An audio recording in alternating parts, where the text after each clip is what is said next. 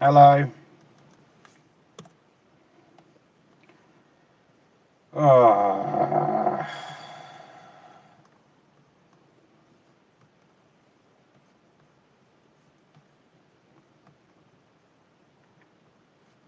Hello, thank you for coming back.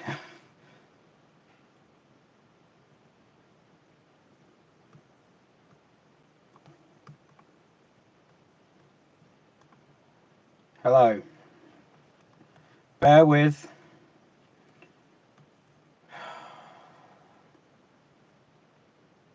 I forgot to set the timer. It'll be about 24 hours. I'm starting to yeah, it'll be there or thereabouts.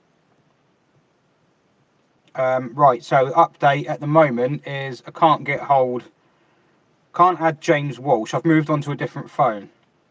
So we're no longer on my new phone because I wondered if my new phone was too new. I don't know, maybe. So I can't get James Walsh to connect. I had Whiteland Restorations successfully connect just now on this phone.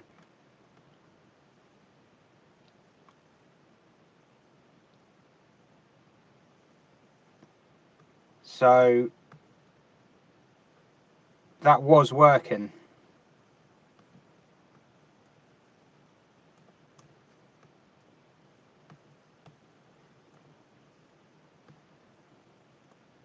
I've got a horrible feeling none of the guests are going to work. Well, we know Whiteland Restoration does, so you got something. One is better than none. And it worked perfectly. Sorry, I'm just setting the... you have to do all this prattling around every time. Why you just can't do this on a laptop, I don't know. Right.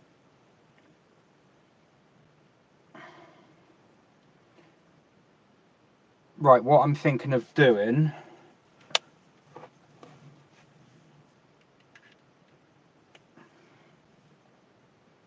Gonna give the phone another burst. Oh.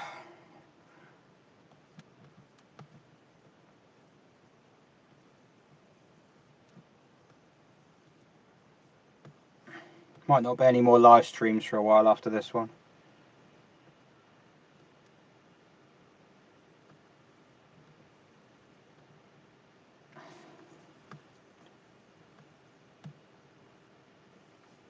Right. Okay. I'm going to try inviting Ian, Mr. HubNut, as a tester.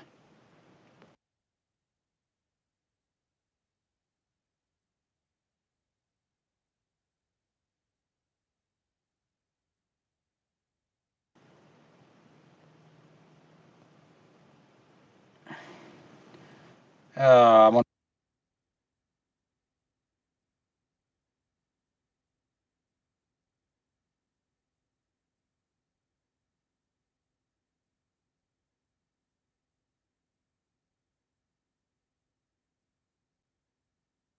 Now, this is now on the...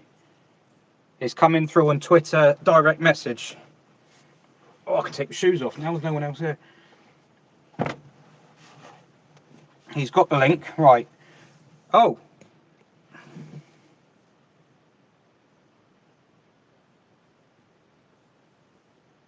Ah! Oh, that one's working.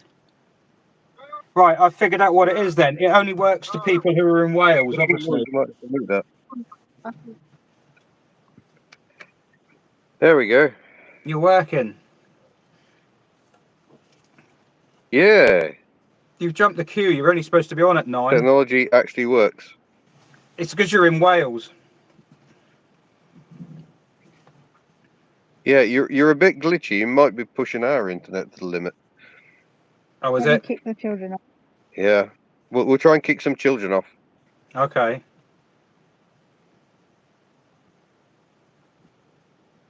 Yeah, 9 a.m. already. Not quite. So I'd ask how it's going, Mr. Kitch, but maybe that's not a good idea. Yeah, how would you say it's going, HubNut?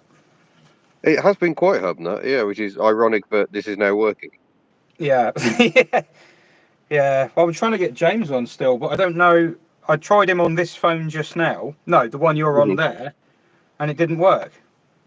Well, But this didn't work until I just updated the YouTube app. and so you're Android, Yeah.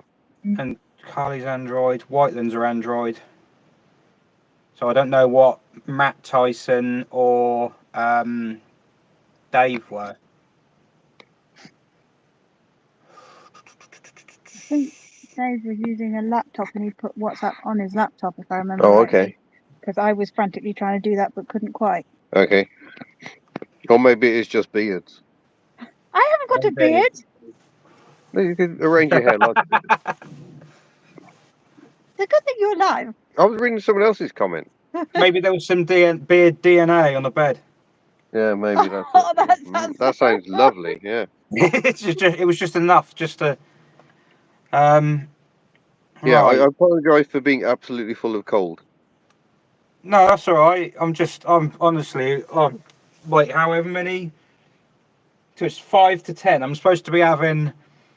I'm supposed to be having Steve on at 10. I don't even had the guy who was supposed to be on at 9 on yet, or the guy who was Yeah. supposed to be on at 8, because technology. Yes, the live guest appeared more successful. We were kind of watching naughtily while playing bingo. We were. But we couldn't Yeah. listen, we just followed the chat. Yeah. Yeah, no, it was. Yeah, that's the only one that worked so far. Right. Oh, hello, Cold War Motors tuning in. Is he? Yeah. Oh, Scott. Yes. Wow. So, yeah, he's in a different time zone, Well, which quite a is. lot of people are. It's amazing how many people are watching all around the world. It's fascinating. I thought a bit of a nerve, really, to not have our time, but you know, yeah. No, that would have been it. I wouldn't be able to get through to him anyway, so there's no problem, Scott, because as things stand, it's just not working. Yeah. It did work. But this is progress because I am actually here. Yes, that's true. Shall we So Shall we I'm just going be to in a wild try. rotation? You, me, Whiteland, we'll just go round, round, round. Yeah, maybe that's how we do it. What's that? Just me, Miss HubNut, and Whiteland. We'll just do a rotation. Right, hang on. I'm just trying to. Just going to try and send James another one on the other phone here. Okay, well, if you do get him in, obviously I'm happy to sort of jump out, but at least we've proved it can absolutely work. Yeah, so I think yeah. Connect. He needs to go to Wales. Yeah. If he goes to Wales, it'll work. Yeah. Oh, he's done his hair specially. Oh. Oh, look at all these eye things he's got. There's the problem, James. He's got eye things. I know. Well, I didn't think that would be a problem, but I don't know what Indecisive Auto and Matt Tyson had. Everyone else had Android, but I wanted to ask him about Berlingos. Oh well, putting the internet aside, the donations have been going very well. So yeah, well done everyone. Thank you. Well, at the end of the day, that was the main thing, wasn't it? So Yeah. that has been. If I have to sit here on my own for 24 hours, I'll do that. But you know, the most important thing was getting the money raised, especially when I'd started to hear what they're actually doing with it. Yeah. I didn't know in detail. And then when she was talking, I was just bloody hell, you know. Yeah, I'll have to watch that back. Oh, much stronger people than Yeah, we me. do need to watch that. Wow, 4,126. Amazing. I know, it's amazing. That is the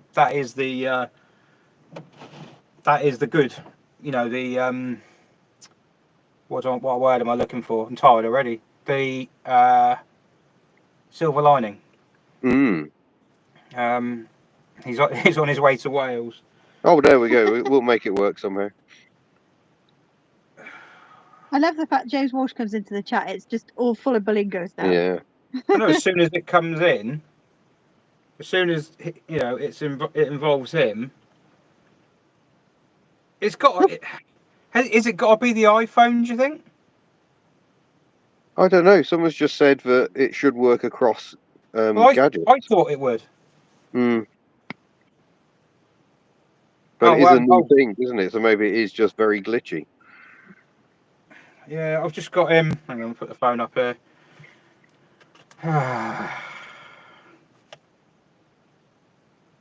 I've got a second live stream running.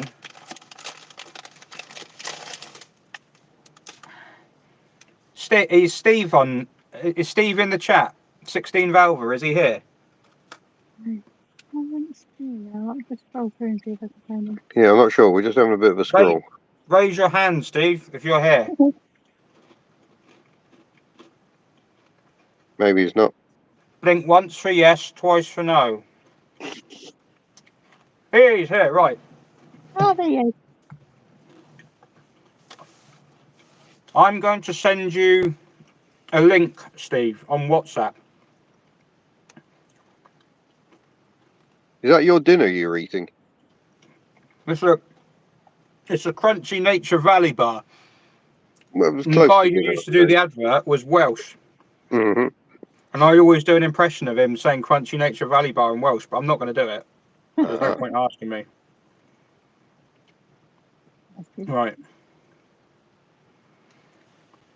So I've got, so Steve has got a link coming through to him now Okay. for 16 Valver to join the a test stream on this phone. If that doesn't work, I'll try it on this. It's working. Aha. Got some lovely donations coming on the Yeah, chat. thank you, Cold War Motors. Look. New Horizons. Oh, yeah, there he is. Oh, yeah. So he's on the other phone. I don't know why I'm waving. You can't see me. Steve, have you got an iPhone or an Android? Android. Oh, of course. Are we getting to the nub of the matter with that one, aren't we? Do you reckon we are? Do you reckon we're starting to find out what the problem is? It's certainly a common denominator. Thank you very much, Scott. Right. What I'm going to do, Steve, risky as this is I'm going to kick off and move to the other phone. Because everyone's already, there's 131 people in that room, and there's no one in this room except you. Oh. So I'm going to take So I'm going to take you off, and then I'm going to send you another link. But it will come through on Twitter. Okay, all right. Because it's coming from a different phone that hasn't got your number in it. All right, good luck. Right. Hopefully see you in a minute. James Walsh has said, I woke my IT friend up and he suggests a YouTube update was for Android only. This wouldn't happen if the world drove Berlingos and had iPhones. Well, we drive a Berlingo. Yeah. We have Android phones. Well, if everyone had iPhones, no one would be able to talk on YouTube, would they? If everyone had iPhones, no one would be able to afford a Berlingo. Very Right. true. So I'm going to end the stream with the HubNuts, and I'm going to try and get Steve into this one, and hopefully it'll work. Well, good luck. And if it doesn't, yeah, I'm going to go and run into that door. yeah, hopefully we'll see you all in the morning. Good luck, as they say. Yeah. Or the chat. Yes, right. Cheers, Bye, guys. bye.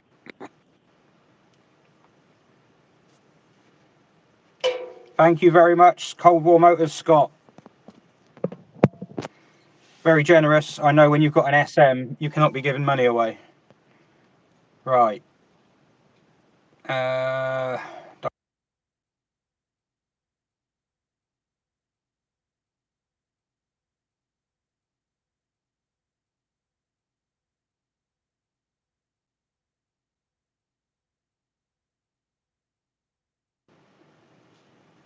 Let's see what happens then.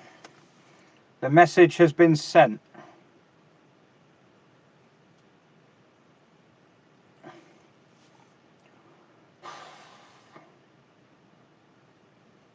Do you like my... oh, here we go. I think he's in. Do you like my DS Cold War Motors? Hey! Is your sound working? I hope so. Yeah, it is.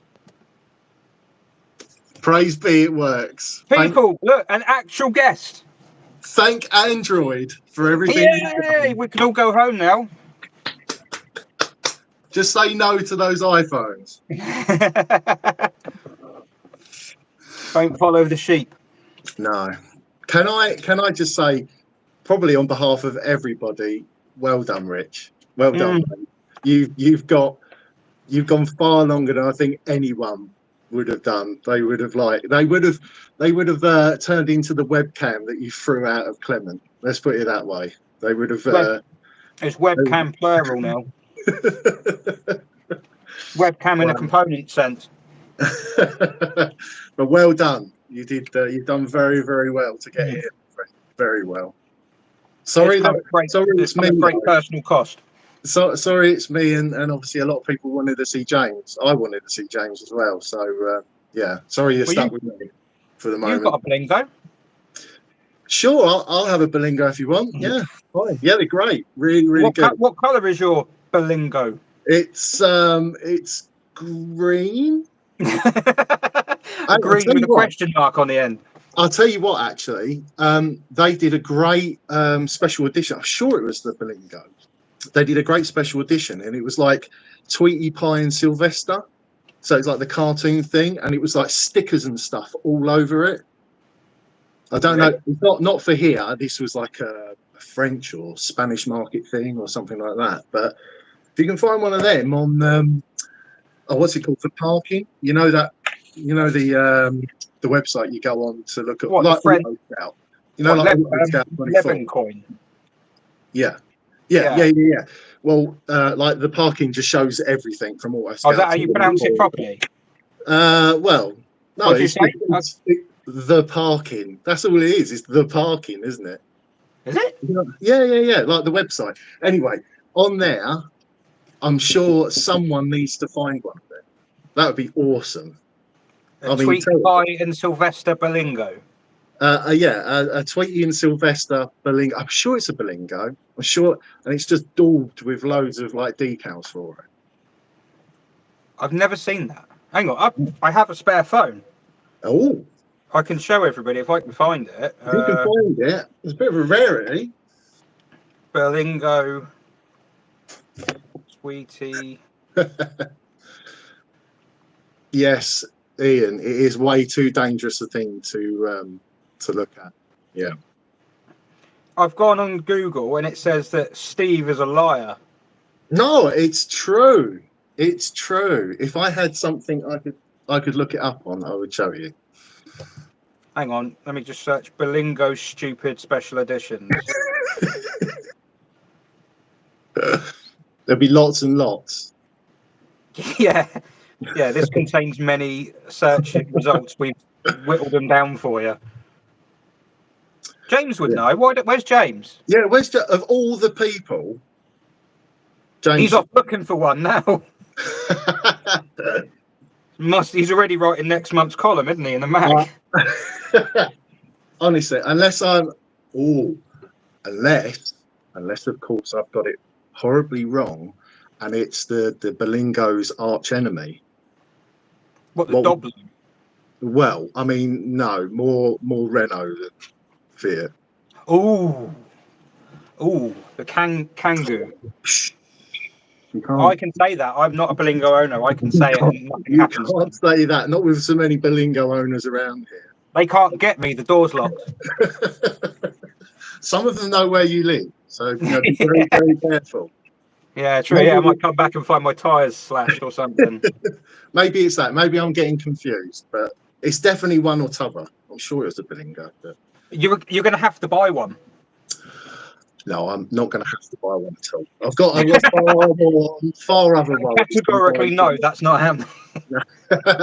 You can't, because it was never car of the year. Very true. Very true. Nice segue there. Nice segue. It's like you're a professional. So, why don't you tell everybody about your car of the year thing? Because that's actually quite interesting. Well, unlike probably everyone else, I'm absolutely obsessed with just the whole car of the year thing, and I've made it my mission to basically try and own every single car of the year from when I was born, 1974. 64. Oh, 74. Okay.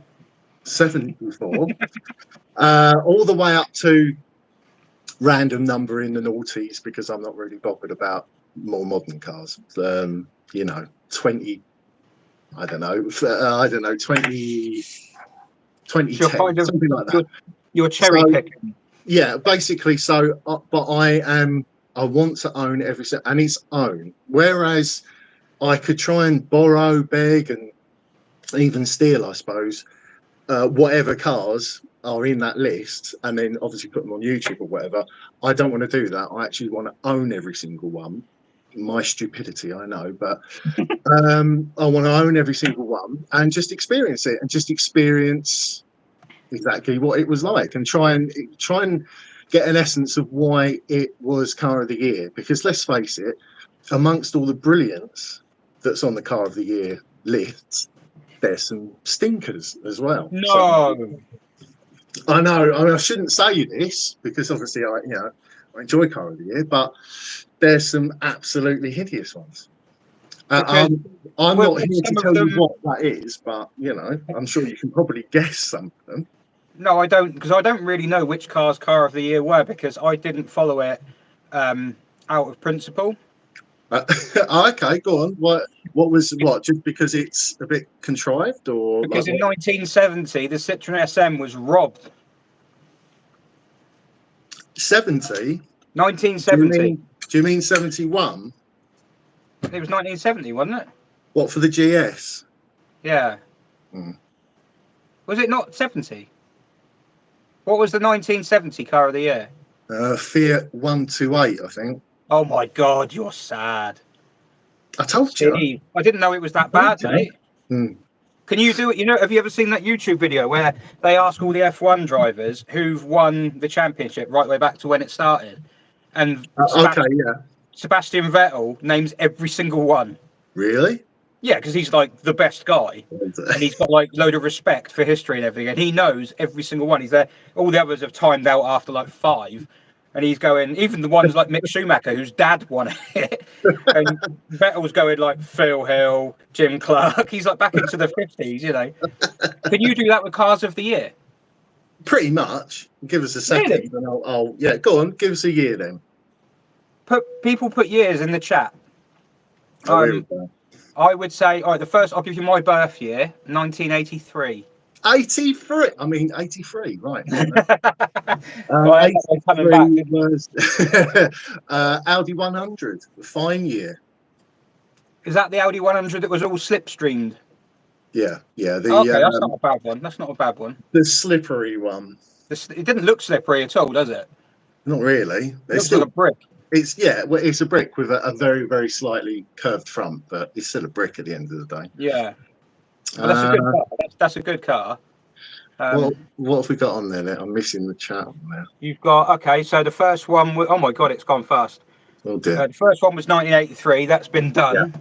1977. That's Rover 3500 or SD1 to everyone.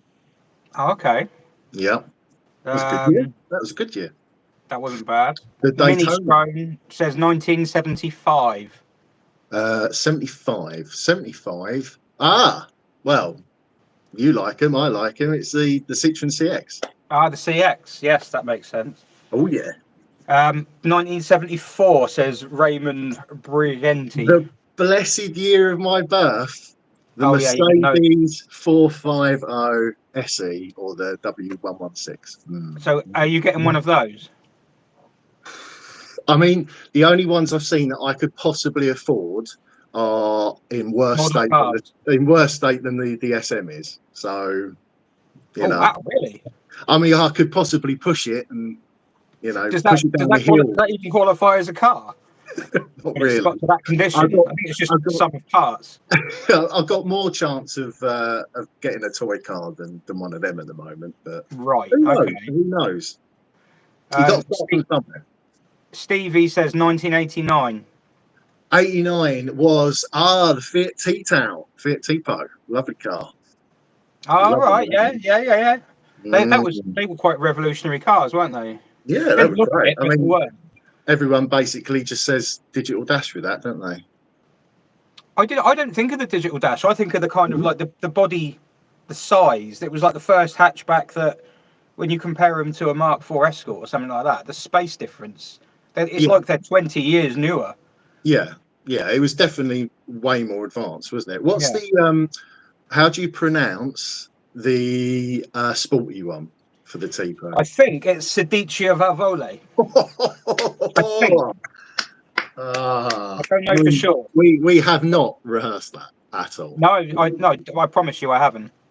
Because everyone always goes, oh, it's got a Ferrari engine, and it's like, no, it's got a 16-valve engine that Ferrari have sold and taken a 50% cut of each car for.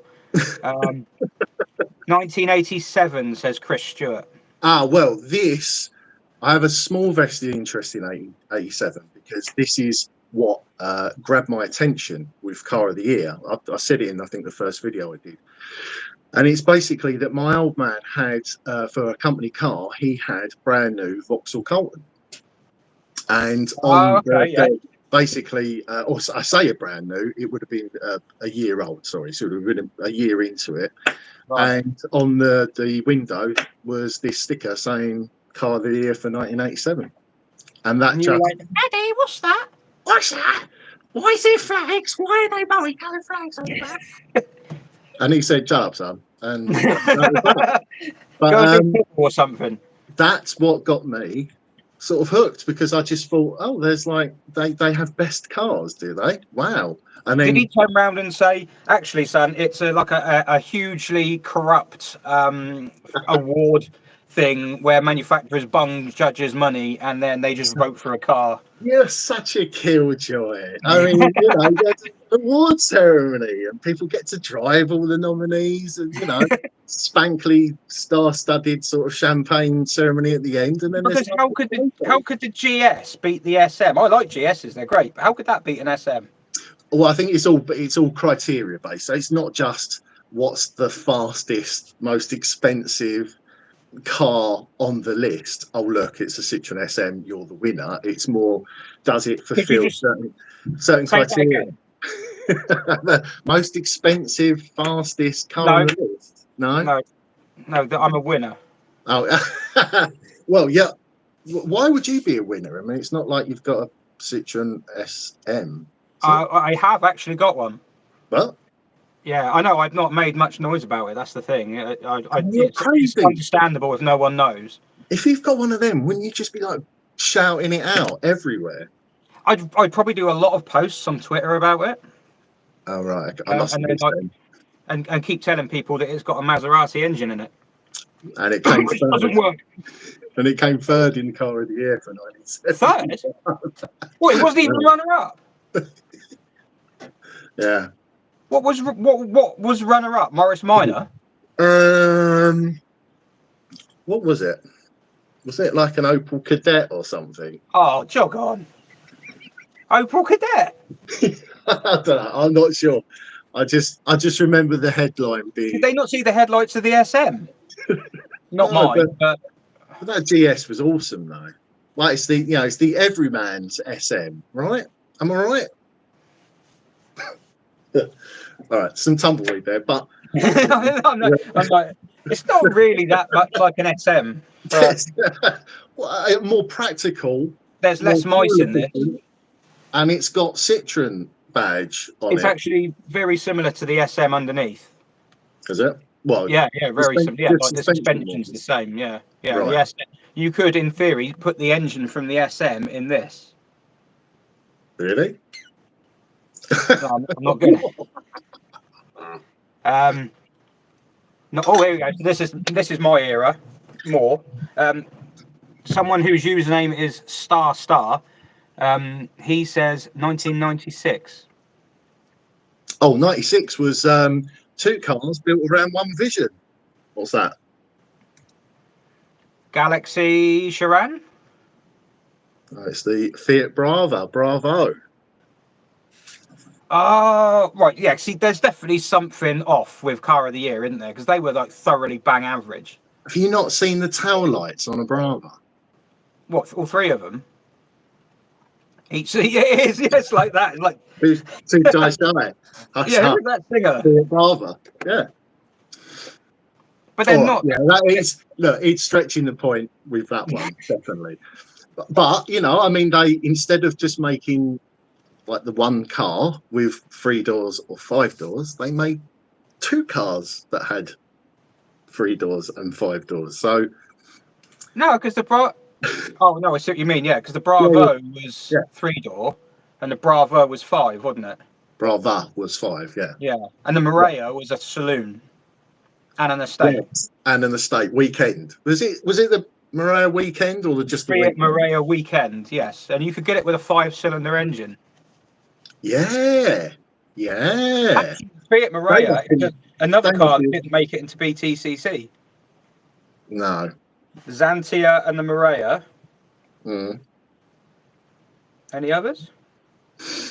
Well, what era are you talking about for that then? What's that? So what, 96, around that sort of mix? Yeah, it's You're the like, year. you're talking about the golden years, right? Yes, 1992 to 2000. I mean, I used to go, because Brands Hatch is my local circuit.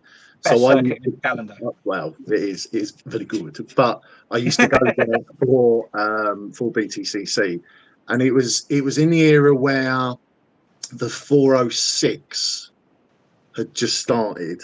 They just started using it over 405. Had just started. Yeah, it was literally the first season for that. So that would be the I was Red sort Total sponsored one. did they not go straight to green and gold? No, the Exxon came. Is that about a year or so after that? Yeah, 97, 90, It was 98. definitely, yeah. I forget what the livery was. It was definitely like 406 though. I remember that because I was driving a 405 SRI at the time, so I was like a bit of a Peugeot fanboy, and it was all that was Really? like, oh, it's my car, and they were rubbish I because was in obviously year the car. 9 at school. Oh, oh yeah, yeah. Don't I was swear. really young. I was really young at the time. Don't. When I got pushed there in my pram, it was great. Yeah. I didn't really have a 405. And honestly, worst car I've ever had, I've got to say.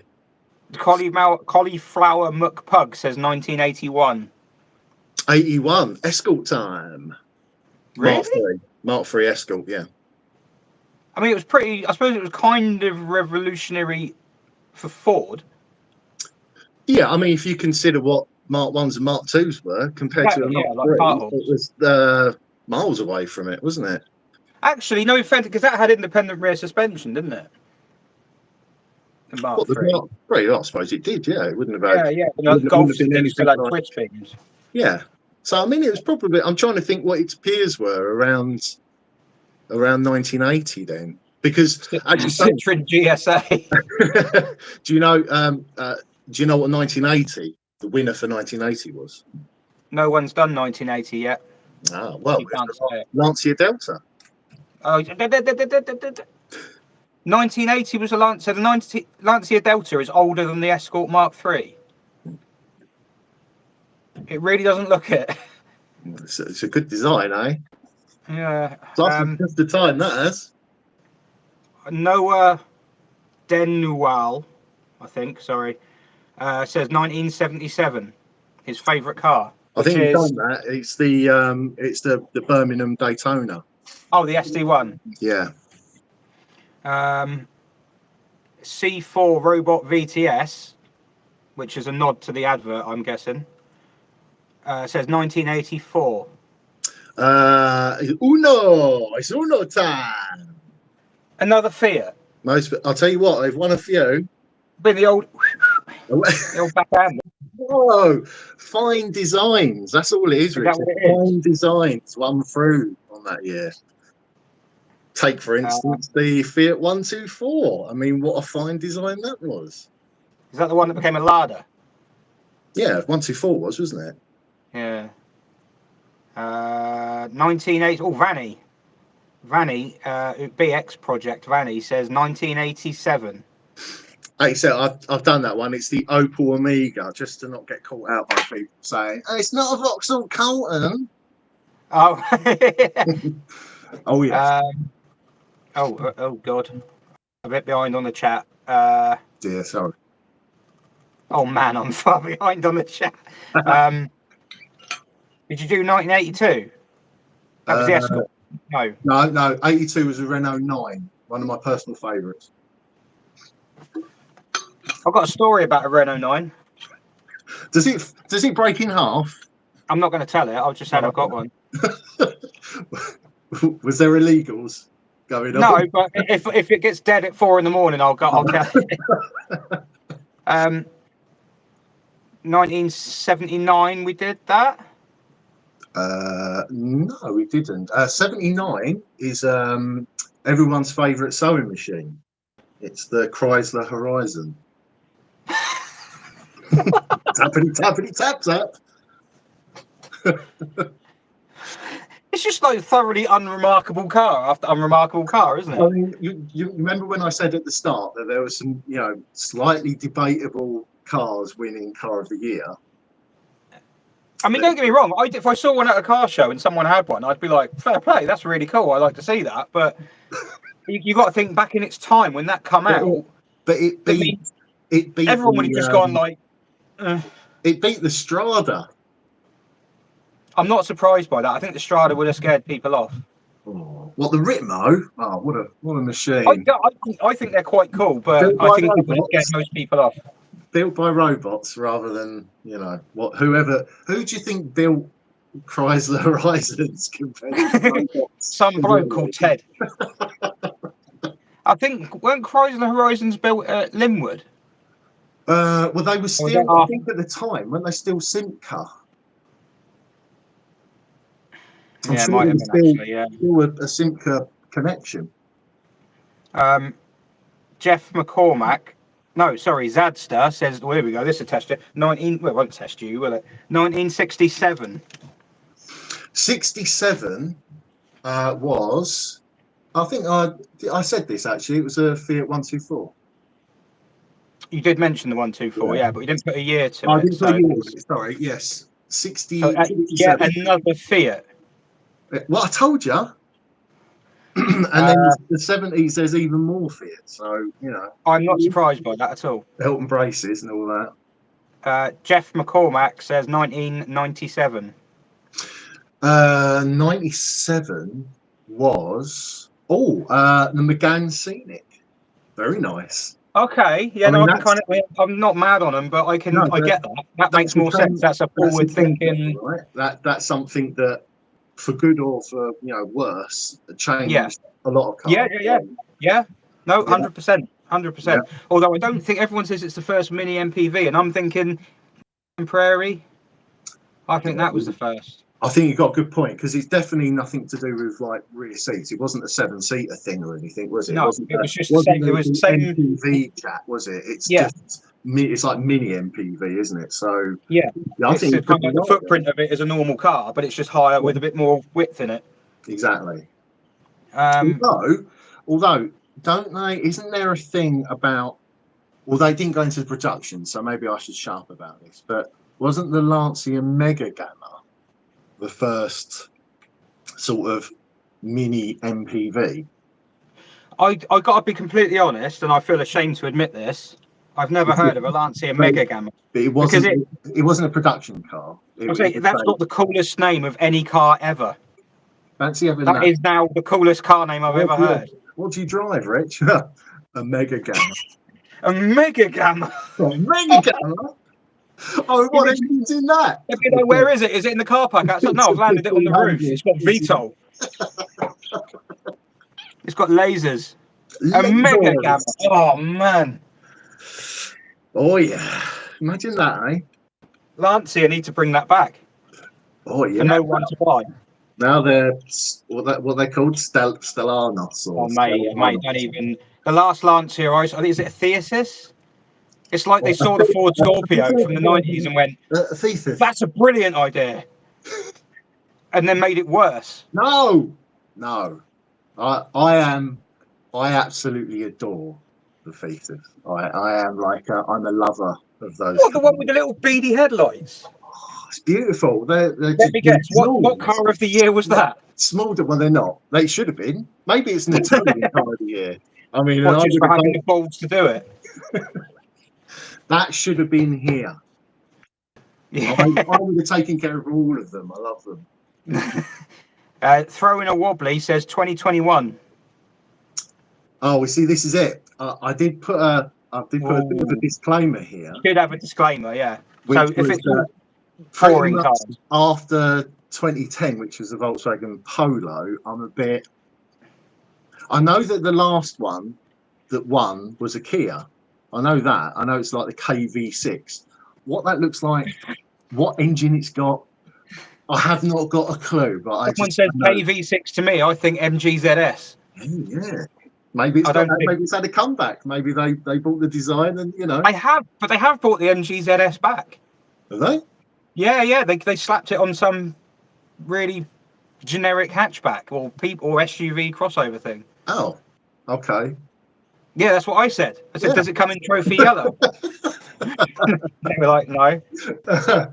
Yeah, we might give that a wide berth, to be honest. Wrenching Wench is obviously having a fantastic holiday because she's on here. I bet she's absolutely loving it, large. She's in Gran Canaria. Yeah. She's on at 1, unless she's got an iPhone, in which case she ain't. And, Nip out and buy a burner phone. That's all I can say. Get out there and buy one quick. Android just for an hour. She says the only one she knows for definite is 2004.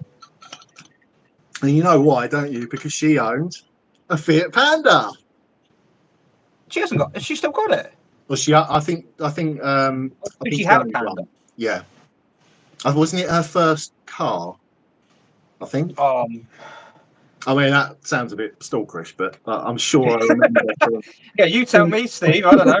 Yeah. Yes, it was at 1 point. No, I don't know. I'm sure it was her first car. So. And I think it was registered at R.G. Owens of. It was blue. I remember a picture. It was blue. Yeah, I've seen a picture of it because it was modified. Oh yeah, it was like a baby blue with white wheels, wasn't it? You go, something like that. See, I do pay attention. Yes, was my first car. They had the sticker in the back. Yeah. David Chandler says 1966. Oh, this is the first. Well, what they consider the first hatchback, don't they? The Renault. Oh, that would be the Renault 14. Who?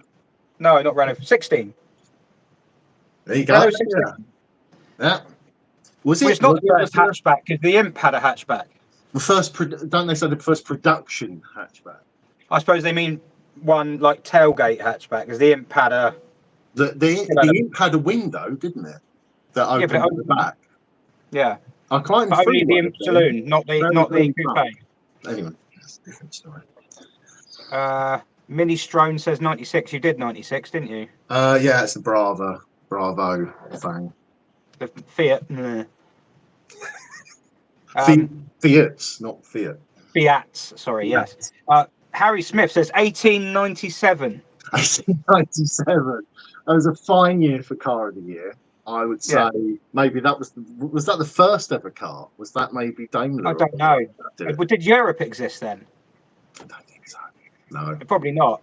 I mean, that's where we're going back to, isn't it? 1897. We go back to 1964 for car of the year. That's as far as it goes. Any idea what the inaugural winner was? No one's asked yet, so you can't say. 2000, someone's asked. David Wallace says, was it an SM? I can answer that one. No. For good reason. For 2000? Yeah. I mean, it's probably your car of the year every single year if you had a vote, but... It always wins, doesn't it? Yeah. No, you'll find the Toyota Yaris might be the winner for the year 2000. Okay, no, the Toyota Yaris was a fair bash at a Super Mini, wasn't it? They weren't bad. Yeah, I mean, what's it called in Japan or in other places? Vitz, isn't it? Vitz? Yes. Yeah, I think you're right. There you go. So that was that brought us into the millennium. Yeah. What a Who was it who sung that?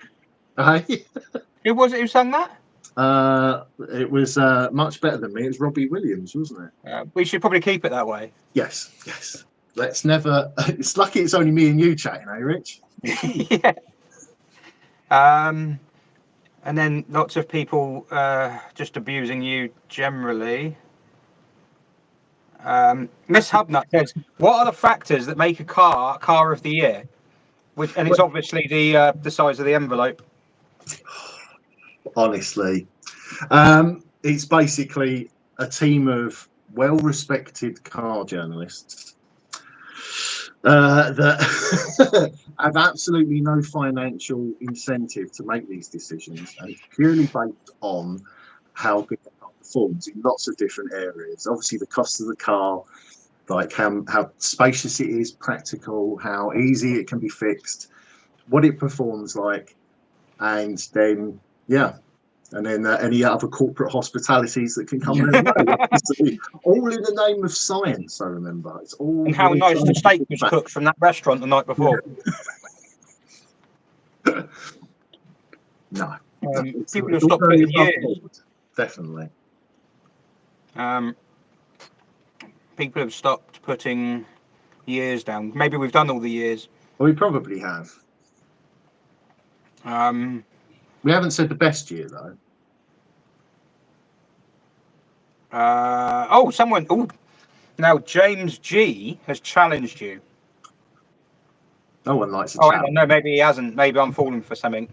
He says 1971 car of the year, first place Citroen GS. Don't agree with that. 2 Volkswagen K70. Oh, that's it. The K70, yes. I mean, that's better than an SM, right? No, it's not. I mean, it's more beloved of the public.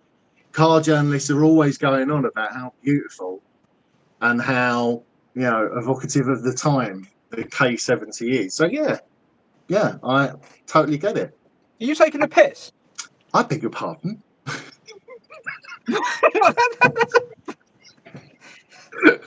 What's wrong with that? Look at the I've had parcels delivered in boxes that are more aerodynamic than that. The stark line. Hang on. That's a bit like an NSU, isn't it? It's a what? Is that one of those Volkswagens that looks really plain but is actually quite clever? Yeah. You're going to just. Yeah. Look, Ian's just said it was an NSU, but without the engine, so it did have some merit to it. Yeah. And of course, when did the NSU win car of the year? What, the RO80? 73? No. 68. Wow, where's it really? Yeah. Now that's impressive. I didn't realise they were that old. They don't look it, do they? 73 was the Audi 80. Okay. Yeah, I know. Can't think what they look like. The square. Just the same as that other one. Square, yeah. Just square, but with Audi on it, not copy and paste. Slightly bigger, slightly smaller. Tibbs GTE is in the chat. Hey! Tibbs GTE, what phone were you on the other night? Because I know I went quiet there expecting a response, but Android.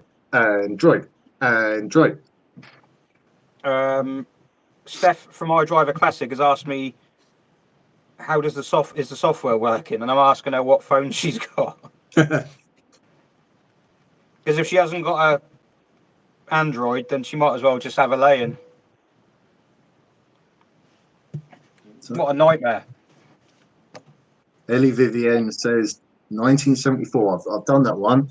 It's the blessed year of my birth. 1974, the Mercedes 450 SE.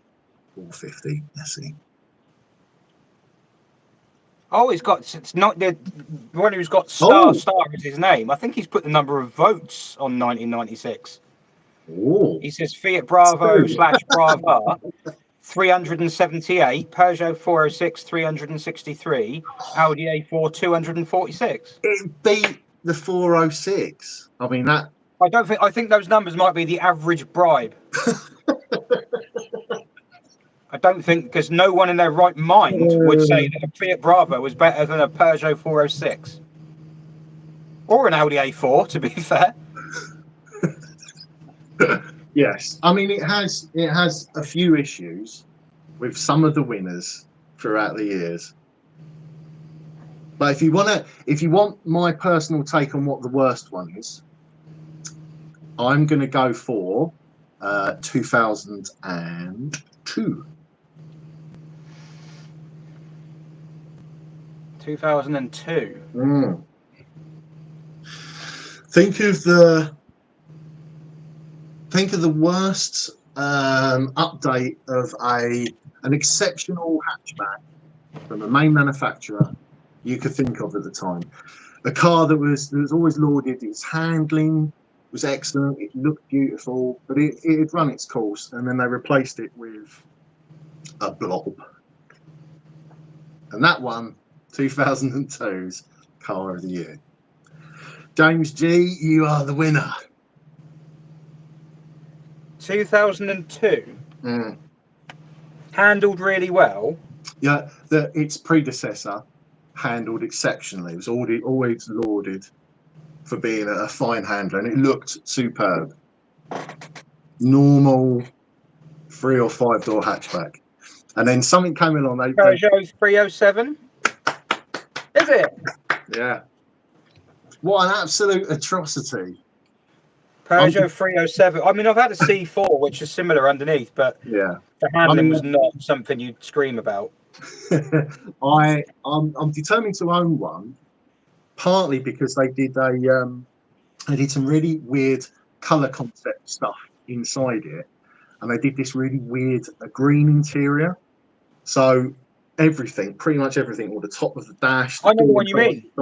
Yeah, everything, seats, the works were all green. Yes. And you could have it as the dashboard as well. I had like a bit of green trim across it. I mean, it's just a ginormous snot ball driving around in that. So and you see that and you think, yes, that's a bit of me. That's a car for me, I can tell. My neighbours are going to see me in that. Yeah, I'm determined to own one just to prove just how dreadful it is. I used to work for a very well-known car hire company many years ago. Enterprise.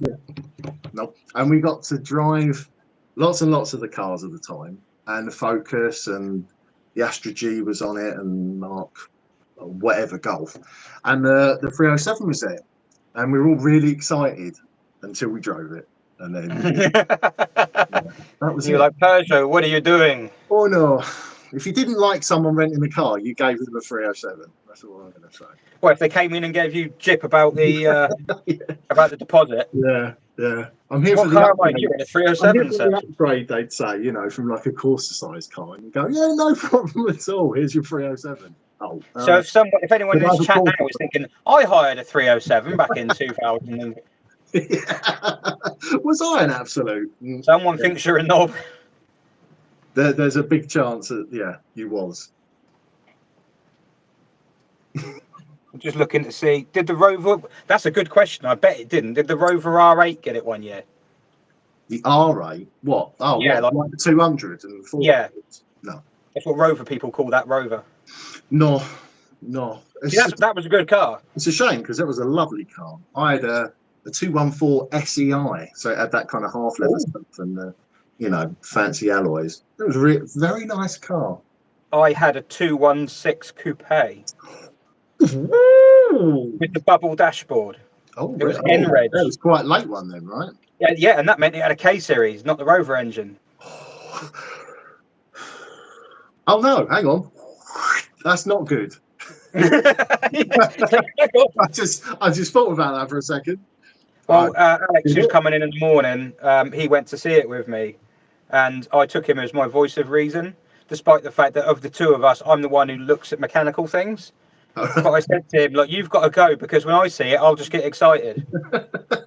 And I'll overlook things that are wrong with it, like the cooler bottle being empty. Yeah, it's a bit of a telltale, isn't it? To be honest. Yeah. Yeah. But of course I went, oh, it's a really tidy car. I'm sure it just needs topping up. I see no problem here. Take my money. Yeah. It's natural, isn't it? It's natural for it to evaporate, right? Absolutely. When it's at 120 degrees, yeah. Just give the man the money and we'll go. Come on. What are you waiting for? It was the dodgiest little car site in Southampton as well. It was in like the red light district next to the railway line. And the car site was actually on this like old lorry parking thing. It was just like gravel with a hut. And this guy with like a jacket on, and I was like, "This all looks completely fine." Whatever happened to bomb site, sales? I mean, it's like that seems to have disappeared over the years. Trading standards, I think. Yeah, but they would always pop up somewhere, wouldn't they? With their collection of half-rotten vehicles. It was great to see. Someone has just written in the chat. I've got to respond to it. He says, "Team Cleland or Team Soper?" Ooh, Cleland. yeah, it's good. You know what? I never liked Cleland, but I love him. Cleland. It's got to be, isn't it? He's my favourite. The BTCC would not have been as good without the likes of John Cleland. John Cleland made me like Vauxhall Cavaliers. Oh yeah, I mean the things he looks so good. The white one with the yellow bits on it and the black wheels, and it's going over the curbs at Knock Hill without any wheels touching the ground. The terrible things he did to Vauxhalls during that era was it's etched in my mind. It was awesome, especially when he started smashing up Vectras. That was really good because he got very angry. They weren't fast enough to win, so just drive them into people instead. He got very angry that first year. It was great. I miss those days. Yeah. So you drive a Focus. Yes. Yeah. Which was car of the year, what I'm guessing? Because it's in that little series. Yeah. Do you know 1998? Nearly 99. Oh, okay. Yeah. And what a finish to the century. Yes. I mean, what a car. But that's a problem. I mean, the car itself, I wanted it because it was car of the year. That's that. But I've wanted an original, sort of as early as I could get Focus, just because they're just one of those cars that it's definitely going to be a future classic, and it's already turning into it. Just for what it did and what it kind of, it was a bit of a game changer really for the entire sort of segment, and it did wake up a lot of manufacturers did wake up to it and go, oh, they've actually made a car that really is good and handles well. And it's still has faults. It's not the perfect car, but to everything within that time period, it absolutely trounced them. And most people do remember the handling being the main part of it, but I had to have one, so I sort of scoured the earth, well, insert the UK, and you scoured the earth to find a Ford Focus. Yeah, and it happened to be in the UK. I mean, how lucky I could probably find you quite a few of them. But I don't think they're rare. Trying to find the earliest one. Why has it got to be the earliest one? Because I wanted to, as well as the whole crusade to try and get every car of the year, I also wanted to try and find, with the Focus anyway, I wanted to find out what it was like from the launch year. And then, because there were quite a few 98 cars still knocking about, I wanted to try and find a car that was the earliest in 98. And they came out, well, technically they came out at the very, very end of July. But to all intents and purposes, 1st of August 98 is when the Focus sort of went on sale, and I've been trying to find the earliest one I could, just so I think it's such a cool car to try and own. I tried to do that, and so everyone on Twitter has been, or not everyone, but lots of people have been looking for S-Regs. I see this, and I happened to find what I think, and I can only. It's provisional because this someone's got one locked away somewhere, or their granddad's got one that only sees, goes to church every Sunday or something like that. And it might be younger than my one, but older than my one. But I've got September. I've got 3rd of September. Is that registration day? That's when it was registered, and that's even earlier than what Ford Heritage have, because they've got a car that's I think mid-October, at 14th or 15th of October. You can so one I've of the earlier than that. What's it? Ford parts lookups. It tells you when you put your VIN in. It tells you when the car was built. So my one wasn't even built when they started production in July of 98. My car was built in March of 98. And as much as I can confirm, that's when the first run out, the very first cars were produced, not for production, but for that kind of pre-to-production evaluation. They went off to dealers and journalists and certain companies that would do like shakedown runs in them for company car owners and stuff like that. So that car, it's possible that car was a brochure car. It could have been on the stand somewhere doing the rounds at shows or whatever like that. At the moment, I'm still trying to find that information, but I know 100% for sure with the VIN decoder that it's March. It's March of 98. That is an early one, isn't it? Proper early. So yeah, and I'm tootling around town in it daily in it. So I need to. No one cares. No one goes, look at that Focus. It's the earliest one. Apart from me, I'm the saddo that does care about stupid things like this. Because you get out and did I mention that I have a Focus? That's definitely not rare or anything. It's just that's all. But I love preserving cars that people don't really think about anymore. Well, why not? It's very much in the the vein of like Ian and Matt Furious driving, people like that. Ordinary cars are just so much more interesting to me anyway, and to a lot of people than any exotica, apart from Citroen SM, obviously. Any exotica that you could sort of mention, that how many times have you seen on Twitter or things like that? There's a picture of a Ferrari or a Lamborghini, and then there's a Fiat Panda or something, or a Daewoo next to it, and people are standing by the Daewoo because they haven't seen one for 25 years. Yeah, no, I get far more excited at shows over chod, as you would call it, than sports cars and supercars and that sort of thing. I'm a bit desensitized because I work on sports cars every day, so I get more excited if I see what did someone bring in the other day? 205. Went over to Morocco, 5-door automatic. Was like, wow! Look at that. Yeah, that's a fantastic car. It's a crazy car. It's a 1.6 automatic 205 with bike car. Has that got because it's an auto? Has that got the bonnet bulge? Yeah. Yeah, the bonnet has the bonnet bulge, and it has power steering. And there was something else. There's another. I mean, that's a car that's gone through.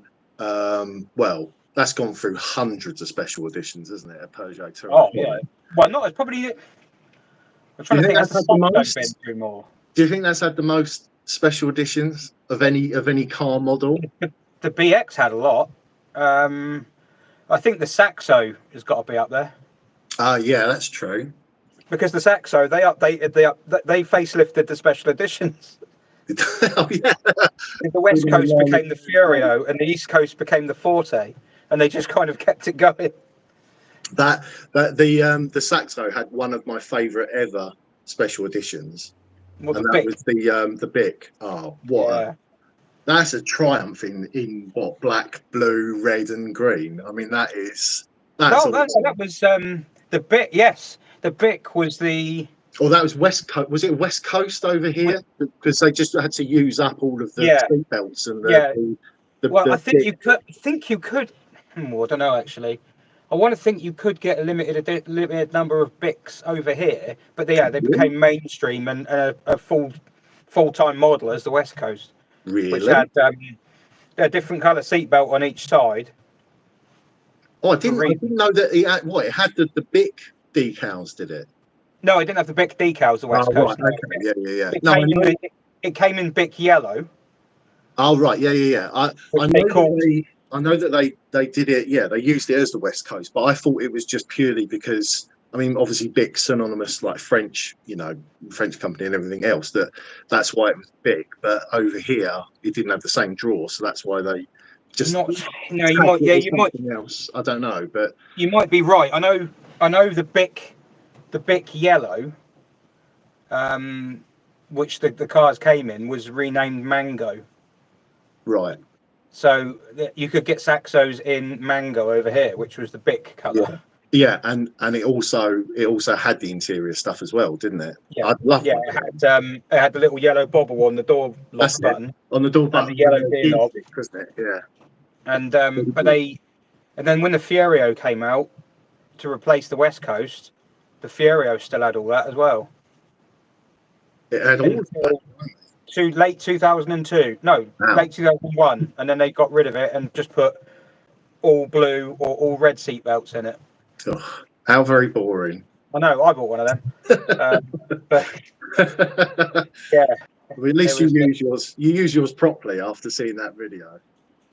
oh no, that's my missus. That's not Oh, is mine. it? That's Oh, that's yeah, right. yeah. No, you have to drive like that. If you've got a Saxo, you have to. I've tried driving a Saxo. I can't imagine you would fit. No, I mean my foot basically covers 2.5 pedals, so it's You're like that guy in Family Guy where his knees are up around his ears. yeah. I can drive cars from back seats. That's a definite. That's a definite. I can do that. The Saxo would be one of them, I suppose. Yeah, it's not a big car, but they are good. Yeah, no, I love it. It's a lot of fun. So so when are you next going to be travelling over to La France? May, I think. May. Yeah. Just for what, holiday shenanigans or? Yeah, pretty much. Yeah, I think it's May. I've been told I have to keep the C6 for that. Oh really? Yeah, but that seems quite a long time to keep a car for one holiday. Well, you're going to be taking plenty of antifreeze, obviously, yeah.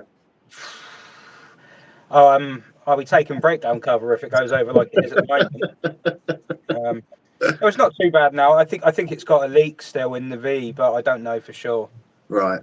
So it's not whittling out or anything. Then it's just doing that silly little spraying thing. I think it is. I like someone said, it could be that the coolant had dripped onto one of the belts and was just getting thrown around as possible, but I don't think it's that. I don't know. I mean, when you drive it, it doesn't misbehave at all, you know. But there's a thermostat housing that goes in there. Right. Plastic, and they're known for fracturing, as most plastic coolant components are. And it's a common thing, and you don't get a lot of warning, and it can wreck the engine. Yeah. But this one's had it done. It was only done 4 years ago, something like that. Really? Yeah. So it's one of the big things ticked off, because it's quite a big one to do. I think it's quite involved to do it. I think it's inlet manifold off and everything like that. Yeah. And common rail diesel. Just drive the Saxo. That's what everyone wants to see now, anyway. Well, it might well be that I do. Sorry, Mrs. Kitch, but I think it's gone, it's gone to the YouTube gods. It's it's content. That's what it is now. I can't, because I'd lose my license so quickly. Yeah, but what a ride, though! What a ride! I swear that's up and down over there. The limiter in second gear, inside tyre. Just you just drive like a pleb in it. It just brings it out. I forgot what they sounded like on full chat. They're quite an engine, aren't they? Well, that's got the VTS engine in it, so they do sound a lot better. Yeah. Very, what's the word? Rorty, I think is the best word for it. Yeah, well, it's a bit modified as well. Well, nothing major, but it's had a bit done to it. Yeah, it's about 132 brake. I think that one's kicking out. Wow. But when it weighs 900 kilos, it's pretty quick. It's not too bad. To give most of the other things I've got to run. Just be careful now, young man. Those wet roads and all that. It's compared to a modern car, it's just like I'm guiding the aquaplane. It's like I'm not even steering, I'm sailing. Oh bless. Well, if you when you do take it to France on the family holiday with obviously all the luggage on the roof, are you going to go? You're going to go back by the train, or are you going to go by the ferry this time? I always want to go by train because you might be driving it. I know if you're driving it, because when it pulls away, it goes like that. It has been known, yeah, unfortunately. Yeah. Yeah, no, I much prefer going on the train. I don't like going on the ferry. It's just boring. I don't like stopping. Like if I'm trying to get somewhere, I don't like stopping. I just want to just get there. Just get there and get out and go. Yeah. Well, that's the one advantage of it, I suppose, isn't it? One big Yeah. advantage. Yeah. Yeah. No, it's painless. It's speedy. You don't wait too long. You know, it's don't have to get out your car. I know. But when Well, you've got a C6, that's fine because you're just kind of like a bit more comfy than where I could have gone on a ferry. standing there getting rocked about. Yeah, big time. Yeah. Oh, your C6 just soaked it up. Yeah, I suppose you would. Yeah. Yeah, it's just That was nice. Well, at some stage, I'm hoping I'm going to experience sort of the same sort of thing with my XM.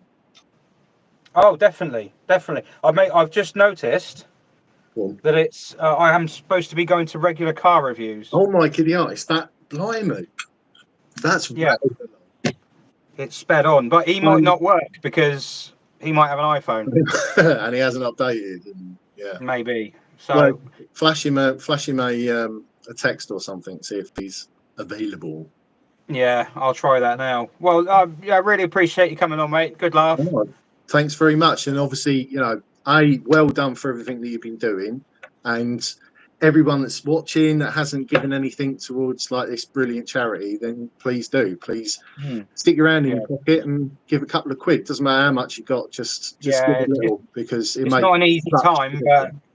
just the little bits make a difference. So Yeah, please do. Yeah. But well done, Rich. Well done, mate. yeah, cheers. Good one. And I'll be watching. Yeah, you might be Don't getting called back sound in at really some point. threatening. I'll be watching. What, like watching Wench and Wench? Yeah, you might be getting called back in at some point if it goes dead and there's no one else. I've not gone. There's still years to go on the car of the year, so Flash is get us back on if you need be. Don't worry. All right, mate. Nice one. All right, take care of yourself. I'll see you. Yeah. See you on the street. Good luck. Yeah, all right, mate. Cheers.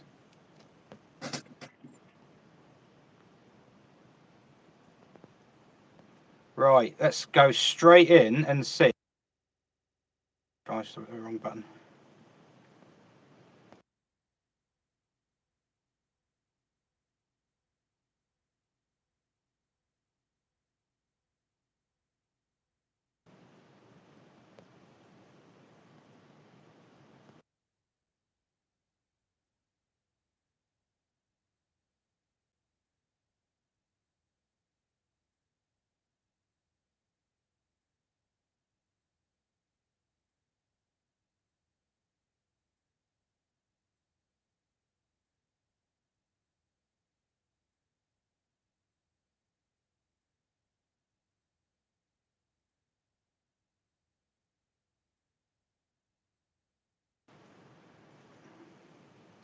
Right. So yeah, Mr. Regular is meant to be next, but I don't know what phone he's got.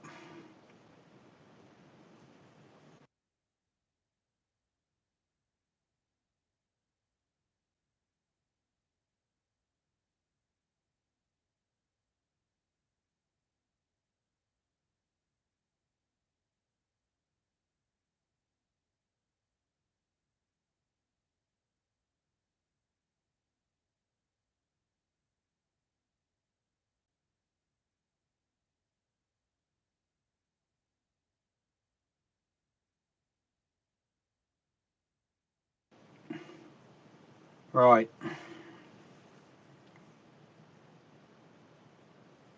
So we'll see. We'll see if it's work. See if it's work. God, it's only 11 o'clock.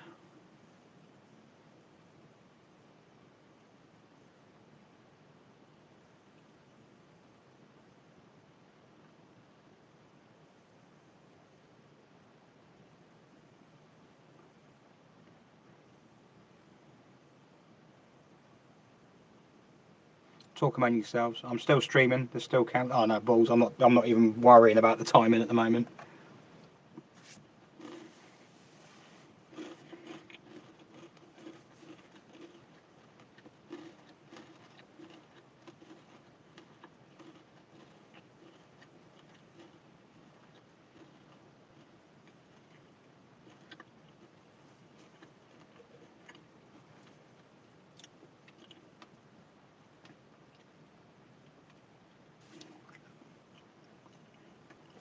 I think Mr. Regular might have an iPhone. Do they have Android in America, is it? Well, I'm guessing they have Android, but is it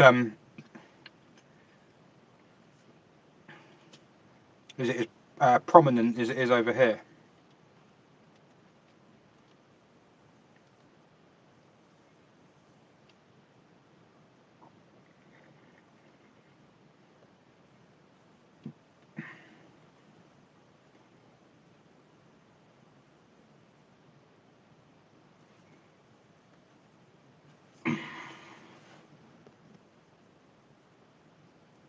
My fast charger. Ah, Tibbs was on an iPhone.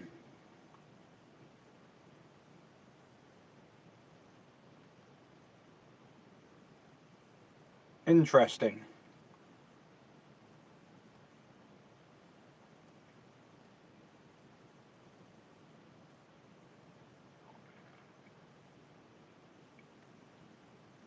I'm just making contact with some of the other guests, just sort of just in case there's any issues beforehand.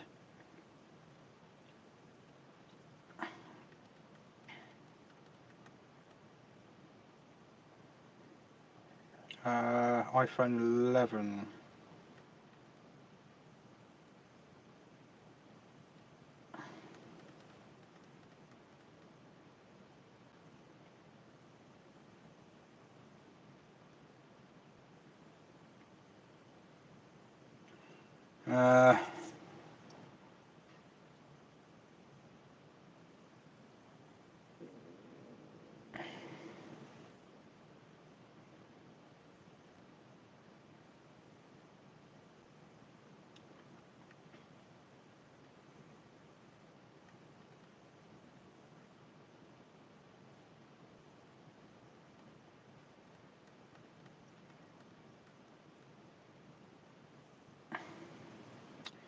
The scheduling on HubNut. Well, the scheduling has been trying because the 8 o'clock guest didn't work, the 9 o'clock guest didn't work, the 10 o'clock guest worked, the 9 o'clock tomorrow morning guest worked, the 11 o'clock tomorrow morning guest worked.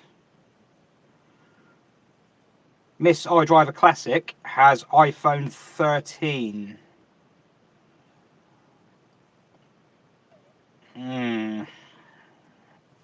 And Mr. Regular, I don't even know if he's... I don't think he's even seen the message, you know.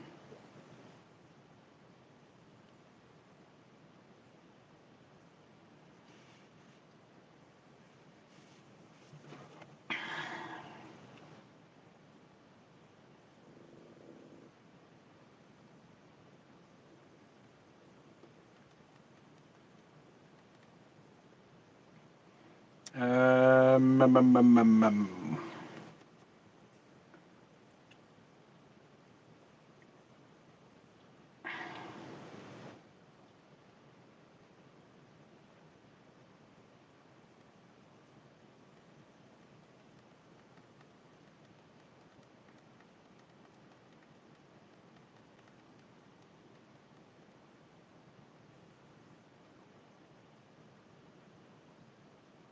Mr. Regular could be making a brown.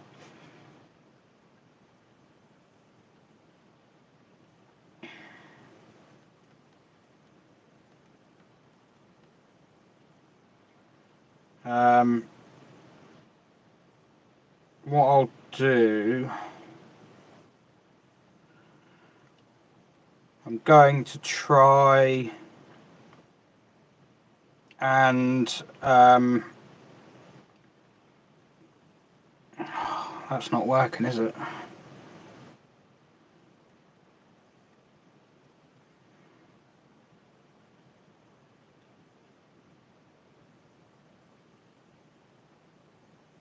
Right, I'm going to try and do a trial run on iDriver Classic on this phone, because if it doesn't work, then she might as well not get up at 5 in the morning.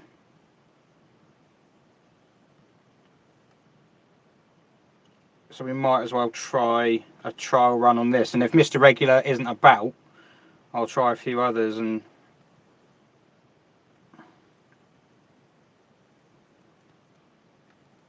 test vid. I've written teat vid. Test vid.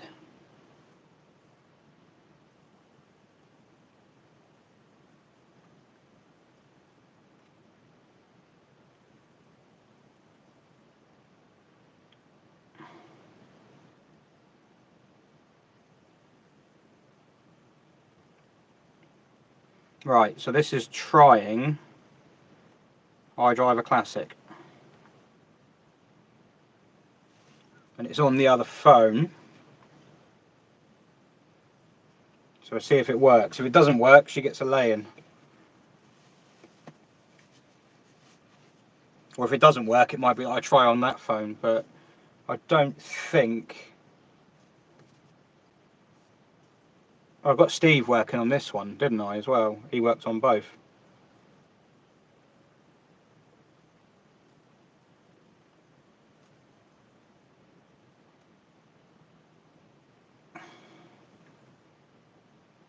Oh.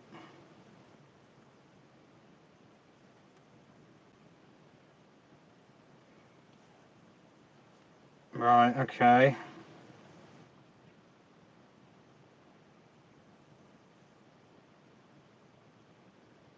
Ah, she's on her laptop.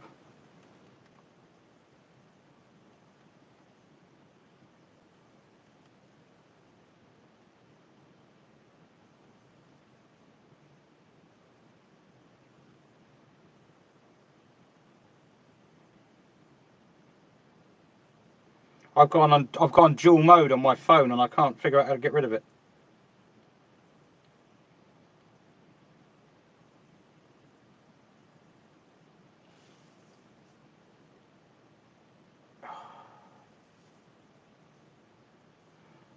Ah, right.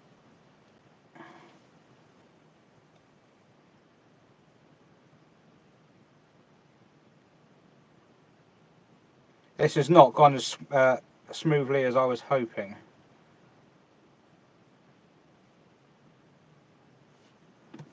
Appreciate everyone hanging around though.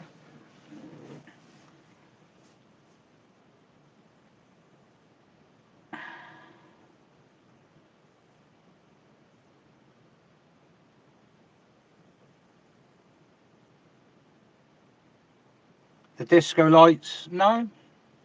I wasn't looking at them.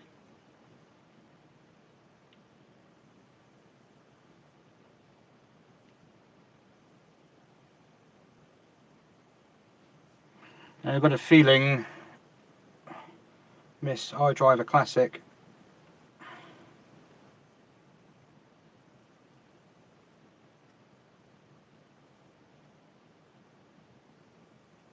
may be struggling.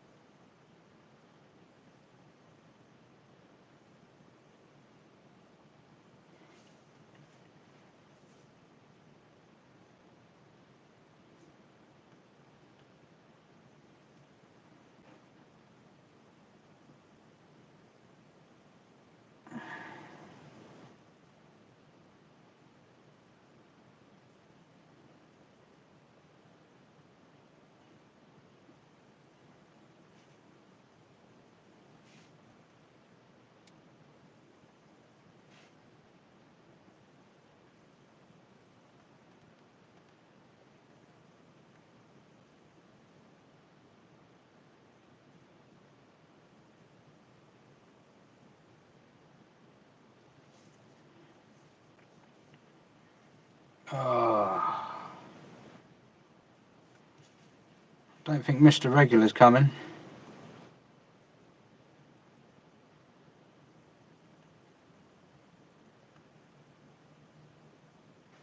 He hasn't even seen it. I hope no one came here because of the guests, because at the moment they're not working.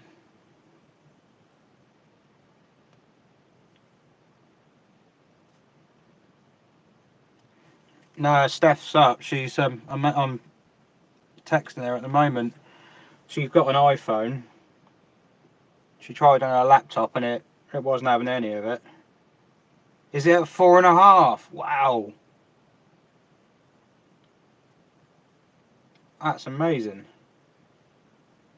I mean, the only advantage I've got is if I can't get anyone's phones to work, I can keep the stream going for longer without stopping it.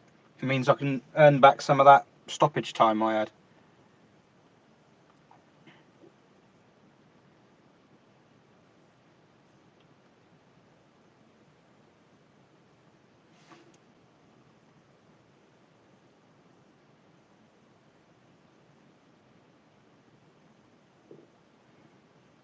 I think idriveaclassic may be struggling. I'll try adding her on on this phone here, because I don't think Mr. Regular is going to be coming.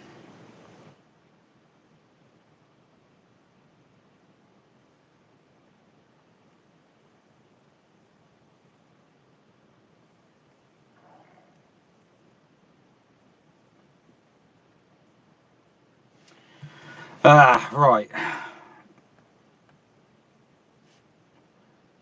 Is there a way to donate directly to this stream? If you go in the description, there is a link to a Just Giving page. That's the best way to do it. You can do it on here, but yeah, the link in the description is the best way of doing it.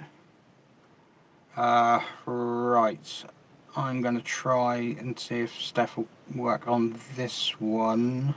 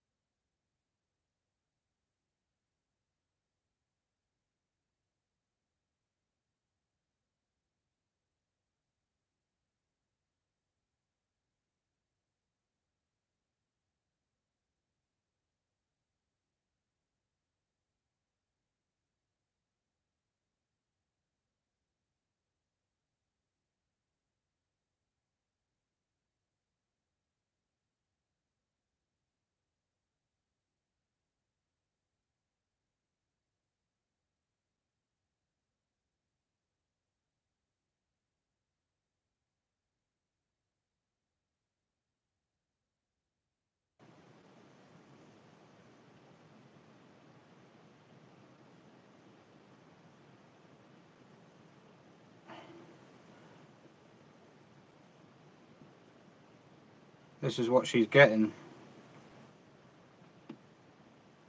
Is it going to focus? That.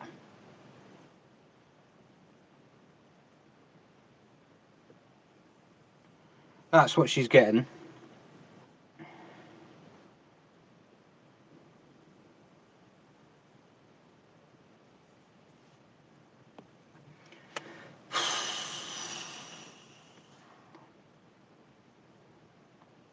It's not frozen, don't worry, it's not. Well, if it's frozen, it's not.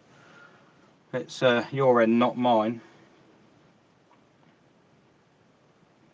I just keep stopping. It's me that keeps freezing. It's not the stream, it's just me. I just keep stopping.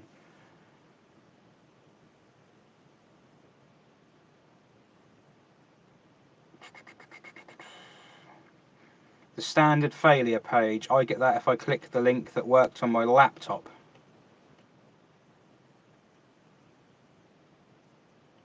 I have the patience of a saint, I really don't.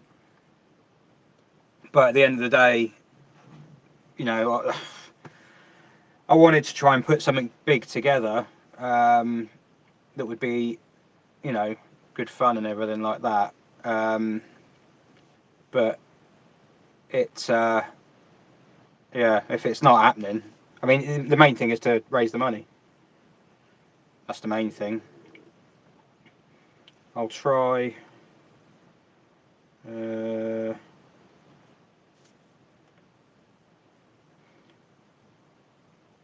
no, wrong button.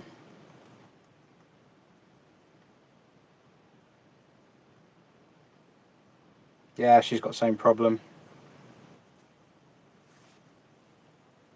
So some of the iPhones, for some reason, do this.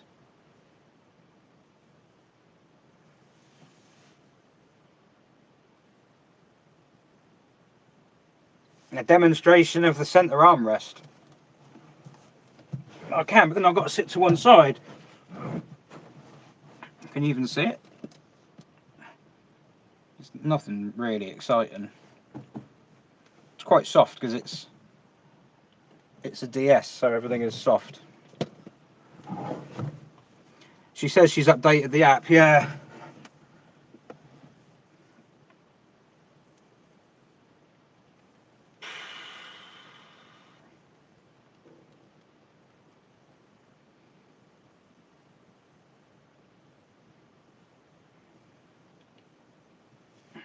It is comfy, yeah. Ooh, laptop screen's gone off. I think it's an iPhone problem. I think it's I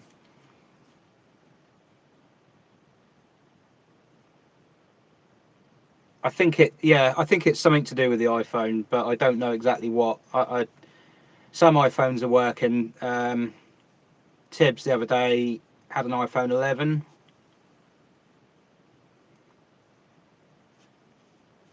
But don't know.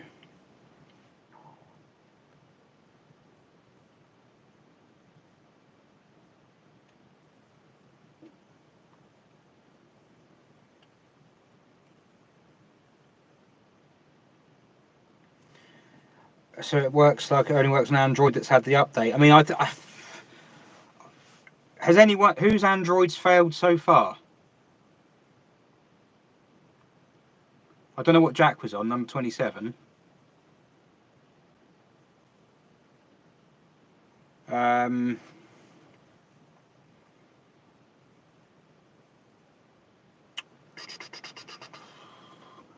Whiteland Android, HubNut's Android, they both work fine. Steve was Android, worked fine. James Walshe, I think it's iPhone, yeah.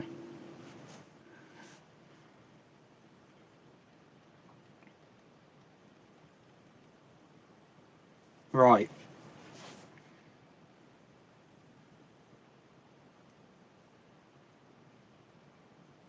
Could the Twitter unrest and possible crash have anything to do with it? No. No, this is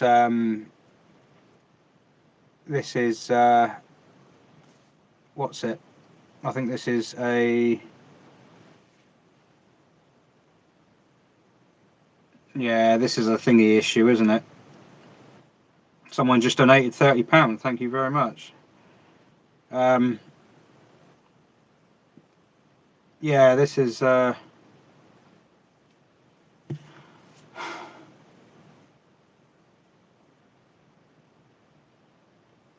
don't know. I don't know if it's huge. Well, I kind of, I think with, I kind of sympathise a little bit from YouTube's point of view because they've got so many different platforms they've got to try and, so much different hardware they've got to work with. So yeah, it could be later. Is an iPhone 11 old or new? I don't know. What iPhone are we on now?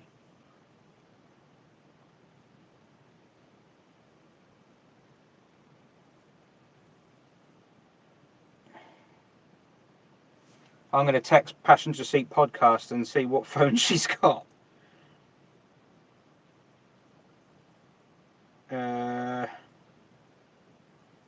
Where's she gone?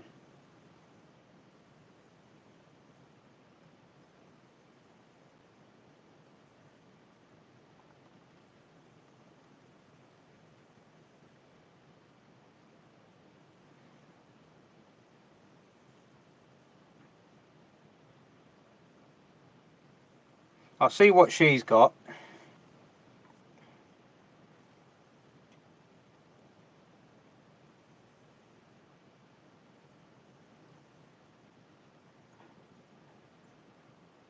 Wrench and Wench has just offered as well. I might do that in a minute actually. If I'm going to go for a wee first, but I'll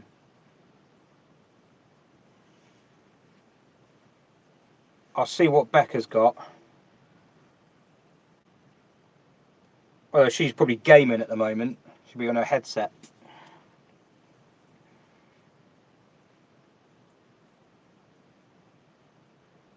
It's a YouTube server issue, is it? HubNut's off. Yeah, cheers.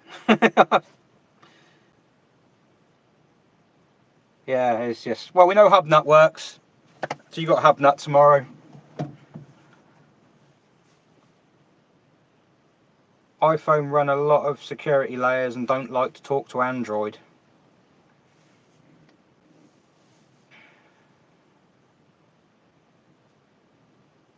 .11 is ancient now.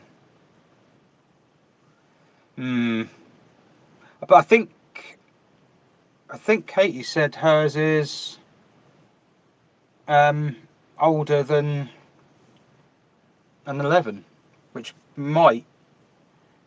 And Whiteland, yeah, Whiteland as well, which might work. And Becca's on Android. Passion to Seek podcast is on Android, so that bodes well.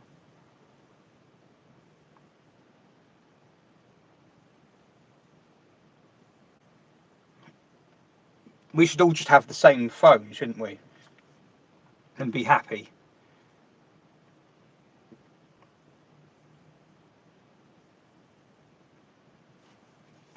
Right.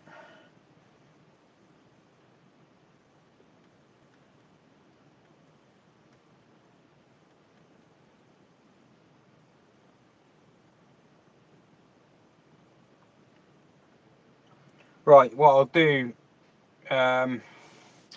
Becca's got Android, Casey, so if you want, we can trial it and see if yours works, and if it does, then we'll come back to it at 1, and if it doesn't, then you can go and drink yourself into the oblivion. More phone than car chat tonight. Bloody husband, yeah. Yeah. Whoa.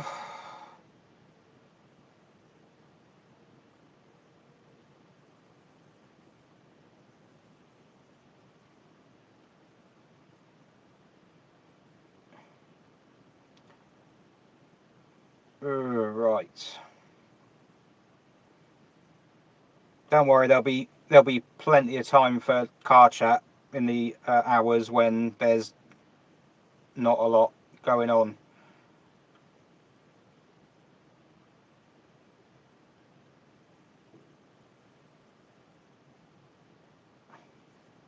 I might be able to do a quick tour of the workshop, yeah. Yeah, I don't want to go too mad on other people's cars, but well, one of the cars here I'm working on will be one that I'm going to do a series of videos on, which is a TVR that's got a real cool story behind it, and it's a bit of I say a one-off. I found out it's not a one-off. There's another one like it, but so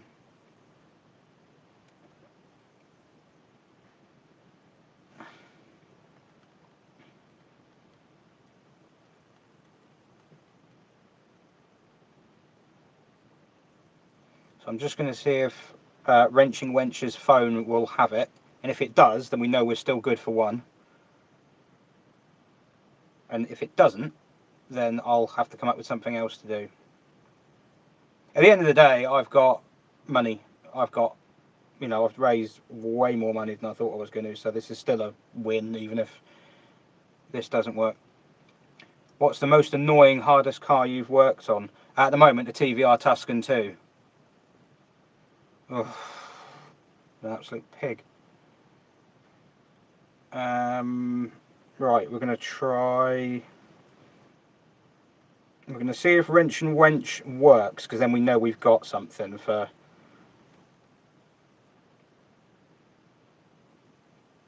Test.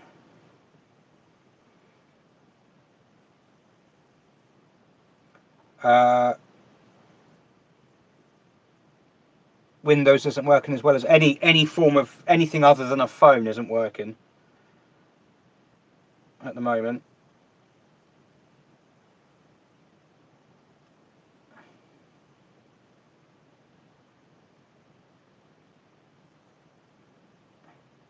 Cheers. I know I'm in and out of this at the moment. I know you haven't got my full attention. I'm trying to juggle a million different things.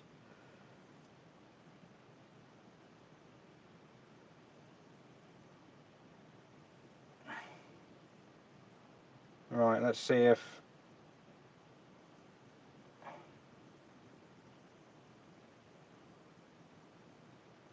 Yeah, I'm just trying Katie on the other phone.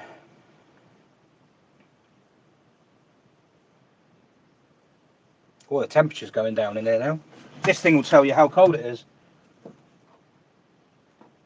So it's 23:27 at the moment, so it's 27 minutes past 11. I don't know what the 12 and the 13 mean.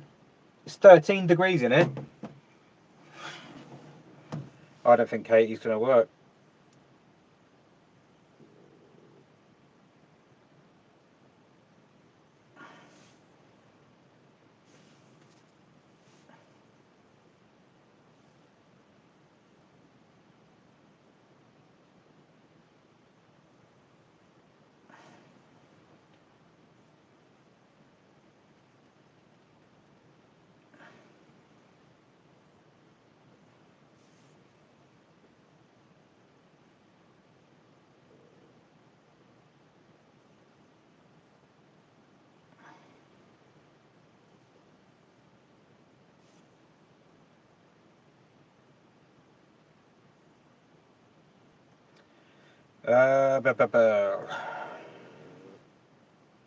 Alright, just trying to send another link.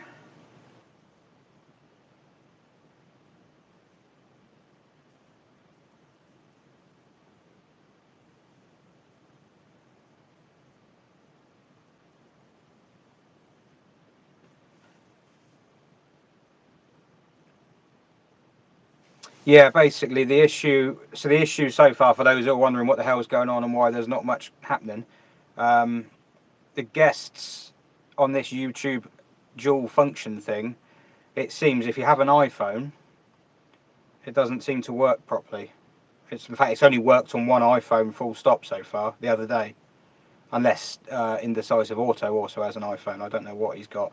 Katie's had the glitch message on the first attempt, so it's not looking clever.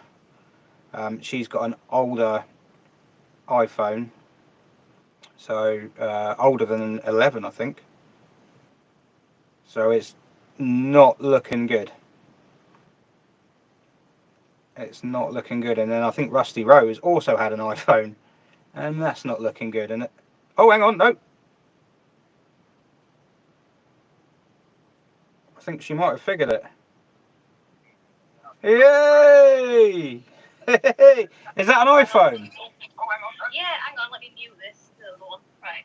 I think I've figured it out. What's that? It works if you email the link and then it opens the app. But if you send it through somewhere else, it doesn't work. So you might have to email the link to people instead. Right, okay. So, yeah, but you're not on the actual stream here. You're in a holding room. No. And the actual stream's there. So there's you looking at you. Hello. Like, it's, yeah. So what she's basically saying is that if you email the link and then open it in an email, although James tried that and it didn't work. But Unless it's just because I'm on an ancient iPhone, maybe that's why. maybe, yeah. Right, so yours works. Good. Right. So the cogs are going. The cogs are going. Right, so if I think Becca's going to be okay because she's Android, and I don't think we've had an Android fail yet. I don't think. So, are you still okay for one? Yeah, still on. Right. We'll do that then. So it looks like you'll work. So when I go and do it off the actual phone, I'll email you the link off that and do it that way. Right. Spot on. Sounds good. Nice one. All right, I'll speak to you soon. You know it. Cheers. Right. That worked. She's got an iPhone. So she will be on, assuming I actually get it working again, she'll be on at 1 o'clock. So we should have a guest for 1 o'clock, and we should have a guest for 12 o'clock. And that means we've got half an hour, so I shall just chat with you people who I've been ignoring, largely. Although I will go for a wee first. But a wrenching wench in the chat. She's that's the one who was on the phone just now. So she nearly bought a new phone the other week. Good thing you didn't. Software more important than hardware? Quite possibly. Do you know what? I'll tell you what, after this, I'm not doing a live together thing for a while. I think, although Steph has offered to do like a pre-record one, so we do a Zoom one and then record it. But yeah, good job you're from Yorkshire and tight. Yeah, Katie's going to be on at 1, unless Becca doesn't work, in which case she might be on earlier. But she's got a channel where she's got a Scirocco, she's got an Audi 100, kind of owns with her folks, and she works in a garage and has Berlingos that have got names and are all massively like abused and has to fix them. So or is this the start of a learning curve? No, I feel this is the end of the curve. We've had one good one, haven't we, so far? We've had what's it? Steve worked well. 16 Valver on here, but known more well on Twitter, which is silly because his channel's great. It's really funny. And I'm gonna get some in a minute. Chocolate. Actually, no, I'm gonna have a beer in a minute, I think. I was gonna have a chocolate milkshake because he drank some coolant the other day. Well, he didn't actually drink coolant, but you'd have to watch the Clio video. Simon K is here. Simon K's a knobhead. Yeah, Katie was on speakerphone. She was on this. Well, she was streaming on that, so it worked. So in theory, it should work on this one. This is an older phone. She should do more videos. She's brilliant. I think hers. There is always a moment in one of them videos where I properly laugh out loud. Have I thought about doing a video on running a garage business? I could, but my business is not a conventional one, and to be honest, it's almost a hobby that just about supports itself. It's not really.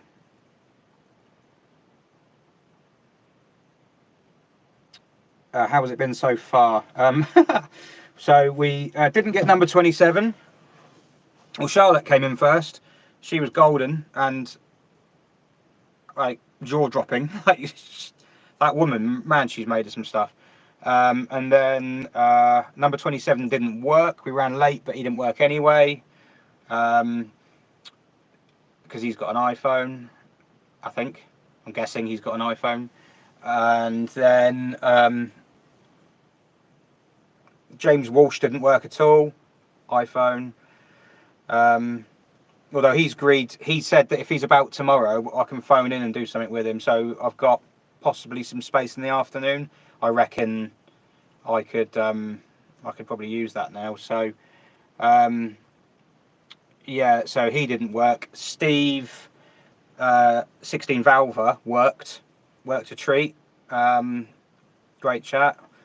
And then 11 o'clock regular car reviews. He hasn't actually seen the message. I will be completely honest.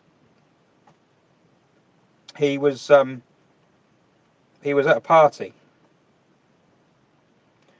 and he offered to do it from the party, and he's been very, very precise about the times and everything. But yeah, he hasn't seen it, so I don't know what's happened there. And then we trialled HubNut and Whiteland quickly. They work. Katie Wrench and Wench works just that time. So yeah. The new car, Simon, is a car that you used to own. It's not a new car. It's the one that you came with me to pick up.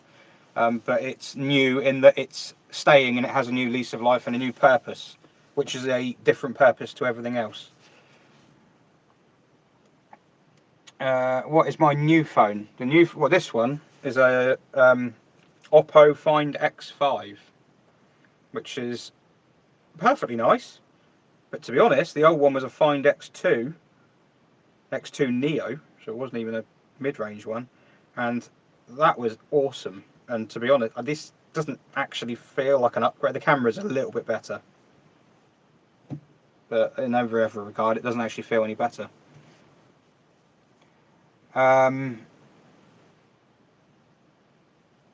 You have got a lot of you have got a lot of time in you, Clement. You may try to include channel links of the guests in the description when the fatigue begins to take over.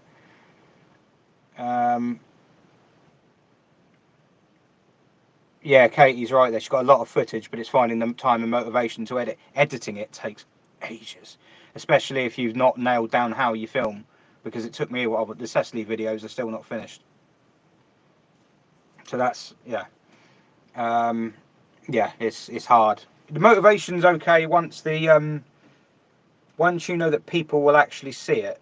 I always say, like, you shouldn't make videos based on trying to get lots of people to see them. But it would, if absolutely nobody sees them, it probably could be quite demoralising. And I've not had that. I mean, I've not on huge numbers, but I've had way more than I thought I was going to. So that's probably where the motivation helps. I don't think Katie gets enough views at all from what I've seen. Same as Steve. Two really good, really funny people who know their stuff, and it just kind of seems to bypass. I don't know how the algorithms work. I don't know what I've done differently. I've obviously inadvertently clicked something or written something. I deserve a beer. Yeah, I might have one actually. James Walshe. Yes, James Walshe. Yeah. Yes, the Activa. Yeah, Steph's great. She's, yeah, she was offering to come on at 5 in the morning, but it doesn't look like she's going to be making it. I'll do something different with Steph. We'll get something together. Have a chinwag.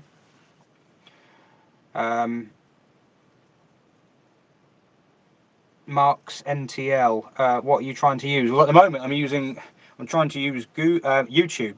YouTube Go Live Together is a new thing they've done, and it's yeah, it hasn't really been together, a lot of it.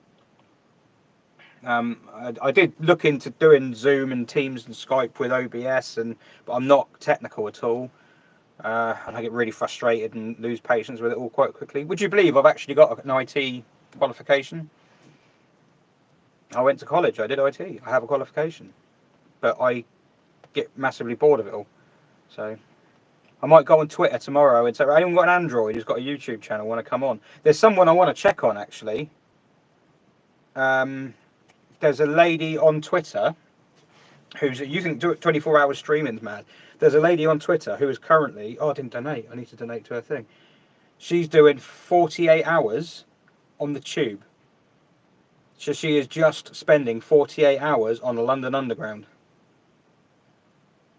I was like, well, what are you going to do? Like, eat? Where are you going to sleep? And she's doing that for charity as well, so I have to check her out. I'm not on video, it's just on Twitter, but mind you, she's up for it. If she's got Android, I'll speak to her tomorrow.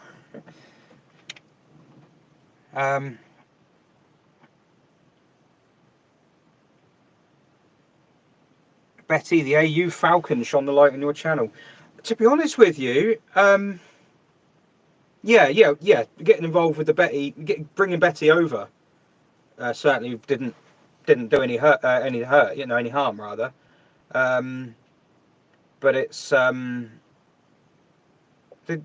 SM video, the first SM video went mad. The first one I did, and then all the other ones after that were quieter. And then I did the C6 one. The first C6 one went absolutely bonkers for views. The first 2 Clement ones went nuts, and then everything afterwards doesn't. So what I'm taking from it is that people see it and go, "Oh, that's really interesting," and they watch me and go, "Oh God, no," and don't watch it again.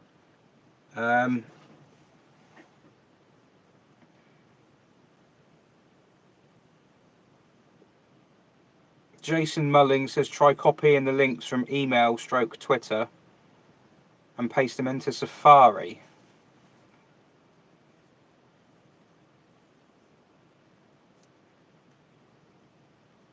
Okay, I'm just going to take a photo of what you've written there and send it to people who've got...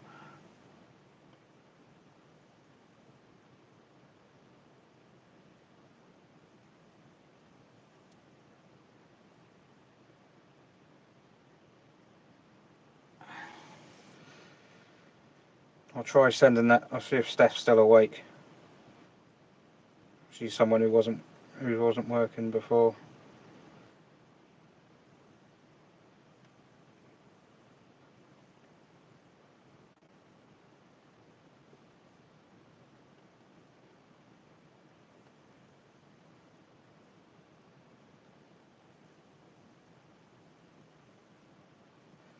Passenger podcast is ready, but I will. I'll come on to her in a minute. No, I'll get to her in a minute because I'm going to go for a wee first and get a drink. The immobiliser bleeps. Oh man, I wake up in the night sometimes. Oh. Thank you for donating, Jim. If Twitter's still up, yeah. I wouldn't want to spend 48 seconds on the tube. I quite like going on the tube for the novelty of it, but the people on it make it impossible to do. What's happening to Becky? Becky is currently decomposing.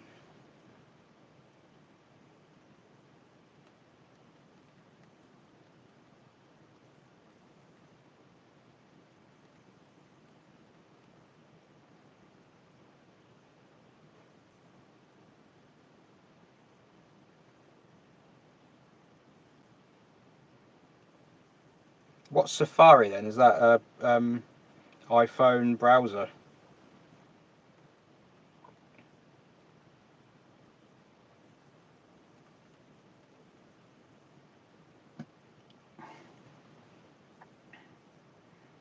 I've been threatening to go for a wee for ages. I have.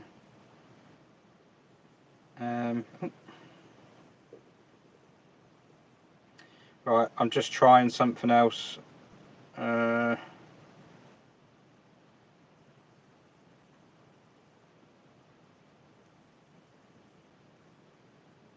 Pretty sure James tried the email thing, but maybe it's just different phones.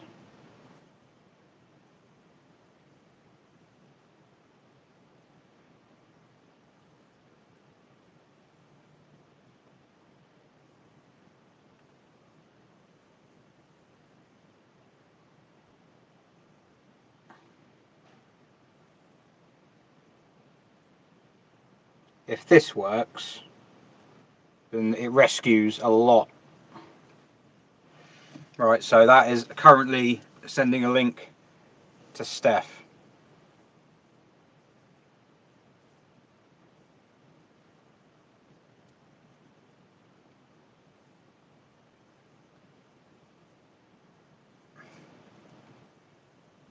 I don't think it's going to work, if I'm honest. Have I worked on Bosch KE Jetronic? KE Jetronic? No. K-Jet, yeah, like K-Jetronic, like the mechanical one. KE is the first EFI one, isn't it? Isn't that the one where they had it was just the fuel injection side of things, not ignition or anything like that?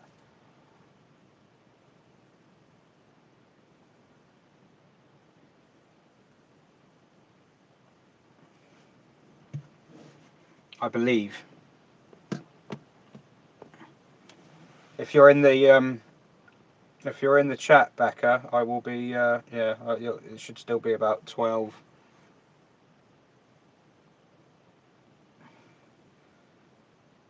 Just if I can find a way to get the iPhones to work, I save a lot of grief.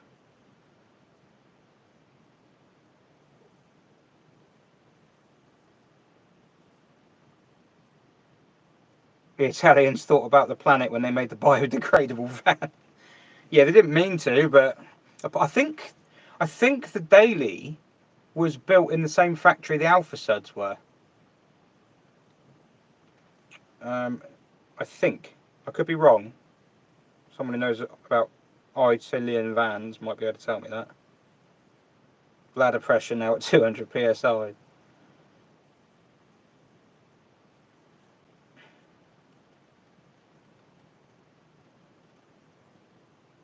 No, it's not working in Safari either.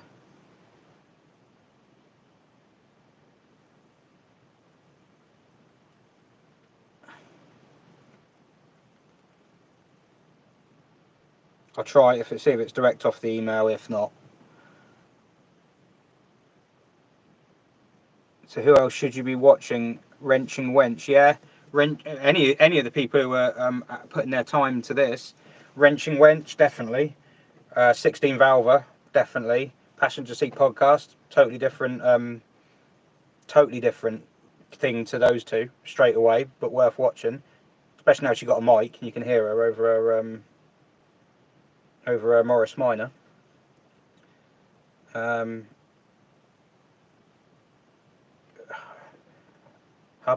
You heard of HubNut? You try watching HubNut. I bet JayEmm's got an iPhone as well, hasn't he?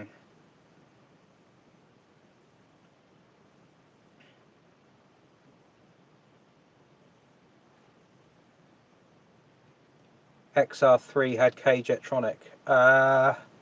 Yeah, Mark 3 one might have done. Yeah, Ford. Apparently, my father-in-law told me Fords were a bit behind because they fell out with Bosch.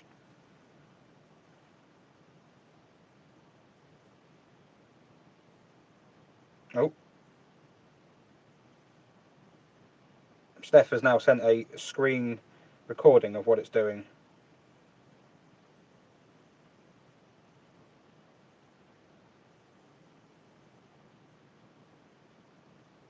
Yeah. Right, that's not worked.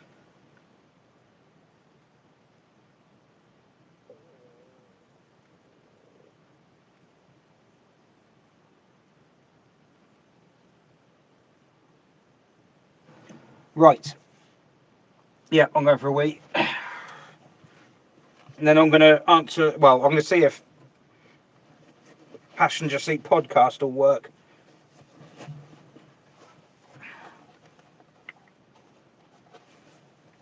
I'd love a Mark 1 Renault Master. I think they're the best looking van ever made. I genuinely do. Right, I don't have to stop the stream because oh balls, I'm not doing any of that now. Right, hang on.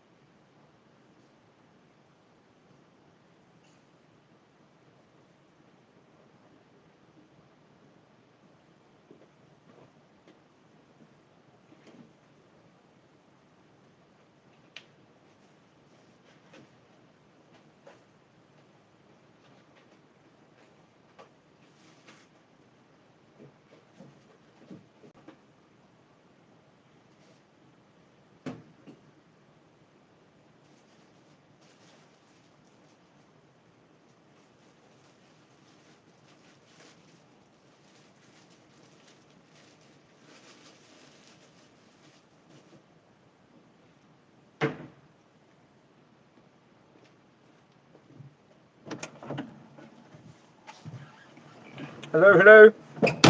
Ugh.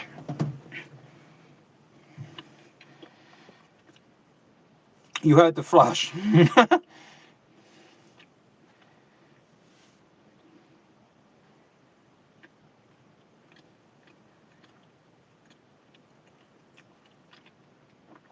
BX16 valve is overrated. Get out.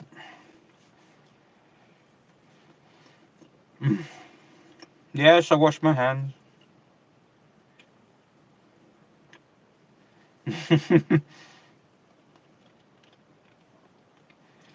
Alex's assets. I've never heard. Is Alex female or male? Because if she's female, that sounds like an entirely different type of channel.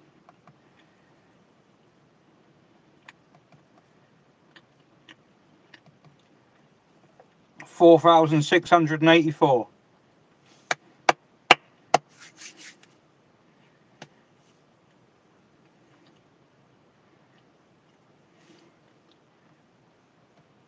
Right, what time is it now? Hey, Adventures in Rust!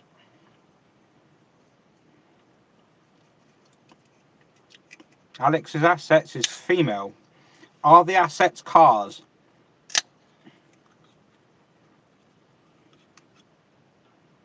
Have I ever driven a Renault 4? No. Do I rate the Clio 172? Yes. Yeah. Yeah, I do like the 172. Oh god, I needed that.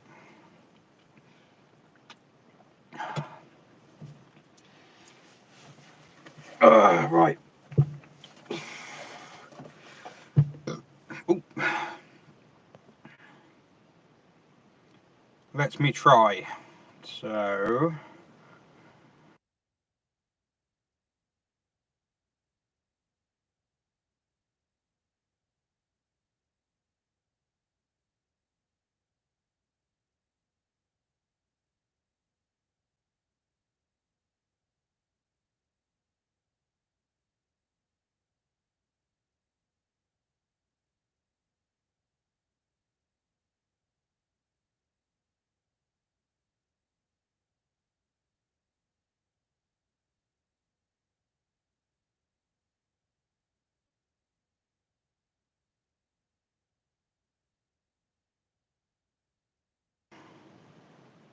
Sorry chaps, I'm just trying to...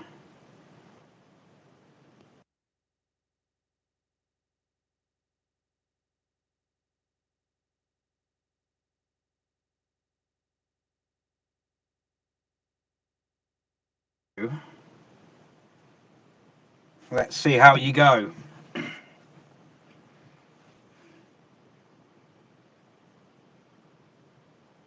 Because if this doesn't work, then that means that we've just...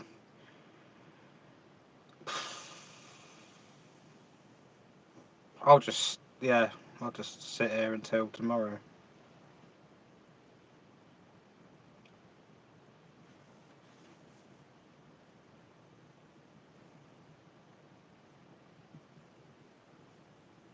Oh no, don't tell me this ain't working. It might take a few goes.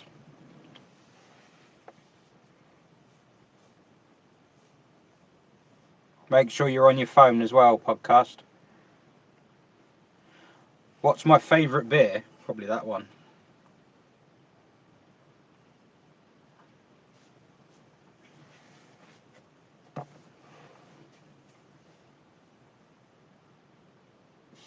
How long's this been on? 2 hours 10.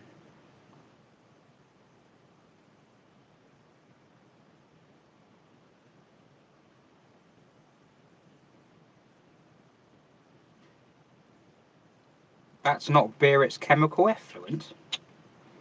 I used to like all the old man beers, but gone off them now. It's just when it's summer and it's like really, really hot. Stuff like this is just nicer. Of course, it's not summer and it's not really, really hot. It's 13 degrees in here, I think. I actually put this like this so it would reflect on the on the panel there.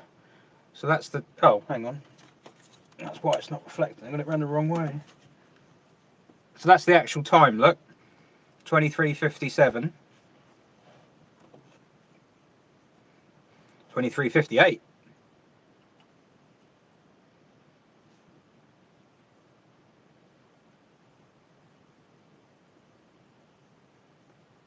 Is it not going to do the time? Oh, hang on, no.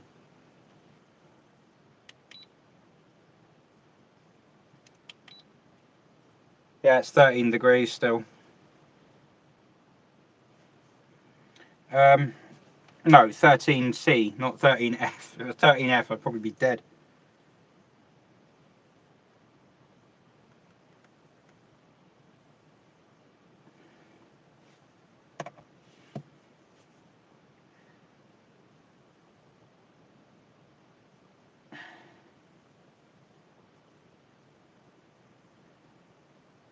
Oh no.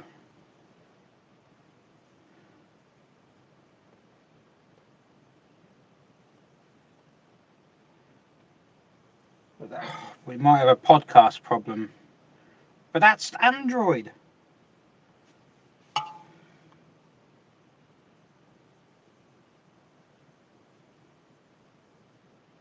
Bear with, bear with.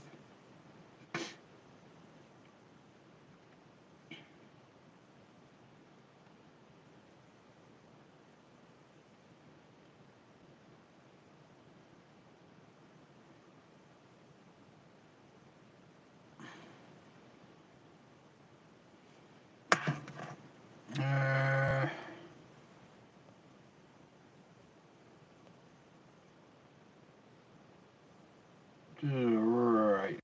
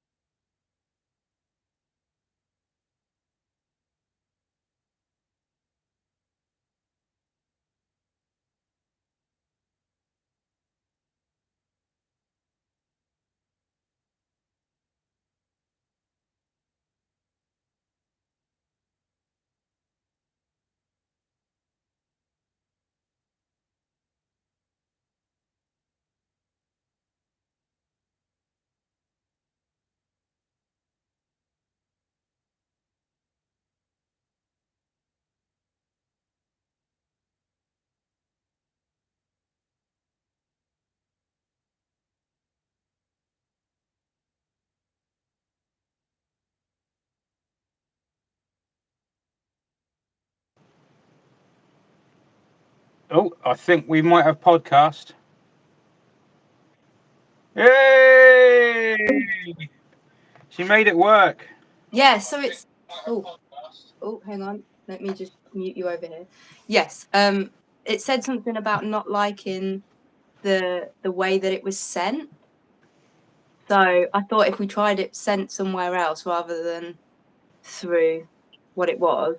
You didn't like the way it was sent, what, like my attitude or something like that? Yeah, you were really rude in that message. Didn't like the manner in which I pushed that button. Yeah. Well, this is Passenger Seat Podcast. It is. Yep, I've made it. She's made it. And she's here to what were you gonna do a So I've got a quiz, but yeah. I don't know how you're feeling about that. I know you've had a tough night by the sounds of it. It couldn't get any worse, could it? Oh, but you're still doing it, and the money's coming in, so that's the important thing. The money, yeah. To be fair, the money, I'm blown away by it. It's way higher than I thought it was going to be. I mean, I wasn't trying to be like presumptuous and think that people would donate, but I thought I might get a few £100. It might somewhere. I was aiming for £1,000. And to get to 4.5 or whatever it is now, 4.6 is just yeah, that's mind blowing. And I've never raised anything like that for a charity before, so this is all new. Yeah, well, it's a good cause. Like I was listening to Sophie's mum, Charlotte, wasn't it? Before I went off for a bit, and yeah, that was amazing to listen to. I mean, I knew about her because she's been doing the blog.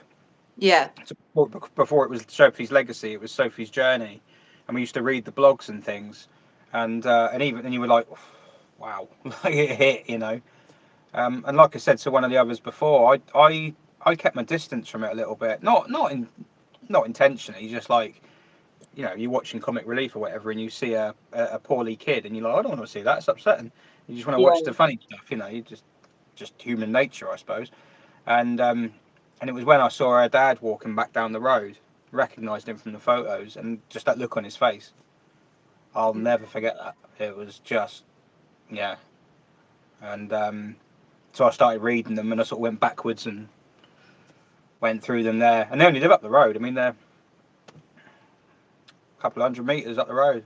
Yeah. From so, yeah, it's really, really local, really real, and just so sudden and so sad as well. Yeah. You know, just like, you know. But it's at 4689. Oh, great. Yeah. 4689. What kind of Morris Minor could you buy for that? That's not far off what I paid for mine. No? No, a couple of years ago, because she's got the well, I paid a little bit less than that actually, but because she's got the 5-speed gearbox and a few other little fancy pieces, it meant she was a bit more expensive. But it probably meant that I could do all the miles and stuff that I've done in it with no issue. Yeah. Or, well, actually, it turns out there was some issues, but it meant that she kept going even though there was issues. All right. But she's a lot happier now and a lot louder now. So we'll see if the mic still picks up my voice more than the engine. Well, you had a mic on the last one, because you were doing that video about Betty Haig. Yes. Oh my gosh, what a legend! And then I was watching it, and I only got about halfway through it, and I had a customer come in, and I was like, oh, look. I was on my lunch, and I was like, oh, I should stop working. I should start working now anyway. So I never got to the end of it. But yeah, that sounds like quite a character, yeah.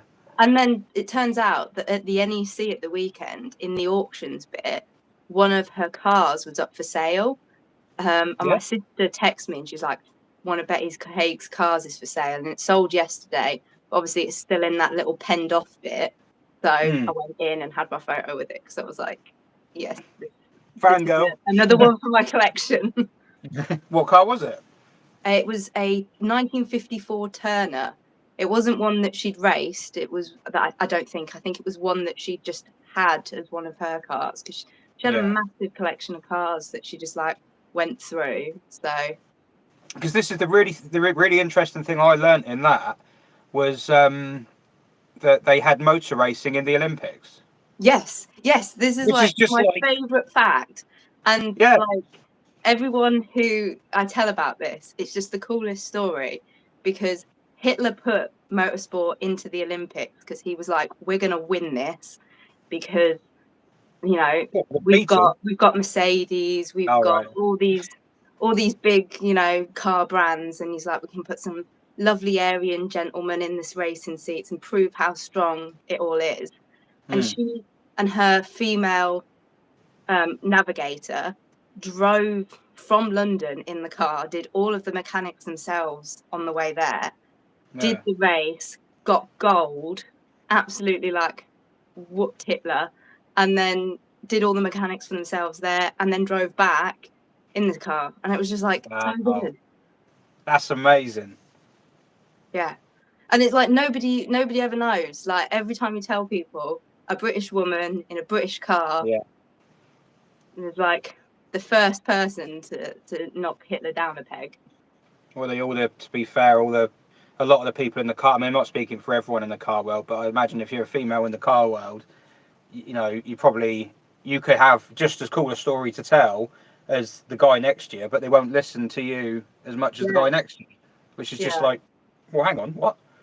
And there's a lot of women in the past, like, who was is it Rosemary? Oh, Rosemary Smith that had the Hillman Imp. Yeah. The Imp, yeah. I'm so lucky that I grew up being told all of these stories because of the car clubs that I was in. You were constantly, because you were with a singer, you were constantly compared to, oh, are you going to be Betty Haig when you grow up? Are you going to be Kitty Brunel when you grow up? And then when Dad had more roots-based stuff, sometimes it would be like, oh, are you going to be Rosemary Smith when you grow up? And I've not managed to get into racing, but it meant that I heard those stories. And yeah, Pat Moss, that's another great one. And she had a Morris Minor at some point as well. So, yeah.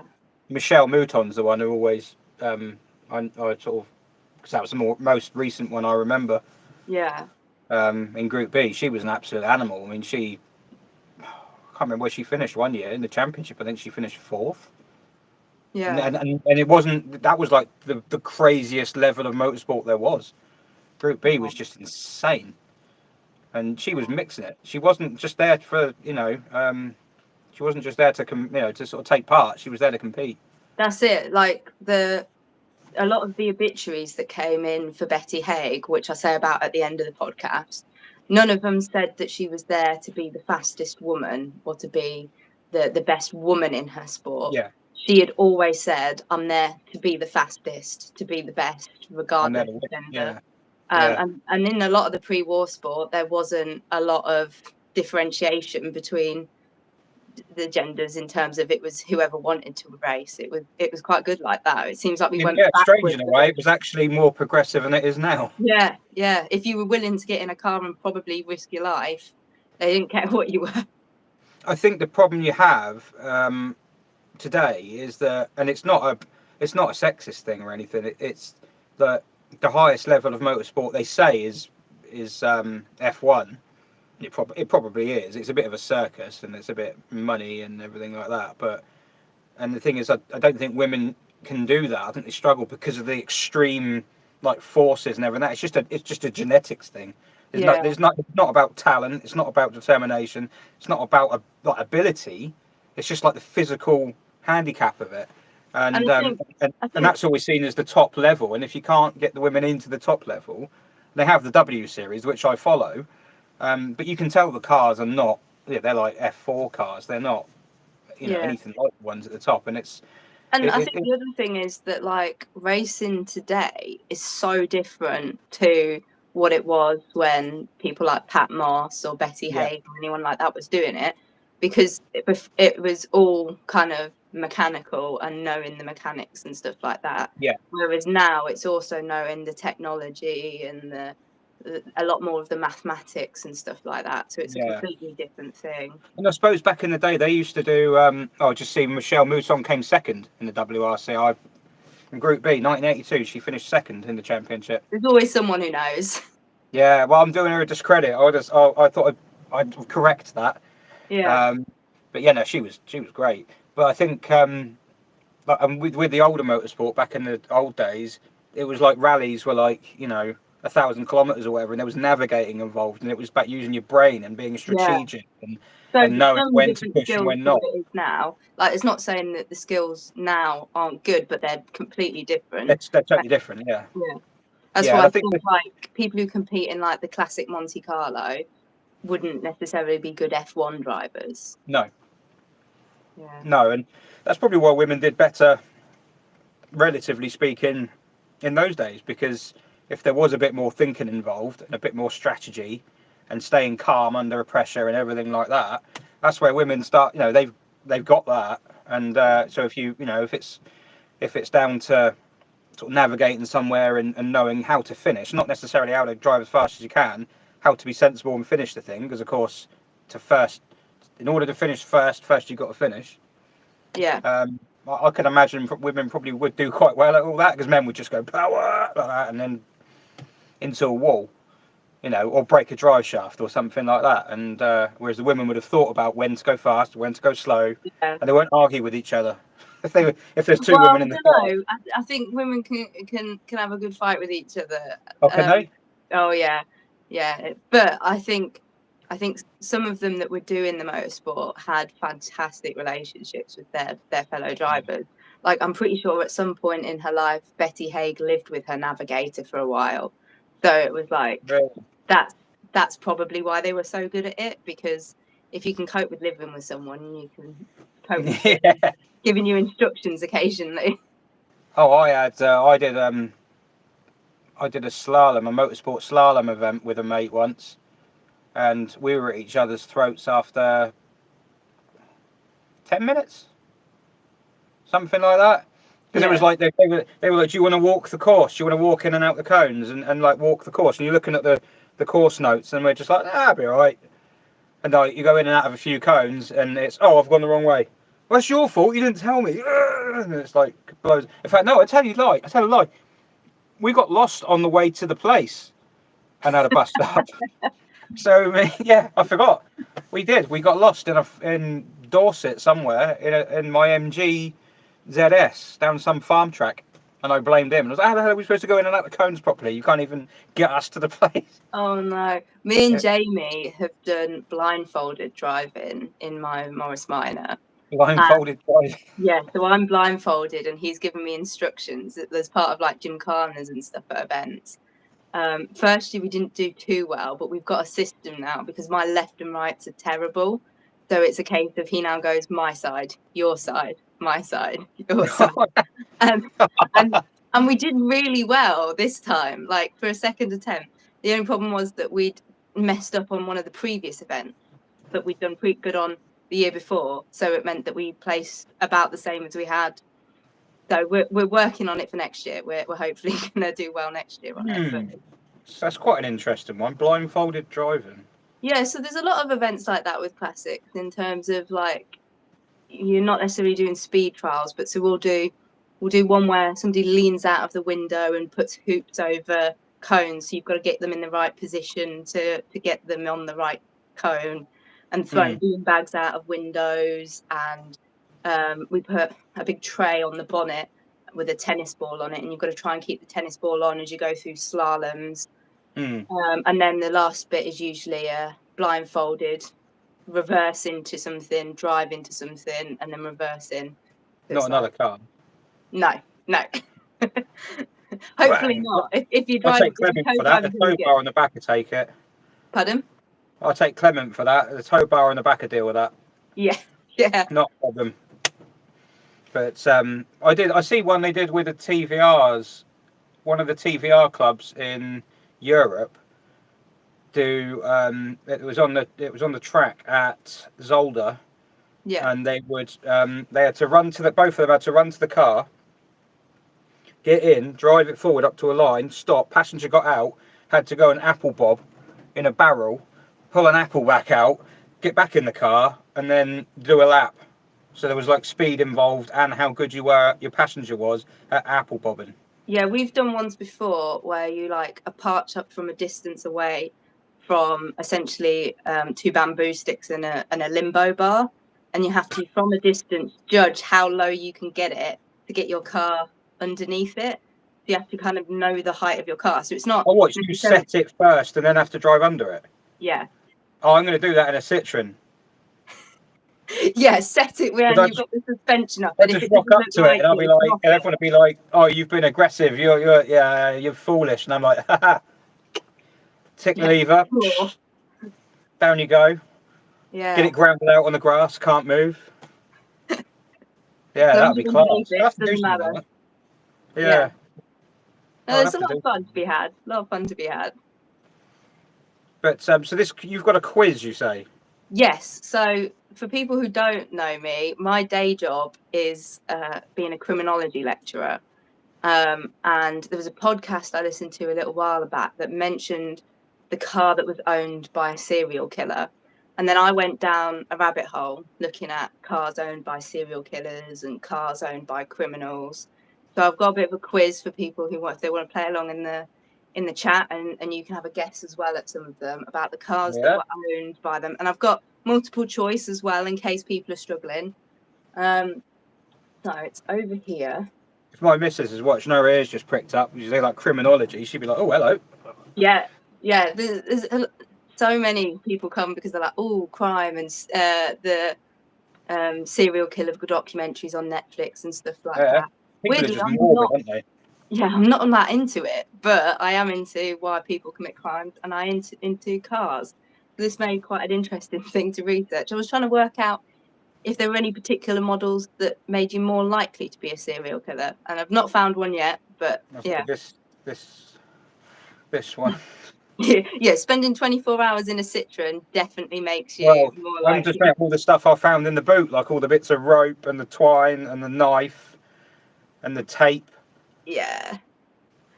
So there's a mix of serial killers, because you mentioned that we might have a few Australian people on, so I added some Australian people as well. So it's Yeah, I think UK, James G is. No, Jake. Oh no, that's a Rover. One of them.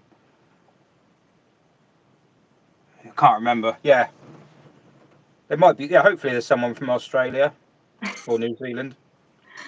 Okay, well, the first question is about Ted Bundy. So what car did Ted Bundy famously drive?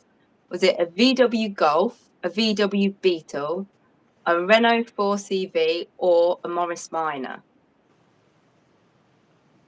Well, he was American, wasn't he? He was American, yeah. I've not seen the thing on Netflix. So I'm going to assume it's not a Morris Minor or a Renault 4CV. Okay.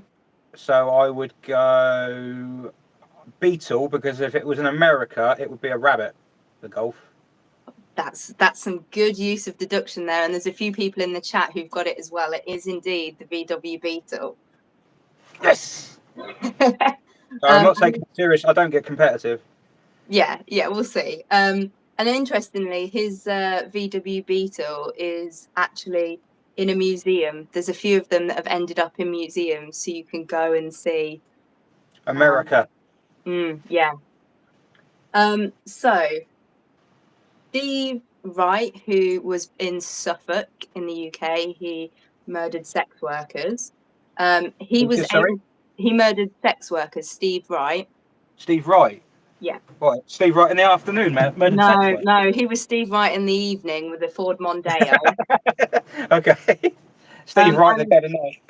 And he had something that was on his Ford Mondeo that was quite unusual that helped the police identify him.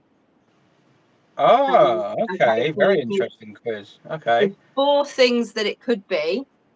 Was it either not standard wheel trims? Was it an unusual colour? Was the suspension lowered? Or was the tax disc higher than normal?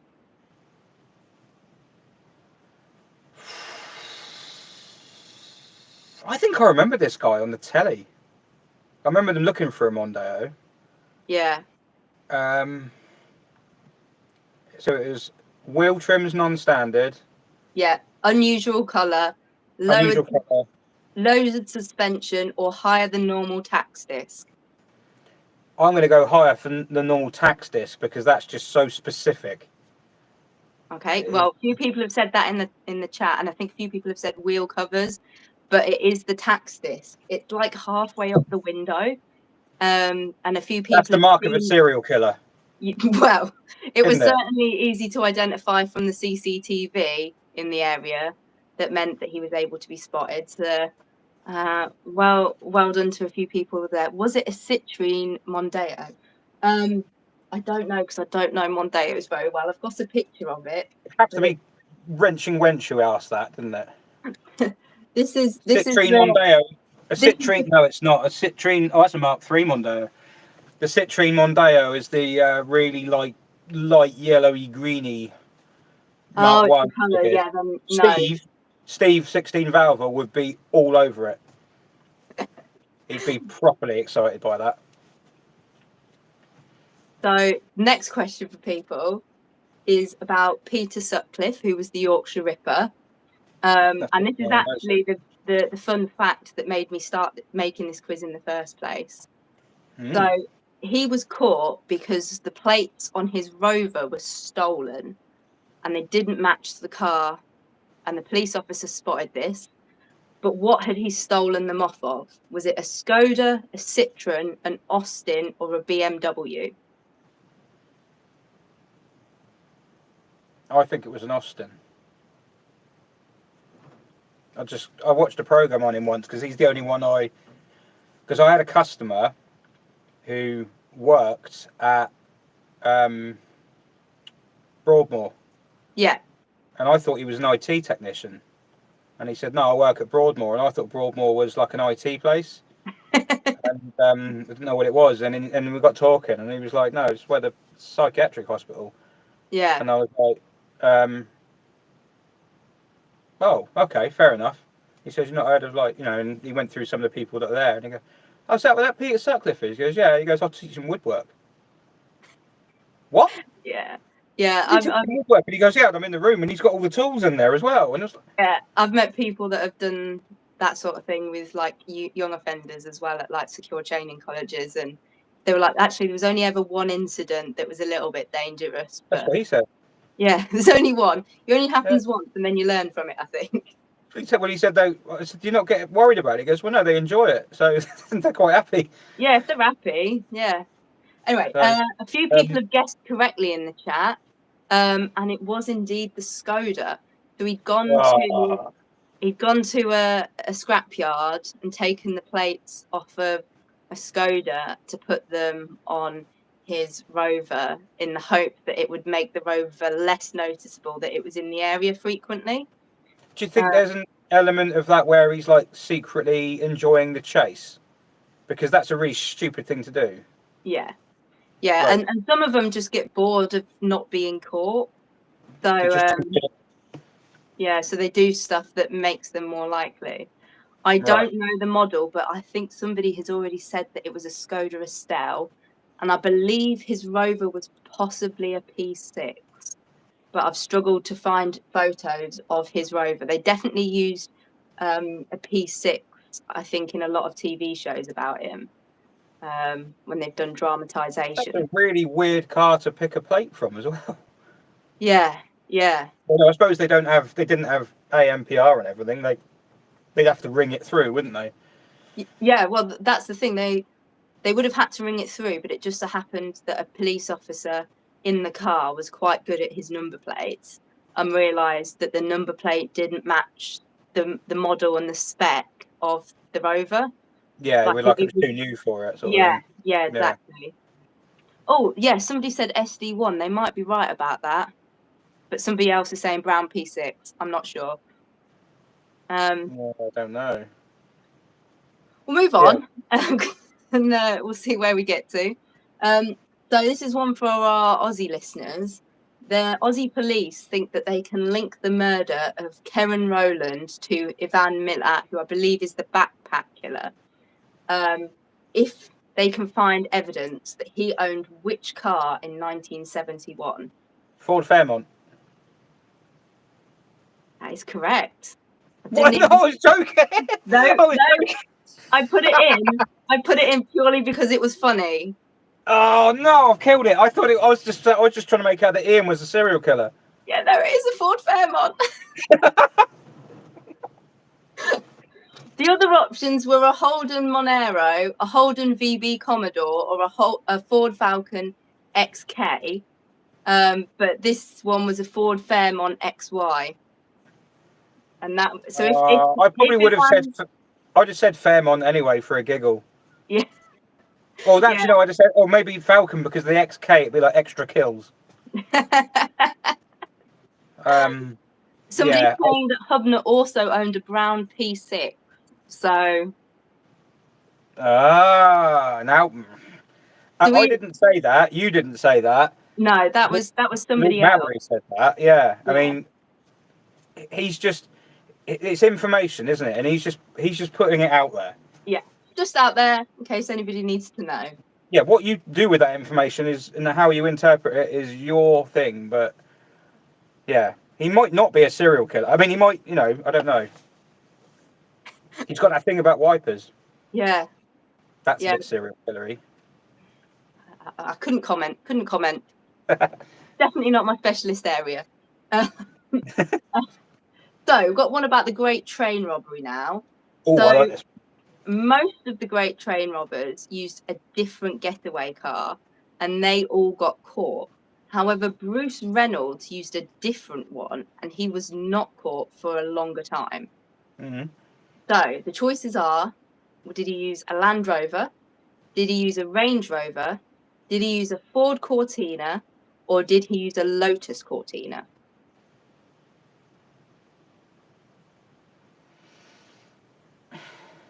I think he used a Land Rover. Okay. I think I've just got this. I've seen the picture of, I've watched a program of them outside the farm, because they didn't burn the farm down, did they? I think they tried to, but it didn't burn down. Yeah. And that's one of the reasons they got. And I just remember there being a Land Rover in that, but I don't know if it was his or one of the others. But there was a Land Rover abandoned at the farm. Yes, think. there was, but it's not the car that he used. The others used Land Rovers. He used a Lotus Cortina and got away with most of the money in the Lotus Cortina to some success. So he yeah. He left Well, the others to it and got away with a lot of the money, I believe. He did get caught eventually, didn't he? Yes, yeah. But only one person. I say only one person. No one actually died in that. It was just the train driver. The train driver was pretty bad, wasn't he? He was beat up, and then I think it did get him in the. I think he died of injuries or something relating to that. Yeah. It was big news though, because nobody had tried to do anything kind of like that before. And there'd been so much planning and stuff that had gone into it. So the bridge that they did it on is not far from you, is it? Yeah, I think actually there is. I've known some people locally who've gone and taken pictures of their Morris Minors with the bridge, but I've not done that. So maybe that should be on my list. That's the sort of thing I would do, is go to see the bridge. Don't stupid as it sounds, I'd be like, I find that quite interesting. Yeah. Okay, we're going back a bit in time now. Bonnie and Clyde. Wow. Okay. Had a car from 1934. What was the manufacturer? Was it Morgan, Chevrolet, Ford, or Mercedes? 1934. Yes.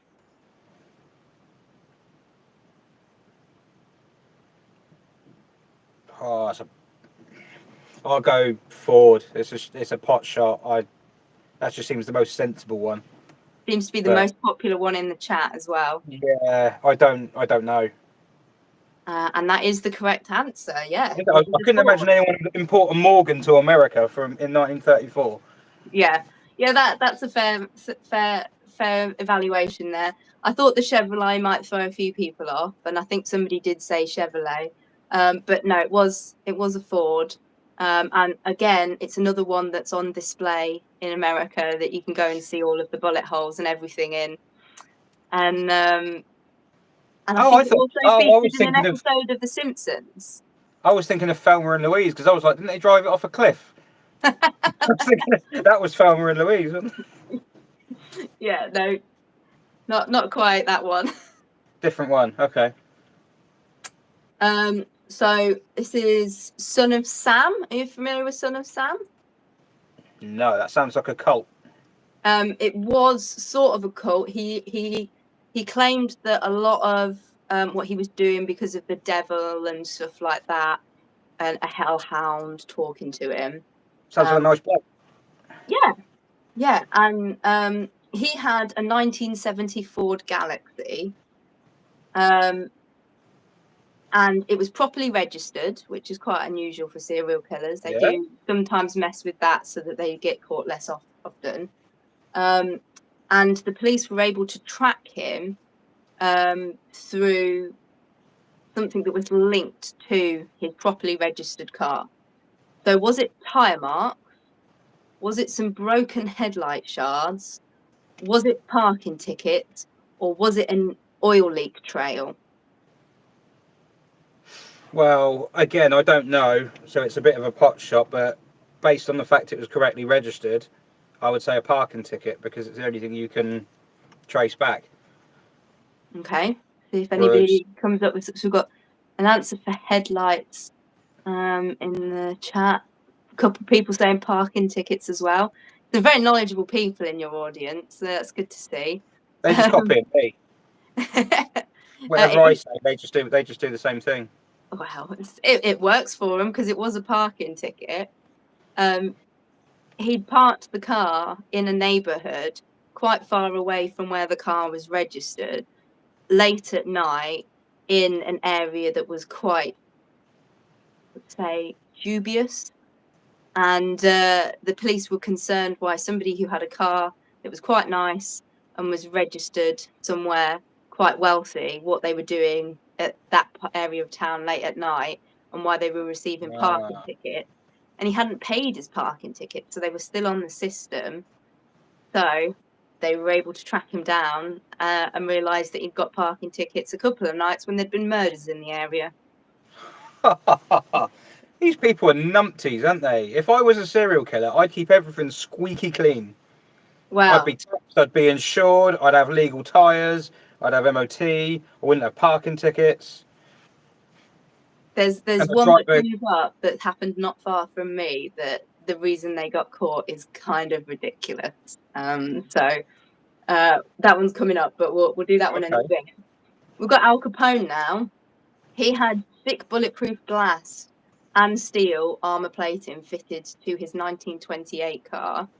Was it a Chevrolet AB, a Cadillac sedan, a Ford Model A, or a Bentley 4.5 litre?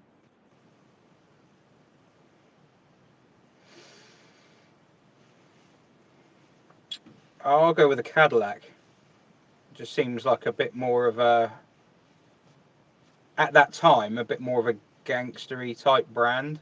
Yeah. I'd have thought the Chevrolet was a bit more everyman, Okay. and the other two, I can't remember what they were, so I said Cadillac. So we've got some people saying the Model A, some people saying the Caddy, some people's one person said the Bentley, but these are all correct. It is the Cadillac. Oh man, I'm good at this. You're doing really well. You're doing I really know. well. I'm going to do this quiz with my students, hopefully over Christmas, and I'm not sure they'll do as well, but it'll be fun. We'll make sure you tell them. They've Say got some a good- bloke who was half asleep in the back of an old Citroen guessed most of these, right? yeah. So you lot should probably think about a different career choice. Yeah, if they can't work it out from this, then yeah. I think knowing cars probably helps you more if you're making the guess, because Yeah, probably knowing cars more than serial killers, unless they're watching really accurate like dramas or documentaries that have got the right cars in. But if anybody's been watching like The Crown and stuff, there's been a lot of problems with the cars that they've got in oh that. man, yeah, Diana's Metro. I'm like, what's going on with that? That's the wrong year. I didn't check the year, but I did get very excited when a Reliant Scimitar turned up in the most recent episode. Is the series? Hang on, what series are we on? Is the new one out? Yes, it came out last Wednesday, and Right. Princess Anne rocks up to Prince Charles's house in a Reliant Scimitar, absolutely slams it on the driveway, gets out, hands the keys to the valet, and storms in the house. I was like, that's what you Princess thought. Anne. Princess Anne's badass. I like Princess Anne. Yeah, yeah. And I was very She excited. made a lot of weird car Twitter happy just by pulling up in a scimitar, because now everyone can go, did you know Princess? Oh, that is Princess Anne. Yeah, yeah. We've got a UK one again now, more recent as well. Harold Shipman, the killer doctor, Nice bloke. frequently seen with an MPV, but what was it? Was it a Ooh, Vauxhall okay. Citroen, a Fiat Multipla, a Seat Albrama, or a Renault Espace? Oh. Now, if it's one of these answers, we do still have questions about Ian from HubNut. We do. I don't think it'll be a multipler though. That's just.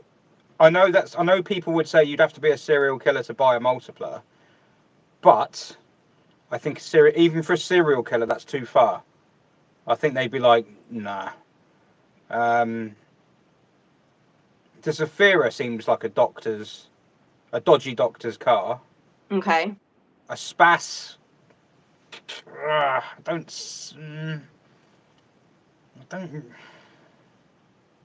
I don't see it. Not in a Spas. Say it possibly. I'll go with Zafira. It just. Okay, so for the first Everybody's time, saying Spas. So, yeah, everyone in the chat is against you here, but you're going for the Zafira. you're supposed to listen to me. Do what I say. Well, I'm afraid the chat does have it. It was the Renault Espace. Well, they've got Google. They're all just there going. Yeah. We'll Really? go with That's that. fast. Yeah, a red one. Really? Mm. Yeah. No. Okay. No. He I'd did have had quite him a lot down of as interviews a with silver TV crews and Fairall. stuff outside of it. So Sorry. he did quite a few interviews with like TV crews and stuff, and it's like in the background. Someone says, "Hide the bloodstains." He wasn't killing them like that, was he? He was just No. drugging them, wasn't he? Yeah. It was pensioners, wasn't it? Yeah, getting their money. And if you're getting their money, why are you driving around in a Renault Espace? To not arouse suspicion. Yeah. Although I think Renault Espaces are actually not that cheap. Because I'm pretty sure they were quite expensive. Yeah. Well, new anyway. Yeah. But Yeah, I'm not sure how old his was in terms of the time when he was committing the crime. So we've got one for O.J. Simpson. Oh, okay. He did a famous car chase. He did. What was it in? Was it I know. in a Daihatsu Rock, a Suzuki Jimny, a Ford Bronco, or a Pontiac Sunrunner? Bronco. Okay. Why are we saying Bronco? I just remember us seeing it on the telly. I knew it was an off-roader. Well, obviously they're all off-roaders, but Suzuki Jimny. You imagine it like that. Little 1.3. They didn't have Suzuki Jimny. It was argued to be some of the best advertising this car had ever got because it just kept going and he didn't need to stop for fuel or anything, just kept going. Yes, Steve, you are missing a quiz, I'm afraid, so stick around. But yes, it was the Ford Bronco, a white Ford Bronco. Yeah, I thought it was a Bronco. I don't think Ford ever had to run any adverts for it ever again. Well, good enough for a killer, good enough for you. Yeah. It just keep going. It will get you out of a car chase. Yeah, I thought Ford Bronco. As soon as you said O.J. Simpson, I thought, I think it's Ford Bronco. One of the easier ones. I think this is an Australian-based one again. So I believe the Moran family. Ford Fairmont. No, that's not an option. Not an option, I'm afraid.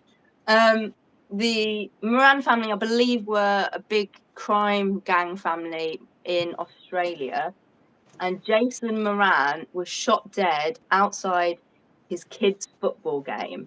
And all the children were in a van when he was shot. Was it a Mitsubishi, a Mazda, a Toyota, or a Honda? Oh, wow. Have we got any Australians in? Who's awake? It must be midday there. Yeah. Yeah, they must have been on it last night if they're not awake yet. Was it Saturday or Friday for them? Saturday. Yeah. Saturday for us. This one's not got such a clear answer coming from everyone. No, because they're all. That's quite a difficult one because really, I think it's just a pot shot unless you know the answer because they're all quite. It's not a Honda. If it's a van, it's not a Honda.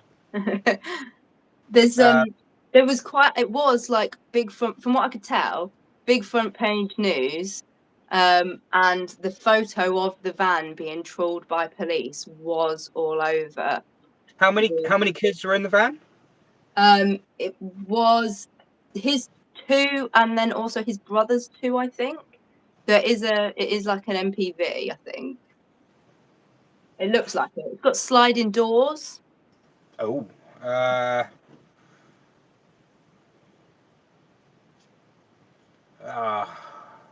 You allowed to say what year it was? I don't know what year it was, but I can tell you the answer. If you don't do can't that. think of anything. Well, I mean, it'd just be a pot shot. I would So say. your options are Honda, Toyota, Mazda, or Mitsubishi. It's not Honda. It could be a Mitsubishi. It was an L200 was a van. Well, 400. I can't remember. There was a van. I'll go Toyota because it's the most obvious one, like a Light Ace or something like that. So going Toyota. Yeah. You were nearly there. It was the Mitsubishi, I'm afraid. Yeah, and I'm not sure what one it was. So, tell you what, I'll bring the picture up, and I know I'm it in my head. somebody in the chat will know which one it is. Yeah, that's the one. That's the one I was thinking of in my head. But I thought the Toyota was more common. Yeah. What have we got next? So Mason family. Manson family. Charles Manson. Used a 1959 Ford Falcon for the murders that they committed. Was it coloured yellow, orange, green, or pink?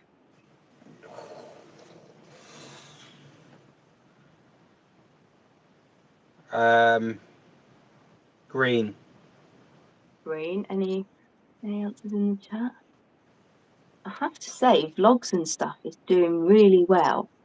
A little too well. Yeah, I'm a bit sus. I'm guessing it's yellow then. If you've just said he's doing well when he said yellow. Yeah, it is yellow. It's really difficult to tell from the picture that I got from the museum that it's in, but I am reliably informed It's that in a museum again, of course. Yeah, another museum. Yeah, not locked up anywhere. The next one is even worse, to be honest. So Ed Gein, who is sort of who Texas Chainsaw Massacre is sort of based on, had a 1949 Ford sedan, and for a while it was part of a sideshow. Right. So you could go to the sideshow and have your photo with it, with all the bullet holes and everything else in it. So how much was this sideshow charging for you to go and have your photo with it in the 1960s? Was it 10 cents, 25 cents, 75 cents, or $1?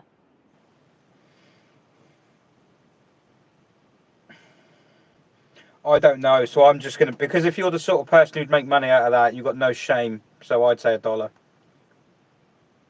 We've got $1, 10 cents, 25 cents, $1.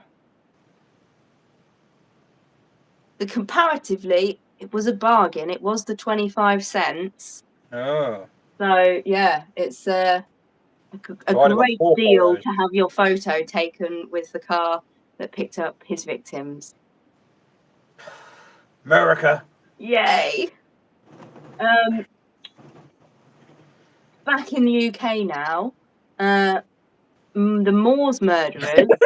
Try to an arm and a leg.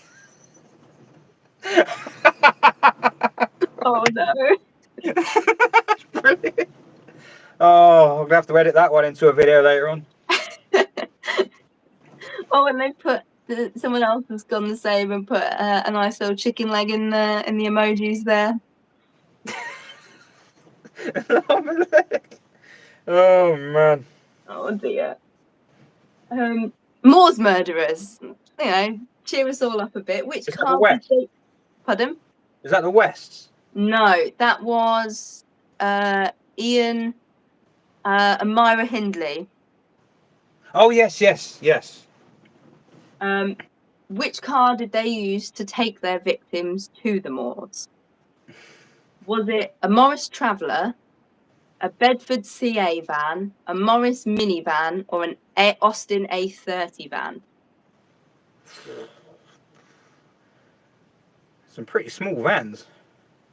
Well, they were children. Yeah, they were murdering children, weren't they? Yeah.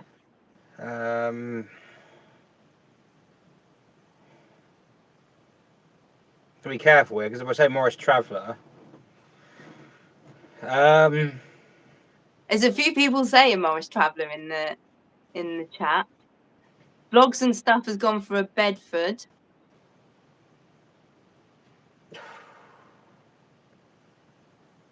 I'm gonna go with the minivan. For the Morris minivan. Yeah, I don't know why. Well, you'd be correct. That's why. Yeah, not many people went for that in the chat, but no, that was correct. It was a tiny Morris minivan. Yeah. Yeah, yeah, I'll go Morris. Yeah, Mini. I don't know. I don't know why I thought Mini. Maybe So I have a connection. the next one is the Soham murderers. So that's not far from me. Oh, yeah, no, yeah, this is. Ugh. He was based near me, and he had a Ford Fiesta. Yes. And 2 days after killing his 2 young victims, he did something to the car to avoid detection. So on his Ford Fiesta, did he change the bumpers, the tyres, the wheel trims, or the window wipers? Tyres. Okay. To get away from the tyre tracks, to change the tyre tracks. We've got a few people saying that as well. A few people had put Ford Fiesta in as if I was going to ask what car he had. Jump in the gun. Yeah, desperate to get in there. So yeah, people going for tyres. Yeah. There's a couple of people saying bumpers. But it is indeed tyres. But it actually was part of what got him caught. Because what he did is he went to an MOT station in Ely, which isn't far from Soham, asked them to change the tyres on his Ford Fiesta, but fill the paperwork out with a different car's name. And And they went, well, this isn't dodgy at all. Yeah, the guy that did it was a little bit suspicious. He actually took down the real details, hid them, and then when everything came out, handed the details over to the police. So he's a bit of a legend. Yeah, Quick thinking. he was. It's a case of sometimes the serial killers try to be too smart. Yeah. And then that tends to be their downfall. So if anyone's after any advice from me, don't be too smart. When you're taking your Citroen DS and your rope and your knives to do whatever you do on a weekend. That's why this car was obviously not used for anything like that, because that is too obvious. Yeah, yeah. This is the least likely car to do anything. It'd been a case of when you were cleaning up the car and you lifted out the seats and stuff like that, that's when you'd have found the stuff. And if that was the case, you'd probably be suspicious. And I definitely wouldn't show it on video. Well, leave it in. It makes good content. Nice thumbnail. I found murder items in my car.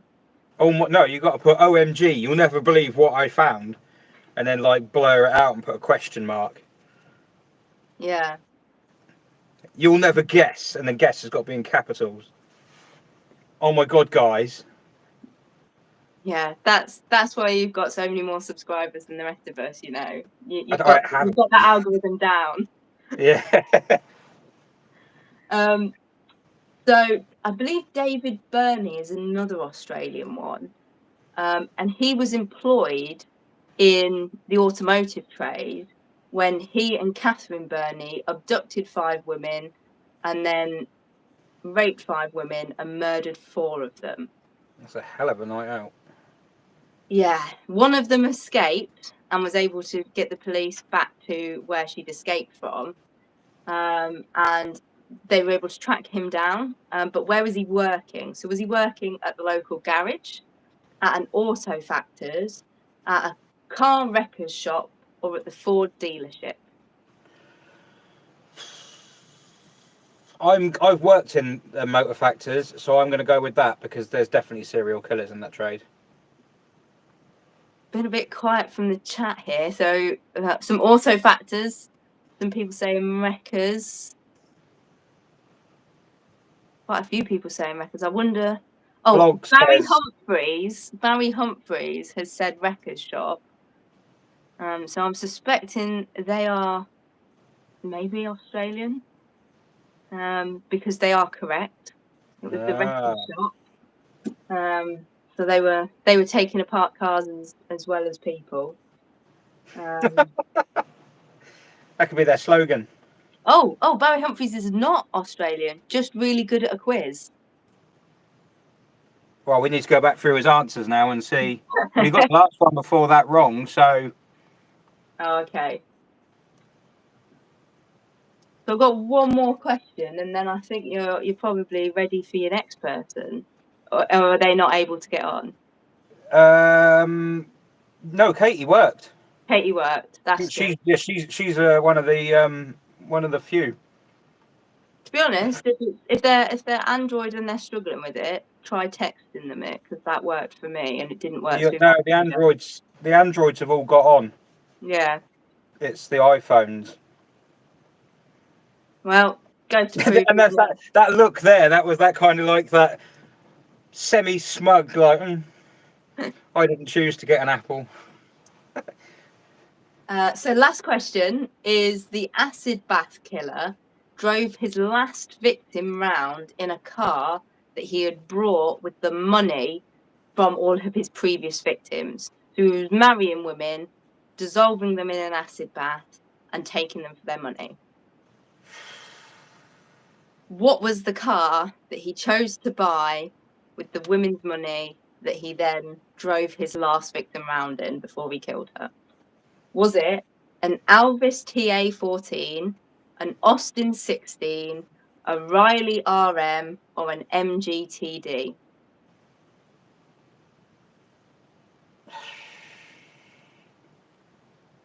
I would go with the Alvis because an MGTD is little. So, well, when you say drive them around, do you mean when they were alive? Like Live, yeah, touting her about town. Oh, well, maybe the MG then. I don't know. Wench and Wench says sounds like a lovely guy. I totally agree. Got great taste in cars, if nothing else. Ah, well, he must be. Oh, the Alvis is probably the most posh of those, isn't it? So, I go Alvis. Was indeed an Alvis TA14. You absolutely smashed that, Rich. Not gonna lie, that was great. I've nailed it. I know loads about serial killers Do you want without even realising it. It's well, yeah, you're gonna have to use me as an example to your class. Yeah. Yeah, if they Like this chump down in Fairall, he doesn't even know what he's talking about, and he's got it right. You lot haven't. Yeah. They'll all be very disappointed, I'm sure. I think knowledge of cars helps because. So these guys are going to be helped a little bit because the platform that I run it on for work would have all of those pictures coming up. So because they don't know cars, there will be pictures there, but it might not help them at all. So if they don't get it with the pictures, they're really struggling compared to you. So really, I've done better than them already then because I'm doing it without pictures. Yeah. No knowledge of the killers. They know about the killers, but they don't know about the cars, but they've got pictures. Vlogs and stuff. I'm just a mechanic from Wigan. Well, if anyone wants a degree, you know where I am. So that's not what I came here to tout, but you know, if you don't want a degree and you fancy a podcast, then I don't talk about this stuff all that often. Yeah, you'll have to go do your podcast in your Morris Minor and drive around the various like sites and say this is where so and so was killed brutally. Yeah, this is and these are my new wheel trims. You could combine the two. Yeah, a driving tour of the UK serial killers. Yeah, you could do. Yeah, mix the things you know about. Yeah. But yeah. This has been a lot of fun. I hope it's been a bit of something different for you in your 24 hours. How many hours are you even in now? Like 7. No. 8. No, I can't even. 8. 8 hours. Wow. A third of the way through. That's good. Things can only get better. Yeah, I'm not sure. I think they might get harder. When the sun comes back up, it'll be alright, but that won't come back up until about 8, I would think, 7:45, 8 o'clock. Yeah. But yeah, no, that's alright. It's not too bad. Yeah, it made me think. Makes Yeah, you think. So, and think yeah, about something else other than being stuck in a Citroen. yeah, the quizzes is quite a good idea. But I think people enjoyed it, from what I can see. I think a lot of people. Yeah, There's a lot. Kept That went, people up a bit, and yeah, that went down well. yeah, that's good. Cool. All right. Well, thank you for that. No worries. Everyone should check out Becca's channel, because you do what you've been doing here. You kind of sit in your car and you drive and you look at the camera and you're sat in the same position doing the same thing at the moment. Yeah, It's like I do kind of what you're doing, to be honest. Yeah, and Yes. I did think about coming into this with my back to you, so that you got the experience of being in the back seat of a car, looking at the back of my head. I do try and make eye contact with them through the rear view mirror when they're doing that, but I don't know if any of them ever notice. But you should have a screen up between, like, a partition, and then have like a microphone thing. yeah, treat them like royalty. Yeah. It always makes me laugh when you do them, because you're driving along, and then they're in the back like that. Yeah, in the back like that, and then occasionally I'll go over a pothole and you won't notice it for me, and they're nearly through the roof. So Yeah. Or you have a crash, and it's like, well, I've got a belt. I've never crashed. I've never crashed, everyone. Just so everyone knows, I'm a very good driver. Yeah. No, it's pretty. Am I able to see the sun from inside the car? No, because at the moment it's over Australia, so I can't see anything. Yeah, no, it's great. It was. I enjoyed that. That was good quiz. I just get competitive. I always. Well, you did very well. You did very well. Yeah. Oh, I did. I'm quite pleased with that. I was expecting to get 1 or 2. So, right. Well, thank you for that. I shall I best move over. evict myself, hadn't I? How do I do that? Sorry. How do I evict myself? I Or do have to you evict you. Oh, I you have to evict get. me. Yeah. Thank you very much, No everyone. worries. Subscribe to Becca's channel for. I would say more of that, but that you don't do that. Well, I could if people want it. You should. You should, or leave. Yeah, just leave a question on your thing, but then people might cheat. I'll Yeah. work it out. Right. Thanks very much. Thanks. Have a good rest of the stream. I'll pop in the back in the comments later. All right. Well, after you've had a sleep. Yeah. Cheers. See ya. See ya.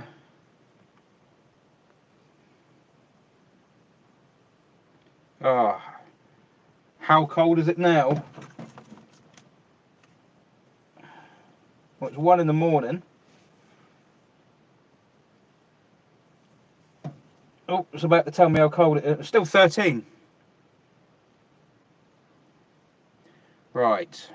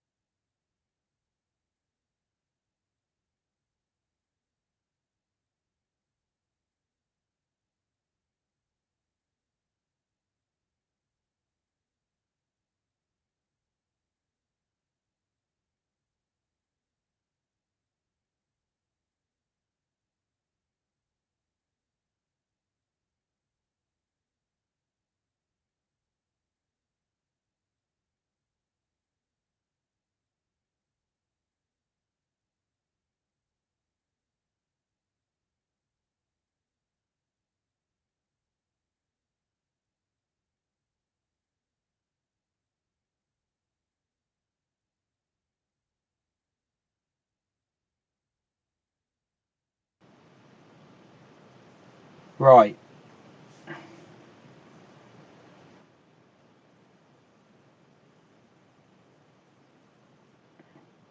Now I think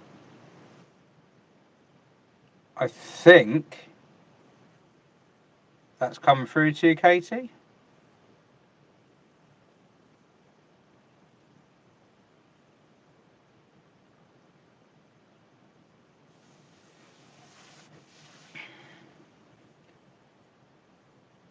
Well, I've not had many guests, but the ones I've had have been great, haven't they?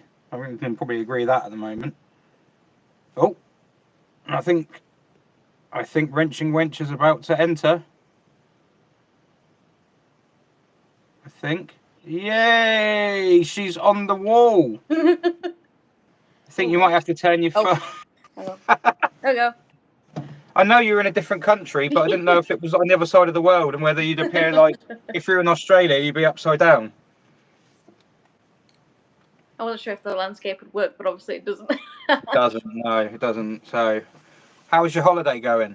It's all right. Yeah, it's a lot hotter than I thought it would be for November. It was 34 degrees yesterday. 34. Yeah. You've got LED lights there, haven't you? Probably, yeah. Ask me how I know. You might be a bit stroby. It looks like you're going at 200 mile an hour. Yeah. Yeah. How's the holiday been? Yeah, it's been good. It's been good.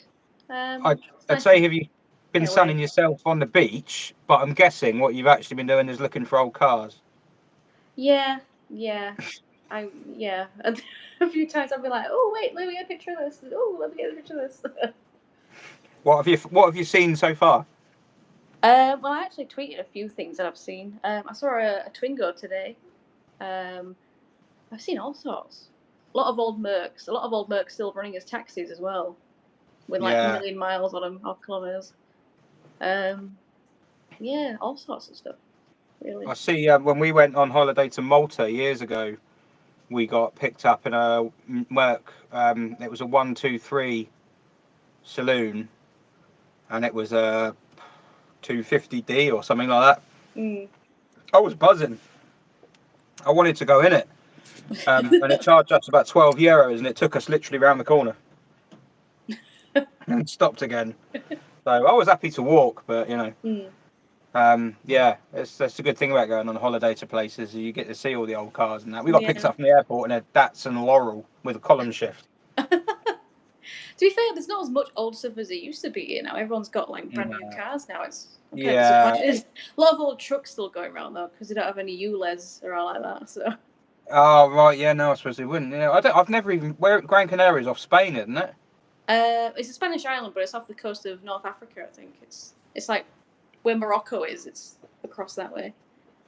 So it's your last night, isn't it? Yeah, we fly back tomorrow evening, so it's the last night. Okay. They're out at the bar getting very, very drunk. They're out at the moment at the bar. Yeah. So you're saving me from that, I suppose, because I don't really drink. You don't want to be doing that. Yeah, I'm not much of a drinker, so I'm a bit boring in comparison to them.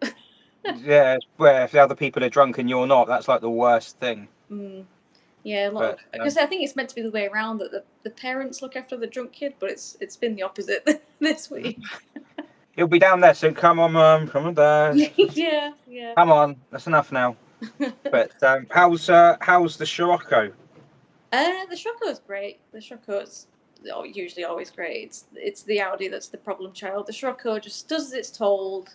I can leave it parked up for ages and get in it, and it's fine. It's the Audi that is just attention. Is the Audi still got the problem from Festival of the Unexceptional, the radiator burst? No, that's fixed. I've put a new radiator in it. I changed the thermostat because that really wasn't doing anything. I put some of that waterless coolant, although it's not actually waterless coolant because they can't use the name waterless coolant, but similar to that. But now it's got a massive fuel leak that it failed MOT on. So I've got to fix that. Oh, joy. Yeah, so that's what a pain. It's not rubber hoses or something, is it? No, it's steel lines. It was when I changed the fuel filter in February, I think it was. It's got like 2 banjo bolts in the side of the fuel filter, and they were that tight that they just snapped the pipes. So I made a new one, and it goes all the way down the bulkhead to underneath the car to go back to the fuel tank. So I replaced that, and it was leaking on the MOT. And the MOT tester, even though he's not supposed to do this, decided he was going to try and help fix it, but instead made it 10 times worse. So I was just absolutely dribbling out. It's a smart looking car, that Audi, though, isn't it? It's yeah, it looks great, but it breaks a lot. It's doing away with the German reliability thing, is it? Yeah, Yeah. I mean, when it's driving, it's brilliant. You know, Is I there, love isn't driving it, but this year it's definitely been a bit problematic. well, your dad looked like he was ready to burn it at Festival of the Unexceptional. He was. Yeah. It's just the stress of getting in, wasn't it? Because it was Yeah. the queue, the stupid. I mean, I don't know how many people in the chat went to it. But like you queued up like forever out on the road, and then you got in the gate, and you had 2 or 3 miles of just like private road, like lane, with no cars on. Because I was speaking to Anthony Ingram, who works for Haggerty, and he was saying that there's a 3-mile drive up to the venue, and we were going to use that, and I was like, all right, cool, but they didn't queue on that, so we ended up queuing up again anyway. Yeah, it just blocked all the roads around the village again, didn't it? It was like we could queue on the drive. Like, you'd have got the whole show on that. That's how big it was. It was. I mean, it was a good show. Oh yeah, but it was definitely a good show. But it dampened for me. Yeah. How long? You were the last ones out, weren't you? 3 o'clock in the morning, we eventually got home. Oh. Thanks to the RAC, which I am no longer with. Surprise, surprise. Yeah, you had a nightmare, didn't you? I've heard that a few times now. People have been like calling them, and they've been waiting hours on the side of the road. And you just think, well, why am I doing this? Because there's other places that will get it done quicker. So we got picked up from the venue at 8 o'clock, I think. And then they recovered us to Blythe services, and then we got to Blythe for about 9:45. And then we didn't get picked up from Blythe till 1 in the morning. So they were just relaying you? Yeah. And then we finally got home to Huddersfield from Blythe at 3 o'clock in the morning, and the recovery driver didn't use his truck sat nav, and we live in quite a rural part of Huddersfield, so he kept trying to go down all these roads that he could not go down, and it was it was a nightmare, really. But so I'm guessing your old man's not going to Festival of the Unexceptional next year. Well, I don't know. He said he still wants to go, but the first time we went last year, the Audi nearly overheated then, but because the queue didn't move, we could turn it off and let it cool down. But because the queue was moving more this year, it just burst. But I didn't even see it go. It was behind me. It wasn't until my mum and dad rang me and were like, "Oh, it's just blown. It's cool everywhere." I was like, "That's it? I didn't see it out." I wonder what that was in the back of my car. Yeah. The Scirocco was fine, wasn't it? It was just. Yeah, it was fine. I mean, the needle was creaked a little bit, but it was fine. I saw your video the other day with your. I learned what a heck blend is. Yeah, heck blend. I don't know if that's how you pronounce it, but that's how I say it. I think that's what it says on the back of my phone. Oh no, Hasselblad. Oh. No idea. But yeah, I didn't even know what it on a Citroen that would be a tailblazer. But yeah, I saw it and I thought, why? What's the point of that? What does that do? And it's like, oh, there is no point. Okay, fine. No, yeah, it just looks cool. It's just, and you have to change it when you're there because you have to lose your number plate to do it. Yeah. And then you take it off and there's like a massive hole in it. Yeah. Oh god. Yeah. Oh, that's just sod's law, isn't it? A lot of people say like, "Oh, you should run it all the time." And it's like, but then I have to wire in new number plate lights, and I just can't be bothered for the sake of no, it's not for a number plate. Yeah, no, I can. It's probably quicker just to change it when you're there. But I didn't go. That was what show was that? Retro Rides. That was Radwood. Radwood, that was it. That was a really good show. I can't wait for next year. I'm already thinking of my outfit and everything. Did you wear an 80s outfit this year? Yeah, I wore a Sergio Tacchini tracksuit that I paid £60 for because it was from back in the day, and then everyone said I just looked like Jimmy Savile in it, so I'm never wearing it again. Oh yeah, you're right. I remember you saying that because you got bright hair. That's probably what it was. It's the hair. So next year you go and you've got red hair. You got red, completely different do next year. Like, I'm wearing my tracksuit, but I'm not having you do. Or just embrace it. Just like slap a load of bracelets on and stuff and say, Yeah, I don't know. It might get me thrown out. Yeah, you might get your car might get keyed. Yeah, that's true. Yeah, probably best if I don't do that. Yeah, that's not ideal actually, is it? No, I've never been to Radwood. I've seen it.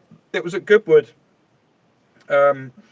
Yeah, the first time. I didn't go to it then because I didn't know it was on then, to be fair. Plus, Goodwood is absolutely miles away from me.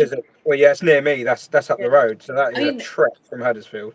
last time I went to Retro Rides last year, but that's because my sister lives in Portsmouth, so we were seeing her at the time. And I was did she? Okay. Yeah, I was like, oh, well, there's Redwood on, there's Retro Rides on at Goodwood. It's only 20 minutes away. Should we go? Yeah, I did come down to see you, but Yeah. just yeah. No, I was gonna take the imp to it one year, but I never did. Mm. I've never been, but yeah. No, I was following you on Twitter for all your like workshop exploits and things, because you work in a garage that you service like fleet vans. Yeah, so I work for a van hire firm, and we just basically just look after the whole fleet.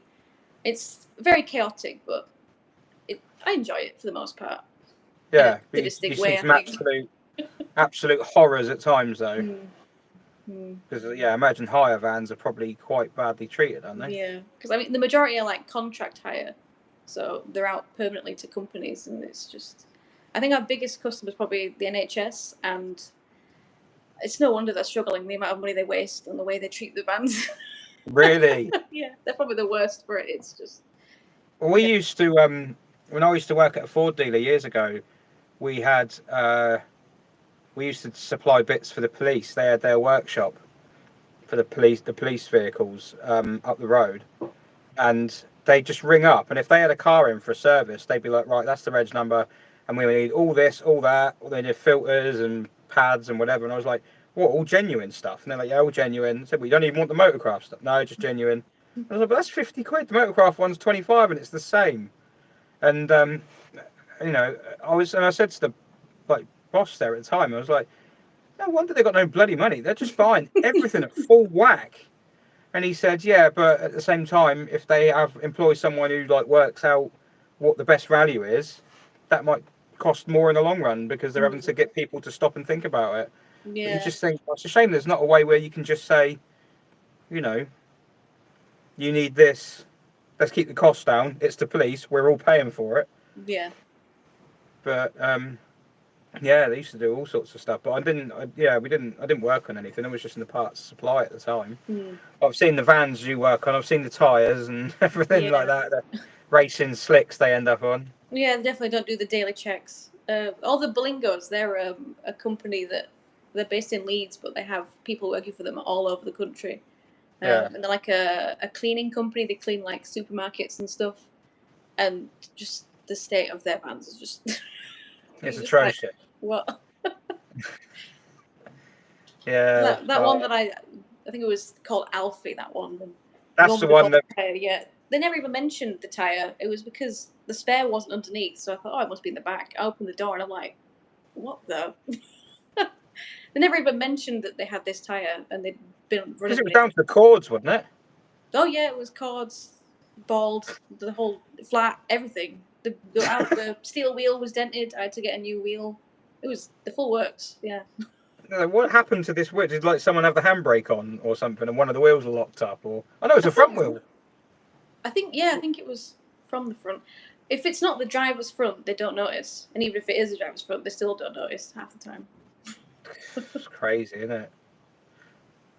Yeah. No, you got to. You see some stuff in garages. I mean, I don't see too much of it here because the stuff I'm on is just people's toys and things, But in a way, I think working in a normal garage, the old custom estates video. I watched those on TikTok, and that custom estates vibration, and they look at the ball joint, and it's not there anymore. I think there's a YouTube channel called, I don't know if it's Custom Estates or Just Rolled Into the Shop, that basically just takes posts from the Reddit, Just Rolled Into the Shop. But I think I've had a few of mine appear on there. Have you? Yeah, we once had a brand new Transit.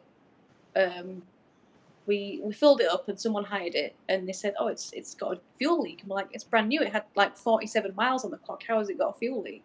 So they brought it back. I got it on the ramp, and from when it was built, the fuel cylinder didn't have a seal on it. So, and obviously the tank had never been filled until we had it. So once the tank was full, it was coming out the top. Oh no! That was on a brand new one. And then there was another one where this was a really weird one. We used to have a contract with a bathroom company, and they had about 20 low loaders of us. And one of them, they said, oh, it's not started. So I went out to it, went to turn it over, no compression. Thought, oh God, has the timing belt gone? Opened the bonnet, and someone's nicked all the injectors. They'd cut all the wires. They didn't even unplug them. They'd cut the wires and nicked all the injectors. I still don't know how that happened because it had just come back from the dealer with brand new injectors under warranty. So I think that was an inside job. Someone had a car that needed new injectors, I think. We used to have there used to be an audio place in Southampton back in the day when I was like boy racer and that, and everyone was like, "You never give me don't ever give me your details for the warranty." Because you buy all the gear and then they nick it back like a week or two later. So you never did. If you ever bought anything there, you're like, "Oh, we give us your details and we'll warranty the head unit and that for you." I think, yeah, it's 123 Sampson Avenue. I don't know. Where's that? Oh, it's over the other side of Southampton. Yeah, it's a new building. You know. Because you didn't want to, because it was in a rough area. You didn't want to make out that like you were suspicious either, because you'd get your head kicked in. So you just like, you just had to play the game. But most of my gear was second hand, to be fair. So, but it's just you had Steve was saying earlier on about your Panda. Oh yeah, my little Pandagini, I called it. That was my first You've not got that anymore. No, that's the only car I've bought and don't have anymore. All the rest of them I still have. Because you got the Abarth, haven't you? Yeah, that's the daily. Abarth. Is that not an SS one? No, it's just a standard 595. It's just the normal 595. That was it. Yeah. 145 brake. It's not. But I mean, it's enough for me. But well, it's not like the posh one around. For that size of car, it's enough, isn't it? But it is yellow, so that makes up for it. Yes. Yeah. Does it go brap, brap, brap, pop, pop, bang, bang? Yes. Very loud. Do you make it do that? No, it does it itself. Oh, okay. It does it a lot when it's cold. Like I'll just be driving to work and it's cold, and I just drive and change gear and it'll bang. And it's not been bad to do that or anything. But the Panda was quite cool. That was like I saw a picture of it once. It was like a light blue, wasn't it? With didn't it have like white steelies on it or something, or white? It had blue wheels as well. I like a body colour car with body colour wheels. And body colour steering wheel. Yeah, I bought them off eBay in that colour blue, and they just happened to match. But it said they were Zenders. I don't know if they're genuine, but they look like Zenders. So. What Zender, like Zendur? Well, I couldn't really read the logo on the side of them. Zender from Wish. Zender. Yeah, that was because when I got that, I was an apprentice at a Volkswagen specialist, and it came in as Part X, and my boss was like, "Oh, that's perfect first car for you. 400 quid, you can have it." And I was like, 400 quid? Yeah, 400 quid. It had 56,000 miles on it, and I paid 400 quid for it. Wow, and I was like, I'll just keep it for a year. I don't want to Fiat. And then I ended up having it for 4 years, and I absolutely loved it. So. Because were you like Volkswagen, sort of dyed in the wall? Like, were you always into the Volkswagen sort of thing? To be fair, I grew up in a Ford family, and I grew up surrounded by Fords. Like, my dad only ever had Fords. And I was a complete Ford nut growing up as a kid. And then I got an apprenticeship with this VW specialist, and that's when I started to like VWs and the VAG stuff. Yeah. And then I got the Fiats, then I started getting into Fiats, and then it's just snowballed. And so there's three totally different sort of ways of going there, aren't there? And now I've never owned a Ford now, which is quite funny considering how into them I was as a kid. Oh, right. Do you reckon you ever will? I don't know. Because my dad always had Mondeos when I was growing up, and it's kind of funny. The whole reason I'm into cars as much as I am is because of the Mondeo, because my mum and dad were in the Mondeo enthusiasts group, which sounds sad, but it was actually all modified Mondeos. So I just used to go to all the car shows with the Mondeo club, and it was actually Mondeos that got me into cars so much. So I'd still love a Mondeo one day. But. You'll have to go full circle and get Mondeo. Mm. We had a Mondeo. We had I've had two. With an ST200 for about 18 months, I think, or a year. It's just too thirsty. It was. There goes the first yawn. Yeah, it was just too thirsty. Well, I didn't mind it. It was quite a nice car, and then had a ST TDCi which I bought broken, and thought I'll fix that because that's what I did with the MGZS. I bought it broken and thought, oh, they always break. I'll buy one that's already broken and fix it, and then I know it's done. And that worked really well. So then I did it with the Mondeo, and that was a mistake. I see Bought Steve it. said buy his. I would love to buy yours, Steve, but I just do not have the space now because now I have the Golf as well, and I have another car that I'm trying to keep secret, but Ian has actually already hinted at it before. But you could make this the like no one on your channel is going to know this unless they're here as well. Oh yeah, it could be a secret. You could, And it's again completely different to everything else. So I've got obviously the bath, and then I've got three yeah. You got the Golf as well, didn't you? They're from the garage next door. Yeah. I've got the Golf, and I'm also my great uncle has basically given me this car because he loves it, but he can't drive anymore because it's too old, and he doesn't want to get rid of it. So he wants me to have it, and it's a Lomax kit car. Whoa! The 223, really? so the 3-wheeler. So. Oh wow! So that will be. That's my secret, but it's not really a secret because I have also tweeted about it before. But. Whoa! A Lomax. I didn't. I was not. If you'd have said to me, right, you got to try and guess what. Like, if it was like Becca's quiz just now, and she was like asking questions, I'm trying to I don't really know what I'm talking about, but I think I'm going to try and figure it out. I would never have got at Lomax if you'd asked me that question. I definitely wouldn't have got to Lomax. Yeah, it's. I haven't driven it yet. No, I've sat in it, and the lucky thing is that my uncle's quite short as well, so I do fit in it quite well. Yeah. I can't imagine any normal sized people would fit in it, but it's. He's had it. Frank. For probably Frank 20 years. Walt Toys or something doesn't know what a Lomax is. Yeah, it's like a 3-wheel kit car based on a 2CV. It's like a sort of. It's kind of like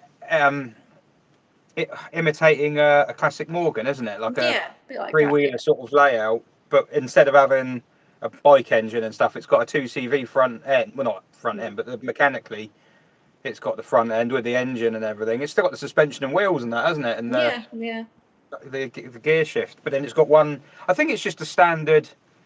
One of the 2CV trailing arms at the back. Yeah, I think so. That's what it looks like. Yeah. I think it is. Yeah, but it won't have the suspension, obviously. Mm. I don't know how they do the suspension on it. It'd be interesting. Mm. So I mean, I didn't even know anything about them until he showed me it in the garage, and I was like, "What the hell?" Because he's had it for probably over 20 years, and it's been his only car that whole time. He's built a roof for it out of wood, so he could use it in the rain, and he's built like windscreen wipers for it, a proper windscreen and everything. Oh wow! It's not very attractive, but it's practical. I know you're making it sound great with a wooden roof. I mean, it looks like a garden shed. Yeah, basically, yeah. But it keeps the rain out. Yeah, he used to do his shopping in it and all sorts. I don't think he's ever had a normal car. Because I remember my mum telling me that he used to have a Reliant Robin, and he lives in York, and he went on a family holiday down to Cornwall in it with him, the wife, the mother-in-law, and the baby, and all the baby stuff on a holiday down to Cornwall in a Reliant Robin. Wow, that is that's pretty intense. That's a long.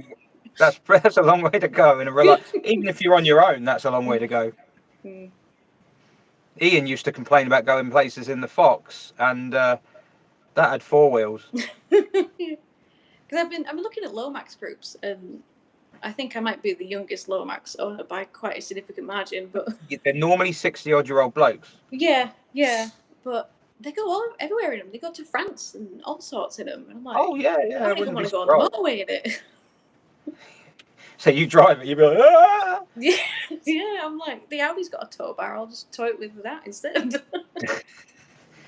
Yeah, I've never driven a Lomax. I've never had a Lomax in it. I mean, obviously we do done quite a few kit cars over the years. Never had a Lomax in.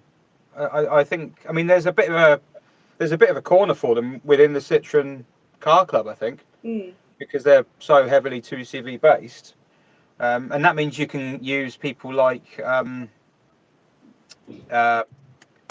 Pete Sparrow Automotive. You can use him for like upgrades and things. He does like standalone ignition and bored out cylinders, and because you just buy the barrels. You know, I've never had a 2CV, but I'd love to have one. Yeah, to be fair, I've never worked on anything that simple. Like the oldest stuff that I've driven and worked on is my Scrof, and that's a 1990, so that's positively modern, isn't it? So how old's that Golf GT? Because you've showed people that might not know that. So you've got a Mark II GTI.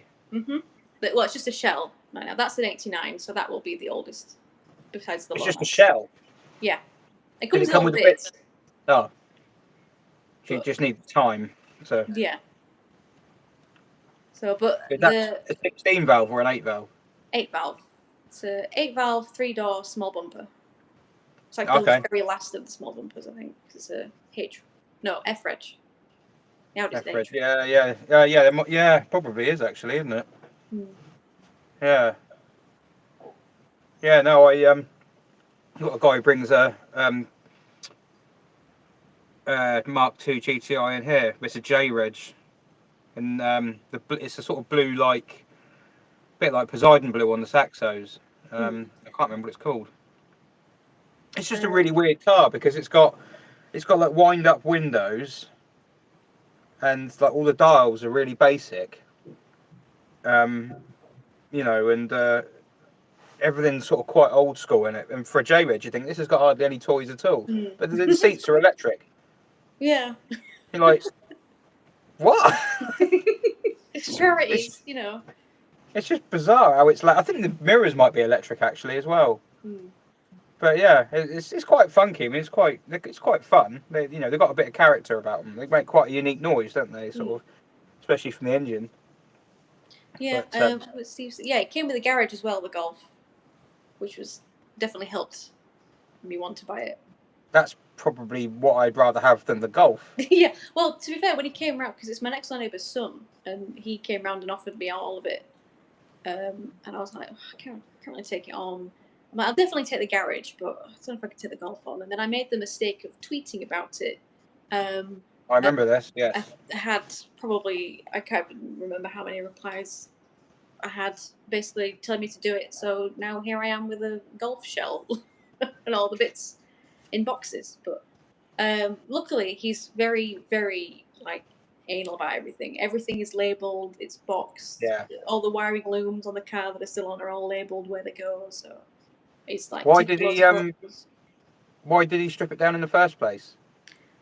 So he bought it in 2007, ran it for a couple of years, and then I think in about 2010, he, if I'm remembering what he told me right, he pissed off the wrong people, and they tried to break into it, and they damaged all the B pillar for the driver's door. They crowbarred all the driver's door and the B pillar, and he basically was just like, "Oh, that's too much damage. I can't afford to fix that right now." So he left it parked on his mum and dad's drive, my next door neighbour, and then it just stayed there for years because I think he got unwell or something, and it just stayed there for years. And then maybe in the last couple of years or so, he decided he wanted to restore it, and he started stripping it. But then he just decided it was a bit too much for him. He bought a jig to flip it over, and was told and reassured that it would fit in the garage. So he bought this jig, fit it up, and realised that it didn't fit in the garage, and he couldn't turn it over, and it was like, that's it, I've had enough. So he just threw in the towel and literally just came around one night, knocked on the door, and gave me a piece of paper with everything that he had with the Golf and all the spares. There's just loads of spares with it that he's like acquired over the years, and he said, I just want rid of all of it. So it was all in his flat. So I went to his flat to pick all the stuff up, and it was all in his front room on shelves. And it's like, I just want my flat back. And I was like, okay. Wow, okay. So that's all in the unit now. So now I've got to figure out how I can make space for the golf, all the golf parts, and the Lomax, and also still leave room for my friend who I share the unit with. He's got a Panda 100 HP that he's put an Abarth engine in, so that's sat Okay. there. Oh, nice. So we've got to figure out the logistics for all of that. Yeah. Well, the Lomax is quite small, I suppose, but Probably put that on the wall or something, you know. it could be. Yeah, or just hoist it up. Go Because front the first. Shroco's at the unit now, but now I've got this garage. I'm gonna take the golf out of the garage and put the Shroco in the garage, and then put the Well, golf. yeah, in if it's near your house, then yeah, I suppose it makes it easier, doesn't it? Because I've already got one garage at home. Because it's like a terrace where I live, but it's a row of garages. So I think Does that mean you've got two in that block now? Yeah, well, there's 2 blocks, and we've got one in each now. Wow. Although, to be fair, this one's mine, and the other garage is actually my mum and dad's. So. You'll still be known as Katie 2 garages. Yeah. Yeah. Around there, they'll be just like, oh no, she's got 2 garages. She doesn't talk to us anymore. There is another garage that's unoccupied because the guy who owned it died, and we're kind of eyeing that up as well.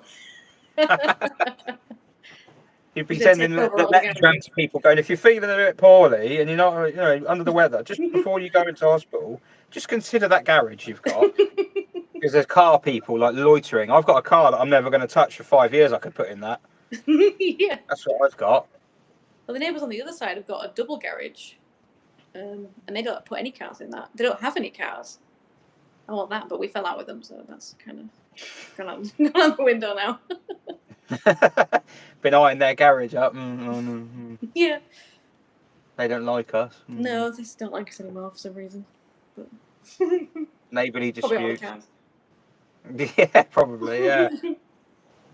Oh, Christ, something's just fallen on my back. What's that? Ooh. Oh, it's my clock. Apparently, it's now 14 degrees C in there. Oh, right. It might be because maybe it fell down my back. I just realised I'm still wearing my dirty trousers as well from work. Oh. I'm not really prepared for this at all. So you've done a full day's work and now you're doing this? Or I haven't done a full day's work. No, Oh, I was not going to. But I thought, no, I'll have a little. I'll take it easy. And I tried to sleep in, and I didn't. I've been up since about 8, I would think, just before 8 o'clock. So yeah, it's going to be pretty rough. I'm hoping when it goes light, that'll help. It's when it's all dark like this. Yeah, are you really in the thick of it now? Yeah, we're getting into the difficult bit of it. But There's then, still quite a lot of people watching. To be fair, I was surprised. I thought it'd be kind of no disrespect to you and your viewers, obviously, but just normally you don't have any, do you? Yeah. Steve's still there. I thought you were going to work or working tomorrow morning or something. Oh.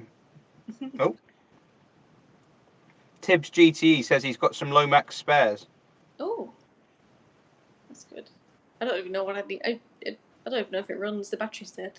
I know he had some brake work done to it. Because they don't have normal brake fluid or something. Yeah, might have LHM. Yeah. Possibly. You'd have to ask Ian. It was I can't remember when 2CB switched over to LHM. Yeah, because he said that in the first lockdown, I think he got a lot of work done to it, but then the mechanic that did all the work did it all wrong and used the wrong fluid. Oh, you can't take it back to him because he died of COVID, so it's a bit awkward. The nerve. I know. So I think I'll have to redo all the brake system, but I've looked at the brake pipes that were made for it, and I mean, again, I'm not a 2CV expert, but I don't think they're meant to coil at any point, are they? They might be. Are they? Yeah, no, they might do. Citroen, Citroen, like the BXs, the rear brake lines, the hard lines, go along the car, and then when they get to the back axle, they coil like 6 or 7 times, and then go down the arm so that they can bend.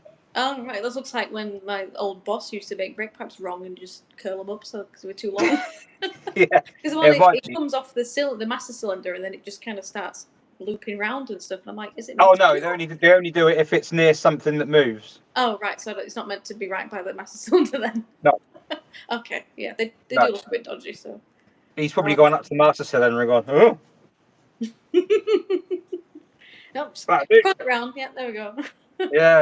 Yeah, no, they do. Yeah, they coil. I mean, yeah, the Citroens, the hydraulic ones, the any pipes or some of the pipes that go underneath the car, like from the steering rack. No, sorry, from the pressure regulator back, because they go under the engine and the engine moves on its mount. They coil. Right. Yeah.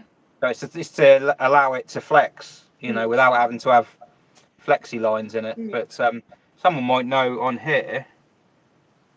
I just saw someone mention LHM. LHM on a 2CV if it has brake discs. I think this has drums all around actually, if I remember rightly. I think. Or maybe. Oh no, someone replied after that and went no. Oh.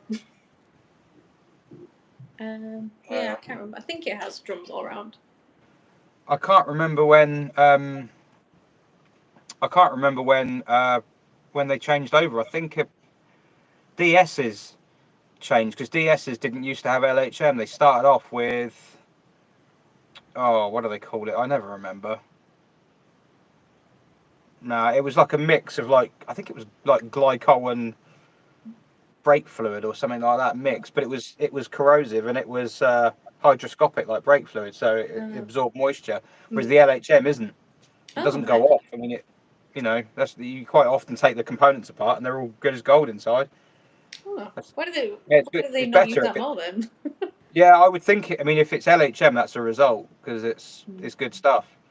Because it's a mineral oil, so if you spill it on the paint, it doesn't do any harm. Yeah. But whether it will be or not, I don't know. But when you take the calipers apart in BXs and things, they're all like just with the SM. Even though that's got the wrong stuff in it at the moment, but you take all the bits apart and it's mint inside. So yeah, I think hopefully it's that's what it's got. Well, I think it's based on a 1978 2CV. Oh, I tell you what. Right, I tell you what. Oh. I've got my phone. 2CV LHM brakes. Let's see. I want to learn this. I ain't got a clue about anything with 2CVs. No, neither or have how I. they work. I haven't got a Scooby Doo. Oh.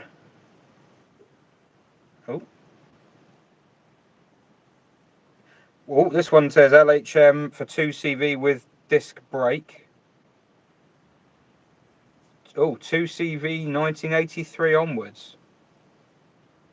All right.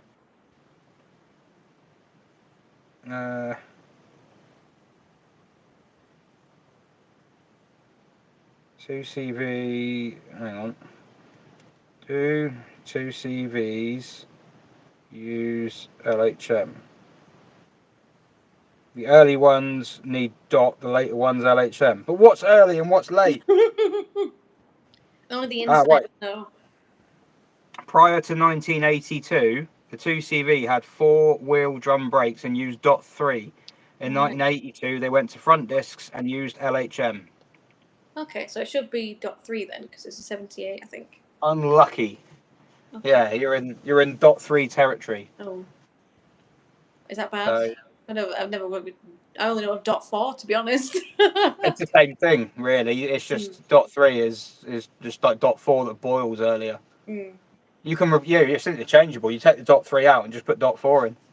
All right. Yeah. Or DOT 5.1 if you want to go racing. Do some hill climbing. I bet, even though it's just the standard 2CV engine, I bet it's still fly because it doesn't weigh anything. Yeah, I mean it won't. Well, it won't be. It's not necessarily how fast it goes. It's how scary it is. Yeah, it would feel like I'm absolutely going. One of the scariest cars I drove was a Moss Monaco, which was a Triumph Spitfire chassis with the body removed and like a fiberglass cigar on the top of it.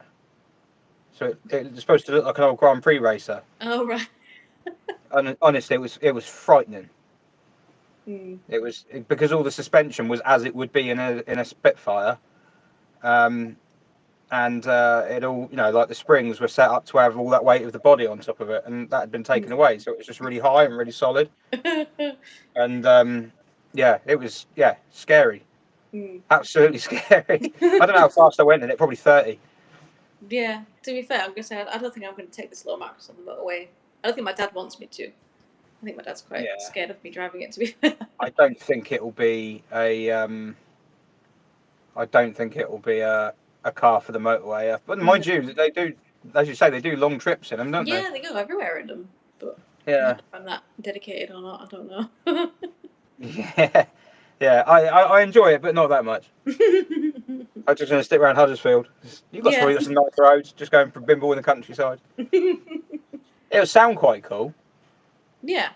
The loudest car I've ever had in here on the rolling road was a 2CV engined Formula Student Racer.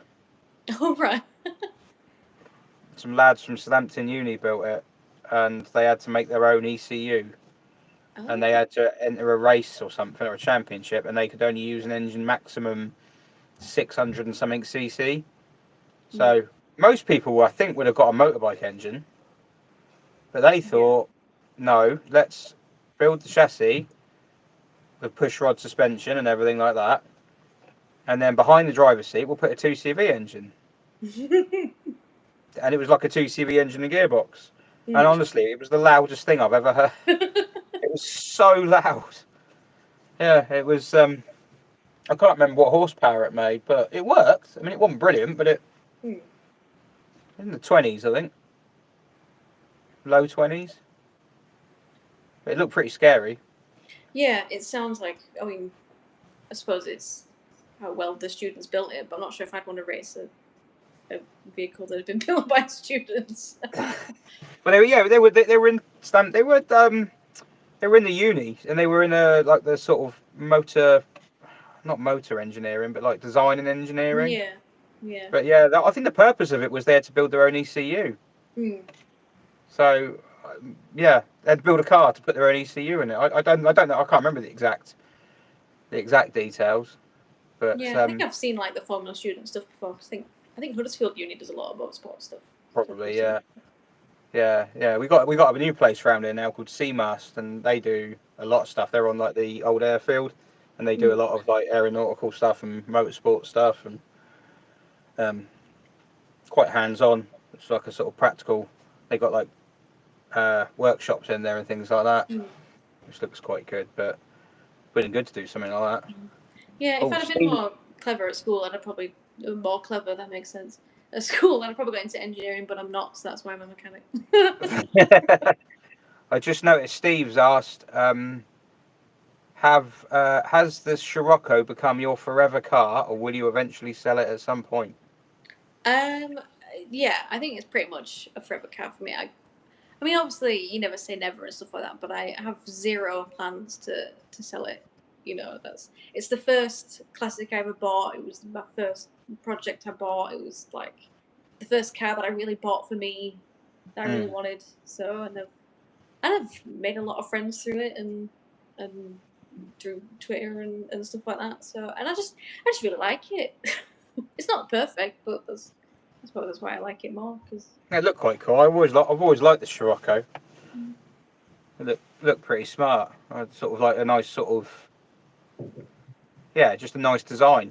There's one thing that people always say to me, and you might be these types of people. They always go, "I don't like VWs, but I like your Scirocco." They always say that. Yeah, I've never been a massive VW. I'm not. It's not like a dislike VWs. Most of them. They just kind of like, they're just there. Yeah. But they don't jump out. They don't do anything. They just kind of they bring nothing to the party. But then the Scirocco kind of stands out a little bit. Yeah. Because it's just like the way it looks, and it's one of the first ones where they built not one of the first ones, but it's one of the first ones where it's obviously just the hatchback underpinnings and a coupe body. And then I really liked the Corrado as well. That was a cracking looking car. Yeah. And they've done a few cars over the years, but the Scirocco was one of the ones that always jumped out. Yeah. I thought that looked quite good. Yeah. But it's kind of why I was drawn to it, because you always see. I mean, I do have a Golf now, but you always see Golfs at shows, but you never really see Scirocco's. So I do feel like they are sort of having the moment a bit now.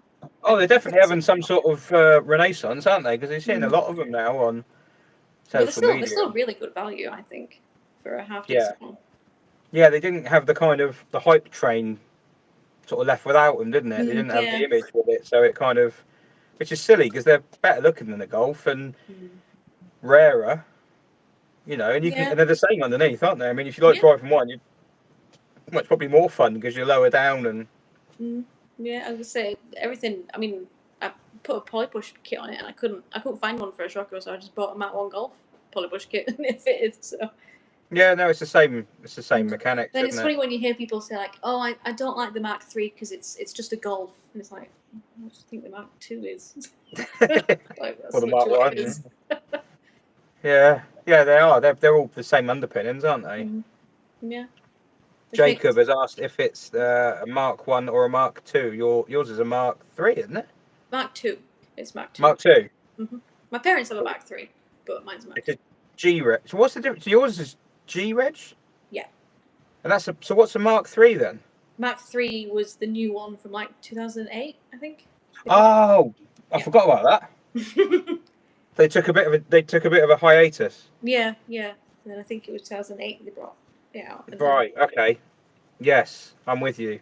And the Mark 1 was quite similar to the Mark 2, wasn't it? Like mechanically. Yeah. I think so. But yeah. It's different styling though, wasn't it? The rear window sort of kicked up. Styled by Giugiaro. Was it? The Mark 1, yeah. Not the Mark 2 though, people think the Mark 2. A lot of people say that the Isuzu Piazza was meant to be the Mark 2 Scirocco. But there's a definite similarity, isn't there? Yeah, but it's complete, bobbins, but I like to say it because it sounds fun. Oh, right. They'll go, oh, wow, really? I go, no, not really. Is that a fact? No, it's not a fact. No, but it sounds like it could be. Yeah, better, but you thought, didn't you? But yeah, no, it's Steve here from Sydney. Is this the late night AU Falcon advice podcast? No, not at the moment. Do they have Scirocco's in Sydney, in Australia? Yeah, it's a worldwide car, wasn't it, Scirocco? Yeah, I think so. Yeah. I know they were quite popular in America. There's a lot of them in America. Were they? They put the 16 valve in America, but they never did that over here. So. Did they not? I thought they did. I thought they put 16. That would have been quite a cool car. That's what was kind of the one thing that I wanted to do with mine is put a 16 valve in it, but trying to find an engine now is just ridiculous. Really? I suppose a lot of people probably put the VR6s in them, haven't they? Yeah, or the 20 valve turbos. That's a very, very popular. Oh right, yeah. I know those engines are good for power and everything like that, but they're just really boring. The noise they make isn't like, it's just a hum. Yeah, they have a very distinct sound when they start up. They kind of sound very rattly, but I suppose a lot of VWs sound rattly these days. Depends how they're driven, I suppose, doesn't it? I mean, they always make the power when they're on the rolling road, but when I think compared to like the character you get of the old Scirocco engine, you know, that kind of noise that the old engines make, because they're not even cross-flow. I don't think the heads in those, are they? Nope. Old school. But it is overhead cam still. Yeah. Because the 16 valve, the manifold sort of goes in the back, but it's all over the top of the engine, isn't it? Yeah. And then it's a strange. It actually looks quite good in the engine bay, but it looks like quite a smart looking engine. Yeah, because the normal 8 valves, they look kind of, because especially in the Scirocco, they sit really far back. The carb's nearly up against the bulkhead, so you just have loads of space at the front. So it wasn't ever designed for a bigger engine, was it? So you can feel a lot of people do put the VR6 in, but they say it's quite heavy and it upsets it a bit. Yeah, it's quite hard to handle after that. I suppose you put the 2 litre in it is an easy, cheap upgrade. Is yours injection? No, mine's carb. Carb, okay. So 1800 carb. Yeah. No, I suppose you could put the 2 litre in it. It wouldn't be too much work. Was it out the Mark III Golf? Yeah, I think so. I think they put it in the Audi as well because the Golf that I bought comes with a spare 2 litre block because I think the 2 litre block fits the 1.8 head or something. Yeah, I think it does. I think it's pretty much the same. Yeah. From what I remember from working in Euro car parts years ago. Because, I mean, I have all these German cars, but I don't really know much about them. No. I just like them. People always ask me, like, engine questions, stuff like that. I'm like, oh, I don't know. It's one Well, have you got the PY engine or the AG? And you're like, yeah, they're all like, I'm like, I don't know what engine's actually in mine because the engine number's been ground off it. So I don't even know what's in oh. But you don't know if it's the original engine or not. No, I don't think it is. I don't know what mileage it's on because it's had the clock swapped, so you know. It's an unknown quantity. It's Yeah. like a Clement. It's had This one's, I don't know what mileage has this got on it. It says 89,818. But there's no digit before the 8, before the 89, so I don't know how many times that's been round. yeah, mine's at 186,000, but if you look at the MOT history, it jumps from like 70,000 to 150,000 in a year. So Well, either someone did a lot up. of miles or they swapped the clocks. Someone had a very busy year. Yeah.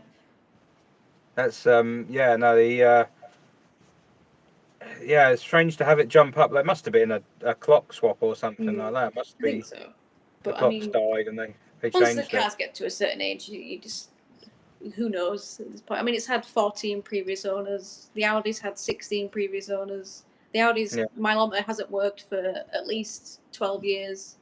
It's been on 107,000 for that long. You know, it's fine. Yeah, well, it bugs me mileage on cars.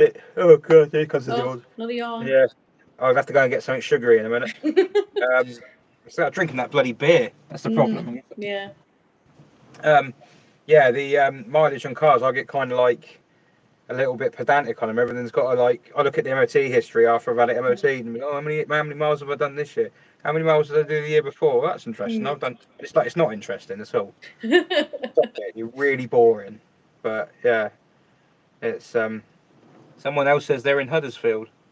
Oh, hello, fellow Huddersfield person. Paul Newton is from Huddersfield. Unfortunately, only just managed to tune in, but hoped here for the night shift as a minimum. The Mark II was designed by the same bloke as the DMC-12, says Martin Baz. What do you reckon? Is that true or is that a myth? A lot of people say this Rocco looks like a DeLorean, don't they? Especially silver ones. Yeah, they do. I don't know if that's true or if someone's just making a joke that it looks like a DeLorean. Therefore, yeah, I don't know. Didn't Giugiaro did the DeLorean, didn't he? Or didn't they? I should say. Pretty sure they did. I know he did the Mach 1, Rocco, but not the Mach 2. Pretty sure. Yeah, I'm pretty sure the DeLorean was Giugiaro as well. Stephen Cook is in Sheffield. Oh. I mean, I'm not actually in Huddersfield right now, but no, this time tomorrow I will be. Yeah, so Yorkshire is occasion is Spain. Between Spain and Africa. So yeah. It's like, yeah, you're in Huddersfield. Sympathies, it must be cold. Yeah. I'm gonna go from 30 degrees here to probably 3 degrees there. It's a strange time to go on holiday, that, in November. Yeah, it was meant to be for my mum's 50th in March 2021, and it's just been moved so much because of COVID. She's nearly 52 now, and we've ended up going in November, so... It's like, we can only do it in November. I don't care. As long as I go, I don't care when it is. Yeah, that'll do. I'll have Christmas in Gran Canaria. Yeah, it's really weird because we're not normally out at this time. There's Christmas trees up and Christmas decorations, and it's like 30 degrees, and it's like, what's going on? Really. To be fair, it's been, I mean, the fact that I'm just sat in the workshop at the moment in a hoodie and jogging bottoms, and it's near like getting on for late November, is crazy. Because normally it would be like you had to see breath and. Sorry. I thought you'd be a lot colder when I saw you just in a hoodie. I was like, oh wow. Yeah. I'm trying to see. No, I'm waiting for it to tell me how cold it is. Still thinks it's 13. Oh. That is quite cold actually, 13. And I should. Well, I don't want to get the heater. If I get the heater, I get tired. Yeah. You have to keep it cold. But yeah, no, it's just. It's Clement keeping you warm, apparently. No. Might be a bit colder outside in the workshop, outside the car. I don't think it is. You have quite good insulation then. Oh no, it is. Yeah. Oh. The door wasn't even shut. Yeah, no, it is. It is a bit colder out there, but you need fresh air to stop me yawning. What do you think's in here? It's like it's pretty much outside.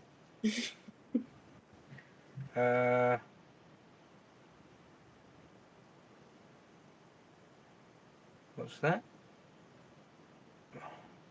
Oh, someone's in Bali. It's 30 degrees there. That's posh. I don't even know where Bali is.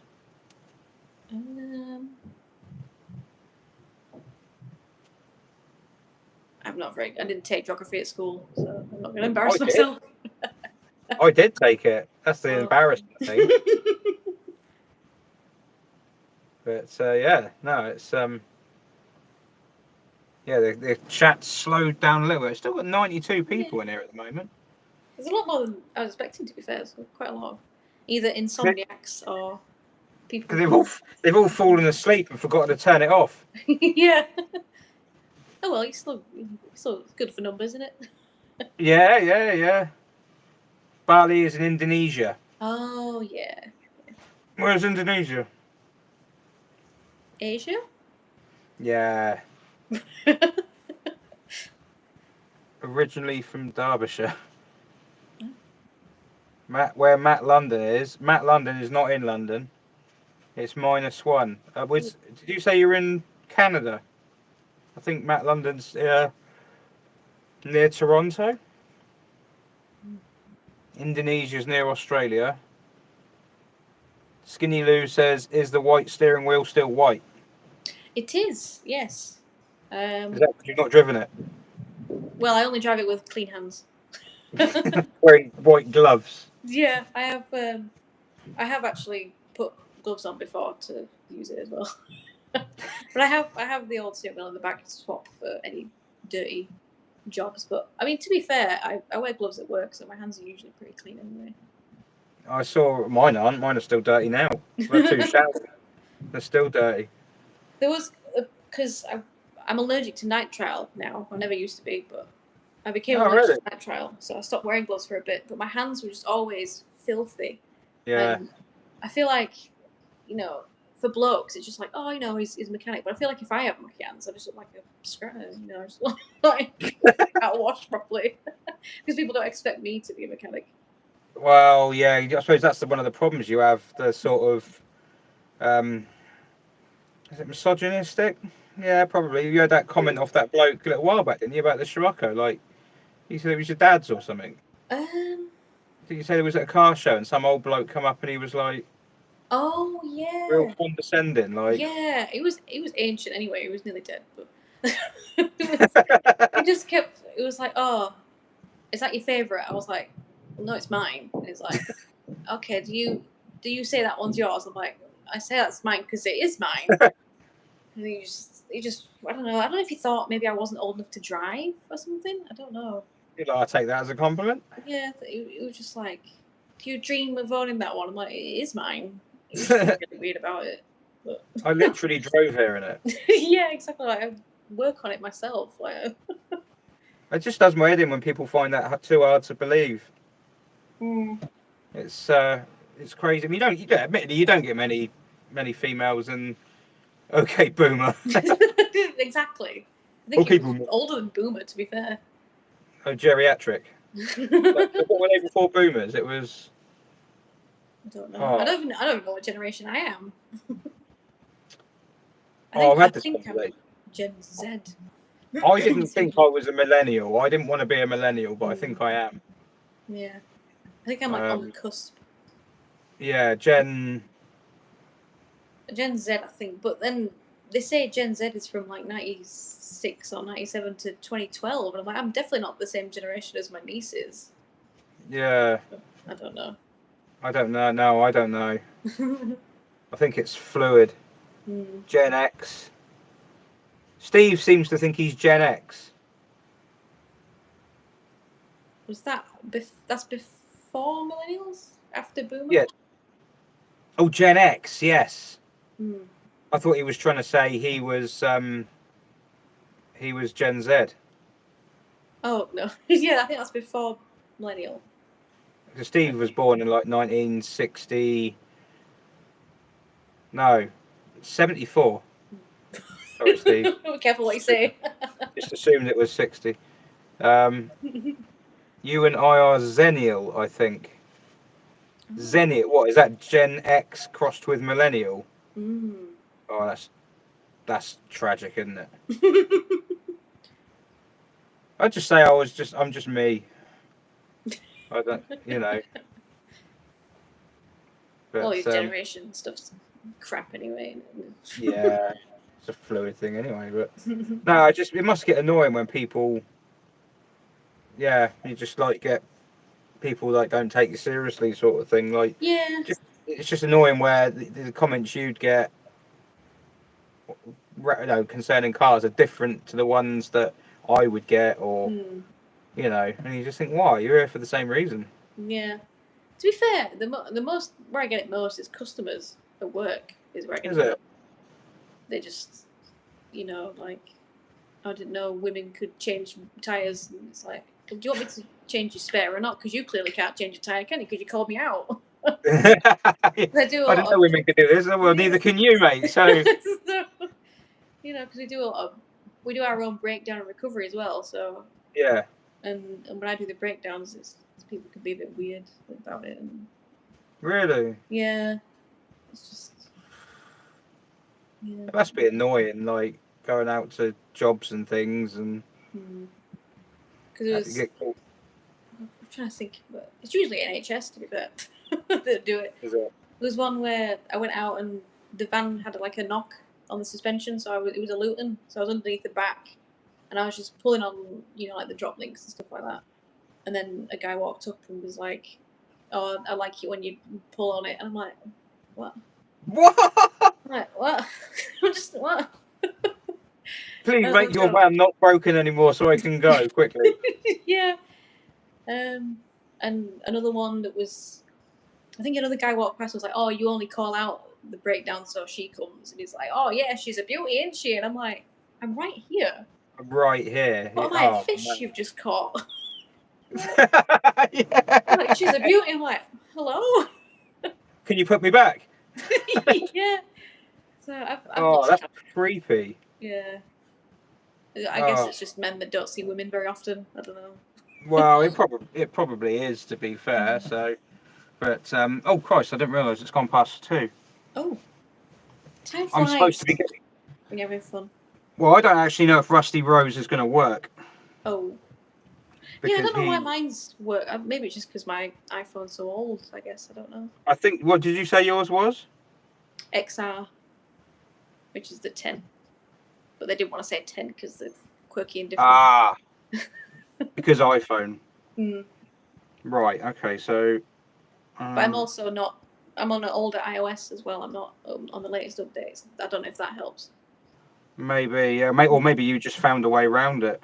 Yeah, because when I tried to open it from Twitter, it said that it was to do with the way it had been opened, and because it was redirecting me out of the app. So it said try through text or email, and then as soon as I clicked the link in the email, it opened the app instead of the message. So Oh, okay. Well, I think if it tries to redirect from a different app, it can't do it. Right. Okay. I'm just gonna try.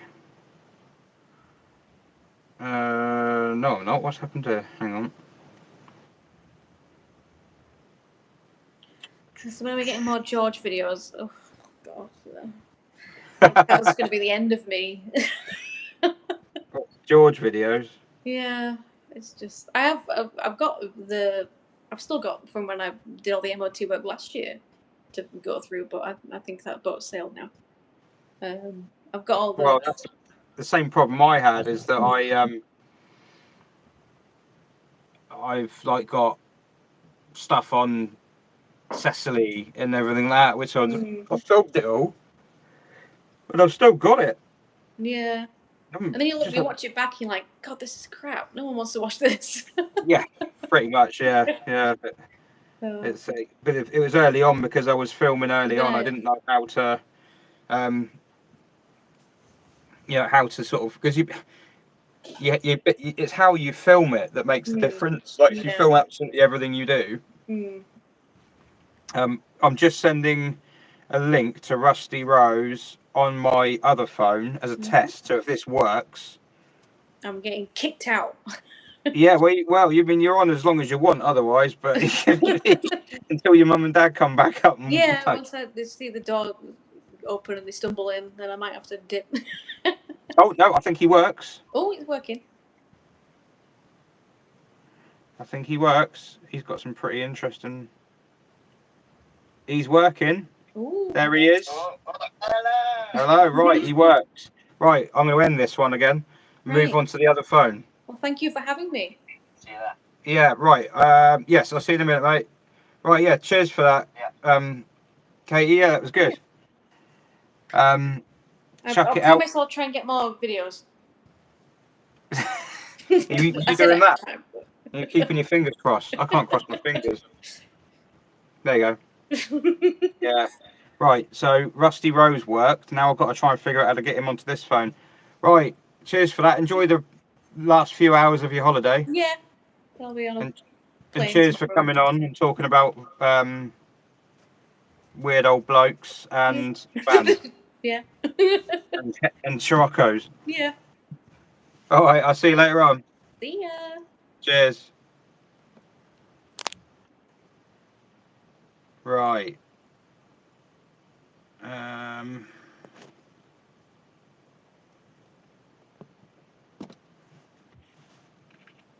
Okay. Right. Now am I going to do this?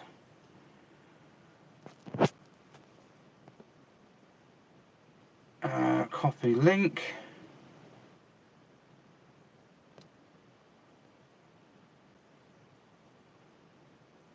Talk among yourselves.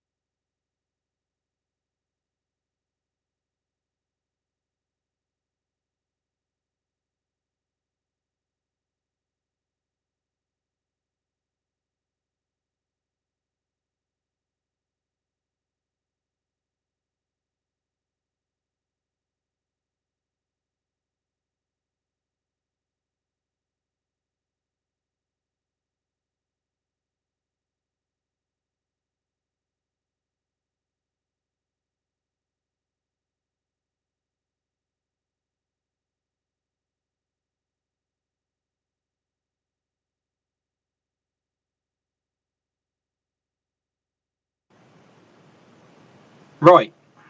Rusty Rose's link should be with him.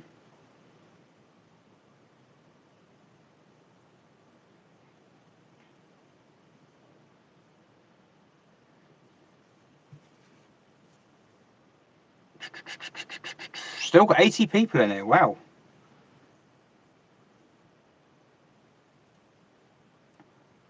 All right, nice one, Steve. Yeah. Thanks very much. Rusty Rose. There we go. 2 attempts, 2 connections. There he is again. Hello. Oh, hello. Oh. That glitched. You suddenly went there and then you were like, Hello. hello. What are you in? It looks like a... What's that? It's van? yeah, it's a Luton box, so not a traditional sort of panel van like Becky. You know, a big box van. A big rusty van. Yeah, well, luckily the box can't rust because it's made of fiberglass, which tends not to rust. That's useful. Well, again,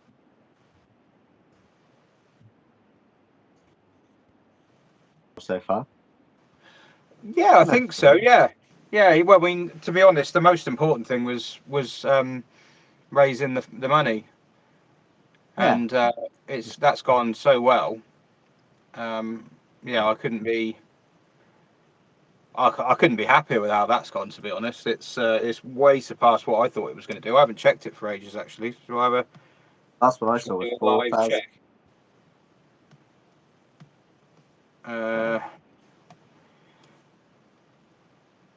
What are we at? Was it 3.9 last time this thing looked at it? Wow, it's pushing on for 4,804. Yeah, wow. That's incredible, that is. That is mad. I'm Amazing. so blown away by that. Yeah, that's crazy what so many people can do. Yeah. Well, so yeah, tell people who you are and what your channel's about then, because people are, Yeah. this isn't in the standard kind of circle well, sort of things I do. This is like you found me Yeah. through. Yeah, same for me. I'm usually in the so-called van life trend, and well-ish known there. I was listening to what you were saying earlier to someone, and how like some people's channels just stay the same, and some people's like yours go up, and mine has just stayed the same for years. Like I go like up a few hundred a year. There's never been any crazy increase. So, but I'd keep going along and just. I wish I could tell you why. I don't know the answer. I mean, I'm not on. Yeah, mine's not big at all. Yeah. But yeah, there is definitely something in it, because it's not about the quality of the content that No. affects the like the amount of viewers you get and things like that. It's definitely not, because some of them out there. I mean, some of the stuff Steve's been doing recently, he's just gone 16 valves. Some of the stuff he's doing recently is class, like really well done. I didn't before, so I subscribed to him now, and it looks Yeah, interesting. he's good. I mean, but I noticed. I mean, I've not had a chance. I wanted to watch some of the videos of some of the people who are on, and I didn't get a chance on some of yours. But I did look at the channel and everything like that. And you've got like you're not afraid to get stuck in. Like it's all quite hands-on stuff, isn't it? It's not like, if people want to see tinkering, they'll see it. Yeah. I mean, mine mainly. So yeah, I'll go to what my channel's about. So, well, I'm Max, and I'm actually 18, which is one thing. And I've been building vans for the last 2 years, just, and sold a couple. And the aim is to kind of make a business out of converting them into camper vans. So this is my one that I'm currently living in. But it's empty because I've taken the van out from underneath the box to repair the whole chassis, and I've never welded before, so I'm learning that along the whole process. But I've now had the van like about 8 months, and I'm still welding. Hopefully to get it. I did want to get to the MOT today, but I didn't get there. So hopefully next week, because otherwise, 8 months, it better pay off. Yeah. And yeah, well, the aim is to convert this one to live in, and then just travel. And that's kind of, well, my channel is just kind of what I do. So if I'm building a van, it'd be about that. If I'm traveling in this, it'd be about that. So Wow. So actually, you're actually living in that? at the moment, yeah, on stilts. On Yeah, like looting that's bodies off of it, and it's on the. Is it yeah. outside or is it inside a unit? No, it's outside on like acro prop things. It's Oh pretty wow! fair, How would you but get it off? it's with one of those high lift farm jacks. You know, those big ones, like about 150 centimeters tall or something. Oh wow! Just like lifting it up side by side and then putting bricks between the box chassis and the van chassis Oh and doing yes. one side at a time. So creeping it up like that. I suppose you only have And to then, go so high, and then you can pull the van out from underneath it. yeah, and then it stayed there. It's about 50 centimeters higher than it usually is. And then the van's been out now for about 2 months that I've been working on the chassis, but it's pretty much there. I mean, yeah, I've done a lot of welding on it. I've definitely learned how to weld. I've succeeded that challenge. What van is it? What's it? What's the actual van underneath? So, like many people on here, I'm a fan of the old vehicles. No ECUs, all that kind of stuff. So this is it's an old Mercedes T1, kind of similar to the Varios, if you ever heard of them, but basically pre-Sprinter. So my one's a 1995, one of the last ones. Is that the one with the? There was the two Mercedes I remember. One of them, the indicator lights were sort of triangular shaped on the side, and the other one they were rectangular shaped. That was the bigger one. Yes. So this is the T1, which has the arrow shape, well, triangular shaped. It was designed after an arrow because this was supposed to be the speedy van, even though you'd only reach a top speed of 55 in this. We'd have a race with Becky. Yeah. Be the slowest race ever. Channel through Becky, because I'm a big fan of the Ivecos as well, because they're very truck-like. Yes. But also slow and old. And rusty. And rusty, yeah. There's a trend there, yeah. No, it is very rusty. It's a shame. I could really use it at the moment, but the floor is absolutely shot. It's I don't know if everything's fixable, but whether you'd bother, I don't know. It's only done 65,000 miles, so it's like it starts on the key, like Yeah. Well, yeah, mine does. Mine's on 250,000 miles. So a fair bit, but they're sort of known as the sort of million-mile engine because a lot of them get exported to Morocco. And if you go to Morocco, apparently, I've seen in Facebook groups, they're just the van that's still driving around today. Yeah. So that's kind of why I bought it, for the reliableness rather than anything else. Because finding parts for old vehicles, I'm sure many people knows. Yeah.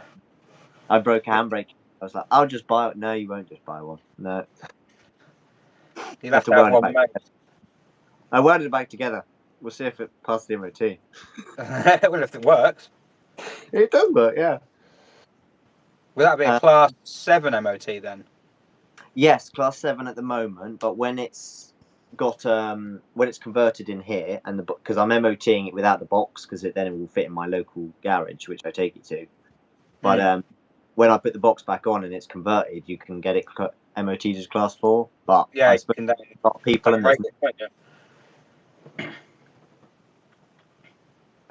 between the two, is there? Big Class 7, Class 4. There's not much. I don't think there's a cost difference or anything like that. I think it's just like trying to find places that can do the Class 7s is the harder bit. Yeah. I think my garage can do it because they've done my other ones. Yeah. But what other vehicles have you got then, other than the Mercedes? Oh yeah. So I got a Volkswagen Lupo, which I actually got off quite a popular van life YouTuber, who replaced his engine in his Mercedes Sprinter, so needed a donor car because he lived in his van as well. And he bought this Volkswagen Lupo for 500 quid, and then I actually crashed my first car, as so then at the perfect time, I reached out to this guy and I was like, "Can I buy that?" And he was like, "Yeah, 500 quid." And it was at the time where car prices were going high, and I didn't have much money. I was like, I needed something for 500 quid, and there it was. I was like, "Yep, I'll take it." And it's actually been quite a solid car. I've done about 10,000 miles in it since February. And I actually bought this van from Bournemouth down your way. I'm based in Oxfordshire area. Oh, okay. I was up and down a few times going to see this van. But yeah, the Volkswagen Lupo, I mean, it's not made for long distance, but I certainly stretched its long distanceness. I went all the way up to just near Scotland, all the way down to Bournemouth, and many trips. And then also, because I go to festivals and all that lot, I'm not a fan of tents, hence why I'm planning to live in the van. Yeah. But I did. Why sleep in a tent when I can sleep in my car? So I decided to convert the car, and literally you can sleep from dashboard. Oh, I think the phone had a bit of a sketchy moment there. It's like the stream went funny. Oh right, might be my internet. We live quite in the sticks. Oh so yeah, probably internet's- that. Yeah, no, you say you can sleep from what, feet on the dashboard, head on the boot lid, sort of thing. Yeah, it was fairly comfortable. I could make some modifications to it, like take the seats out and make some more room, which could be an option I do. I also did a load of crazy things like add a load of lights to it for the sake of it. Because Because just added light bars and stuff. And that car's been useful. It had like a full-on kitchen in there. It's not like your sort of standard camper cars where they had the tailgate open, because I slept in it in like February and December and stuff as well. Just flick the car heater on and it's nice and toasty in there very quickly. And I had like a whole little kitchen unit behind the driver's seat, and then the whole left side of the car, the passenger side, was just the bed. Oh wow! And yeah, I slept.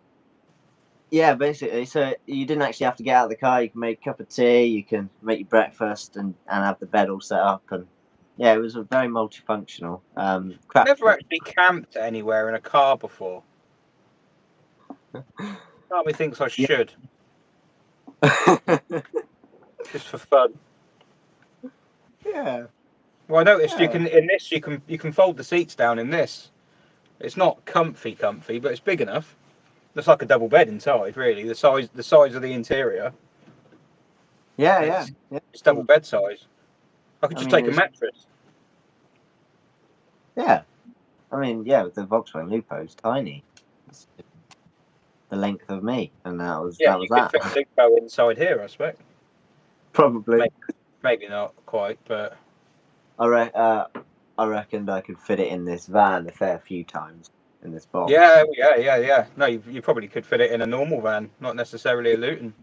Yeah, definitely. You definitely could. It's quite small. And then I also use that car as quite a van, seeing as it's my only vehicle. So it's carried 6 lengths of 2.4 meters with the doors shut before, and it's strapped to the roof for 20 minutes down the road.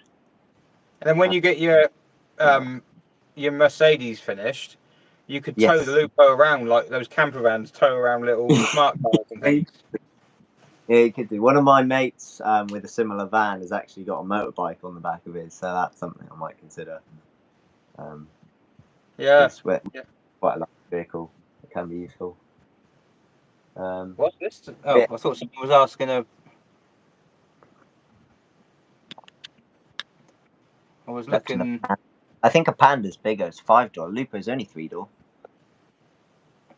Probably not. Well, I don't know. The Panda's tiny.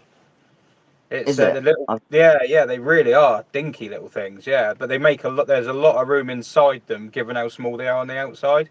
So it might have more room inside it. But so I'm just reading this thing. So does a fog light switch need to light up for the MOT, or can it just be marked? I don't. Oh, you mean the telltale light? I don't know. I don't know if the fog light needs a telltale light. Other things do, but yeah, I think it does. I think you have to have a telltale light on that. A 124 estate is good for a comfortable night's sleep. I expect it is, but your van's probably even better, isn't it? Yeah. Well, at the moment, I've just finished building. I just turned this light around. I've just finished building this gas bottle burner. So I chopped a gas bottle, turned it into a wood burner. So that's now keeping me warm, seeing as the van currently isn't insulated. Wow. So it's not sort of converted yet. Then it's just a loop with a mattress in it. I literally got the van, and I've just been working on the van since. I haven't had time to do this. The plan was actually to have it done in September, but everything takes twice as long as expected. So. Yeah. I'm still here doing it. But hopefully, when it's back on, it'll get in the way. Because yeah, it's not insulated at the moment. It's a really weird box.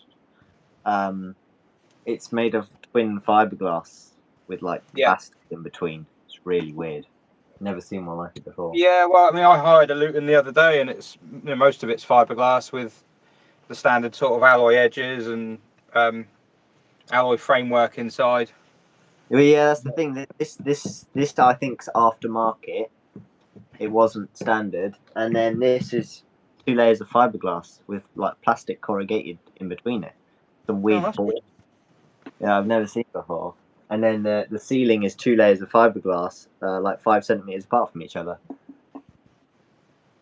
Maybe it's to do with I don't know. insulation. Yeah, insulation in the delivery box. Yeah. Yeah. Oh, that's a weird one. Yeah, I don't know. It is rather strange. But another thing, I bought the van for £1,300, and its last MOT was in 2019. And it had a new starter motor and most new body panels, which all added up to be about £1,000. So, and then the engine and gearbox are worth about £1,000. So financially, it wasn't a stupid thing to buy it. Yeah, the amount of time spent on it, you wouldn't want to pay anyone to do that welding. You might as well buy a fully restored. But considering I do it myself, it's actually only cost me about £3,500, including the van. Yeah. Yeah, I suppose they're classic vans, aren't they? Yeah, they go for about 6,000, 7,000 at the moment. Yeah. Someone's asked if it has the translucent roof. Yes, yeah, fiberglass, so the light goes through it. So even though it's got 2 layers, the light still goes through it. Okay. Yeah, yes, it still does. I think I'm going to take out the inner layer because I'm only limited to 3.5 ton, and when you get big boxes like this, it's really hard to stay under 3.5 ton. So any weight I can save, I'm saving basically. So I think that inner skin's going to come down, and then there's beams going across, which I'll put the insulation between, and that will save things. Does it go on like so it doesn't go on plated weight then? Does that go on actual weight, that regulation?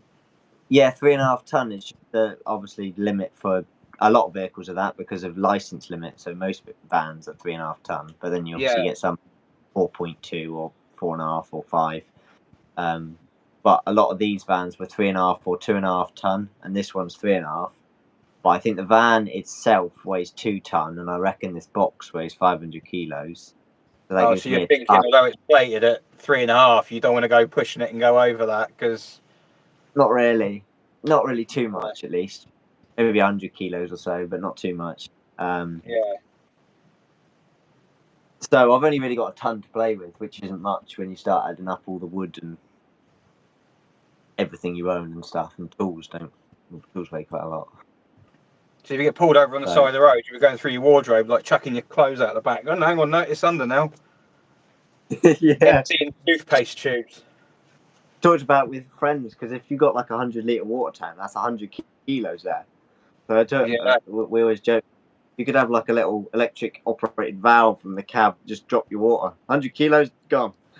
Oh, what racing team was it where they were doing that? Was it? It was in.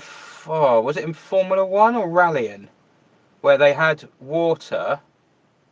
They had additional water in the car, and they claimed it was for the cooling system, but they were turning on, opening a tap and releasing it on the track as they drove around. So the car would be like get weighed before the race, and it would be within the weight limit. And then when the race started, they'd make it lighter by ditching a load of the water out the back of it. I can't remember. Someone might put Skinny Lou might know that one. It's Someone's just put about Binky's S cargo truck, but that just reminded. I don't know what that is exactly, but that's just reminded me. A friend of mine got really cheap batteries for his living area because basically, it's just a weird fact that I know from his video.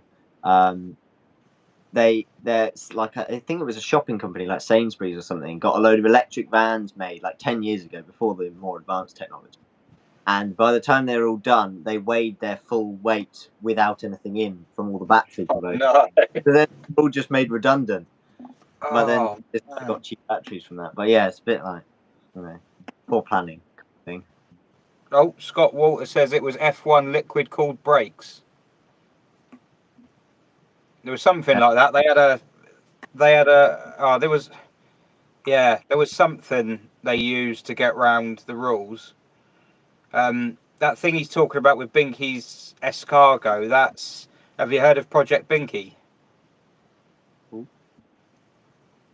You conked out then. Oh, I have you heard of Project Binky? The Mini? No. Much bigger channel than me. Yeah. Much bigger. It's by a business called Bad Obsession Motorsport, and they had they've got a Mini which they've converted into. Well, no, I don't know how they're keeping that thing. I want to learn because I want to know how they're keeping it sort of like road legal, you know, with all the mods they're doing. Because Yeah, I need to know what they've done because I want to be able to do that as well. But they've got a Ford, like you know the old Ford cargo lorries. Yeah. But they call it the escargot, like snails in French. Oh. And they're turning that into like a sort of like a support vehicle with living quarters in it, things like that. But it's been a very slow burner, and I think they're struggling with the weight because obviously when they put everything in it, they want to put in it. Well, I'm guessing with tools and equipment and everything like that, and then the living stuff as well. It's going to go. I'm guessing it's 7.5 tonner, so it's going to go over that. So I think they're struggling to try and find ways to keep the temperature down. But an 18-year-old would have been almost a baby when they started Binky. Yeah, it's been going a long time. It has. Wow. It's been going about 7 years. Wow. No, yeah, I haven't heard of that. Like that. 18 years old, and that you're doing a lot for an 18-year-old. I think when I was 18, I was playing Gran Turismo. Yeah. 9 years. 9 years. Wow. Dad says it was 9 years. They started that. I mean, don't get me wrong, it's a big project. Like, it's the level of work is crazy. It's worth watching, to be honest. You can just go back to the beginning and bash through them. I got into it when they were on about episode 28, and there must be about 35 of them now. Oh wow! But yeah, no, it's worth checking that out. They're pretty talented. But so have you got any other vans or anything like that, or is it just a Mercedes at the moment? No, yeah, it's just this plonking along. And I've got like loads of plans for the inside. It's going to be quite high tech. And yeah, it's just like I just got to convert on my dad's got a little plot of land with a narrowboat, so I just crack on doing my own thing. Yeah. So where did you just keep it? Where's the body now then? Have you got like a land or something you can keep it all on, or it takes up a lot of space? Yeah. It's just a small little narrowboat mooring plot that we got, and yeah, just got the box sort of in the garden basically, and then the van on the driveway. But it takes up quite a lot from being in 2 bits. So. That's a funky way to like go about living. Living in a house seemed pretty boring. Yeah. You don't miss it when it rains, though. I mean, like like when it rains, you think. We're at the bottom of the hill as well, just before the canal, so all the water comes down off the hill, and we just, at the moment, we've had like those couple of days of rain, and it's just squelch everywhere. Oh.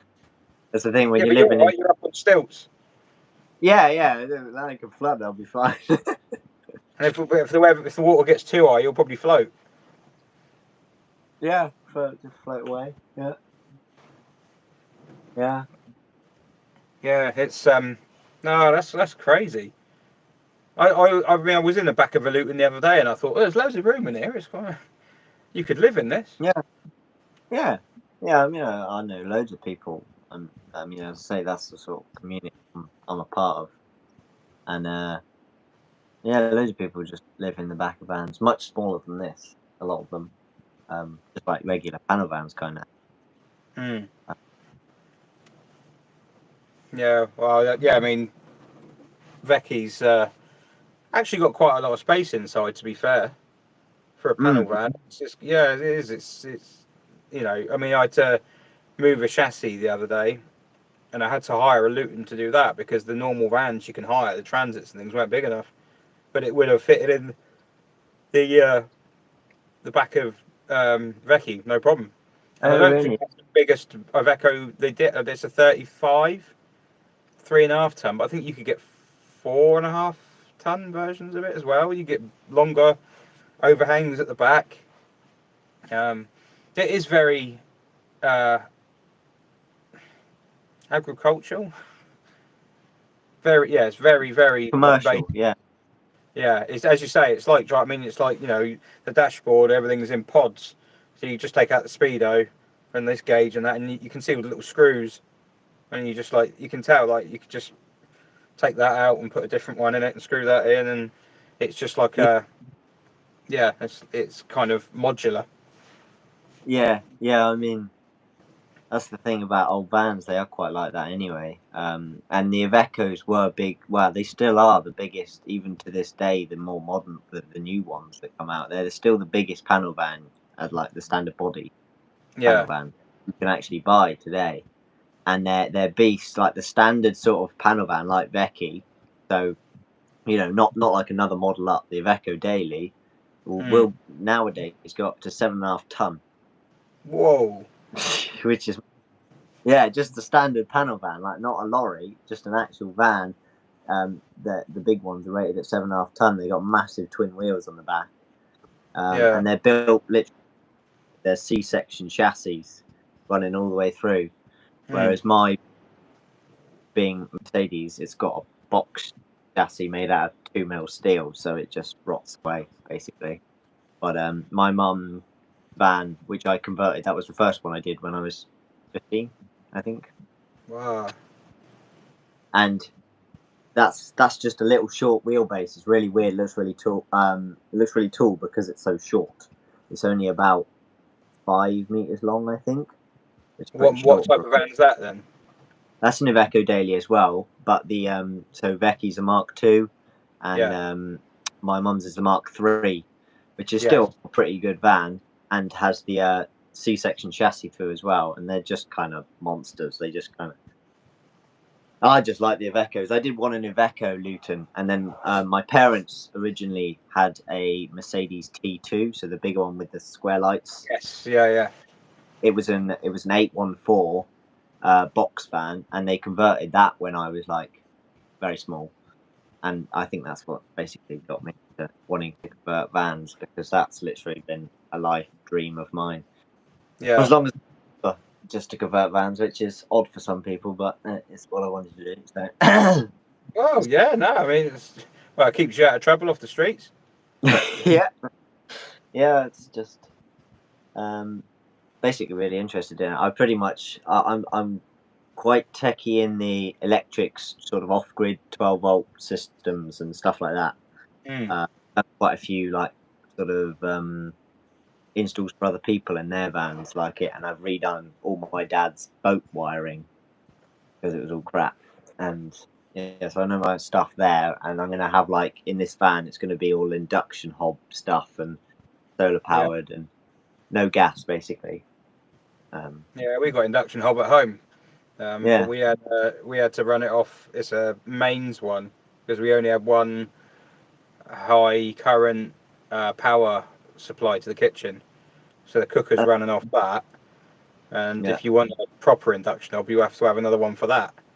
But we didn't, so we got one on a 3-pin plug, which is, to be fair, it's all right. It's not quite as powerful, but it's still not too bad. Yeah. It's Well, the that's fact all. it's the fact you can heat up.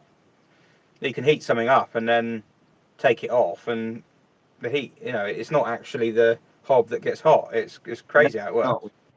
It's crazy, and it's like the most efficient way of heating something. Well, cooking.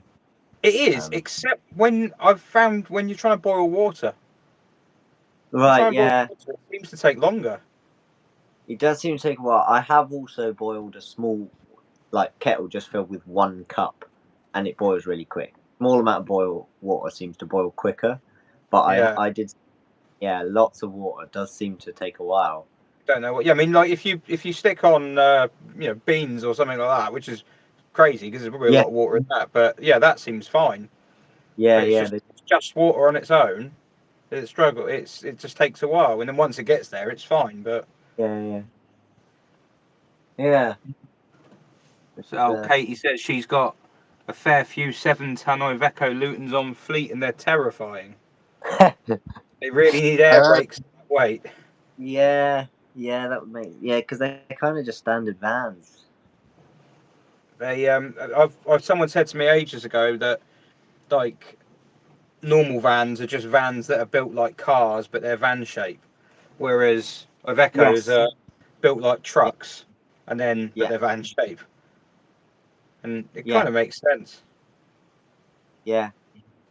I mean, like the Citroen relays and stuff. I did my first one. I love pallet wood, which is sort of not great for weight, but it looks amazing. And I did the whole ceiling in my first van like that, and it was a Citroen relay, and they're built like a car. They don't have a dedicated chassis, like sort of the whole under. Yeah, it's just like a monocoque, isn't it? Yeah, basically built like a car. So they're really light. They weigh only just under 2 ton, even with the body and everything. And I managed to do a whole pallet with ceiling and everything, and the van weighed in at about 2.5 ton, which was good. But if I were to do that in here, obviously it would be instantly at like 3.5 ton with the weight of everything and it being a separate chassis. And that's another downfall to the Iveco. They are heavy for what they are, but they're super strong. I actually was in a Facebook group and I stumbled across this post, and it was people turning chassis cab Ivecos into like mini Arctics. It seems like a thing that they do. I had never really looked into it. I just Facebook post and looked through all the comments because there was loads and loads of people are doing it.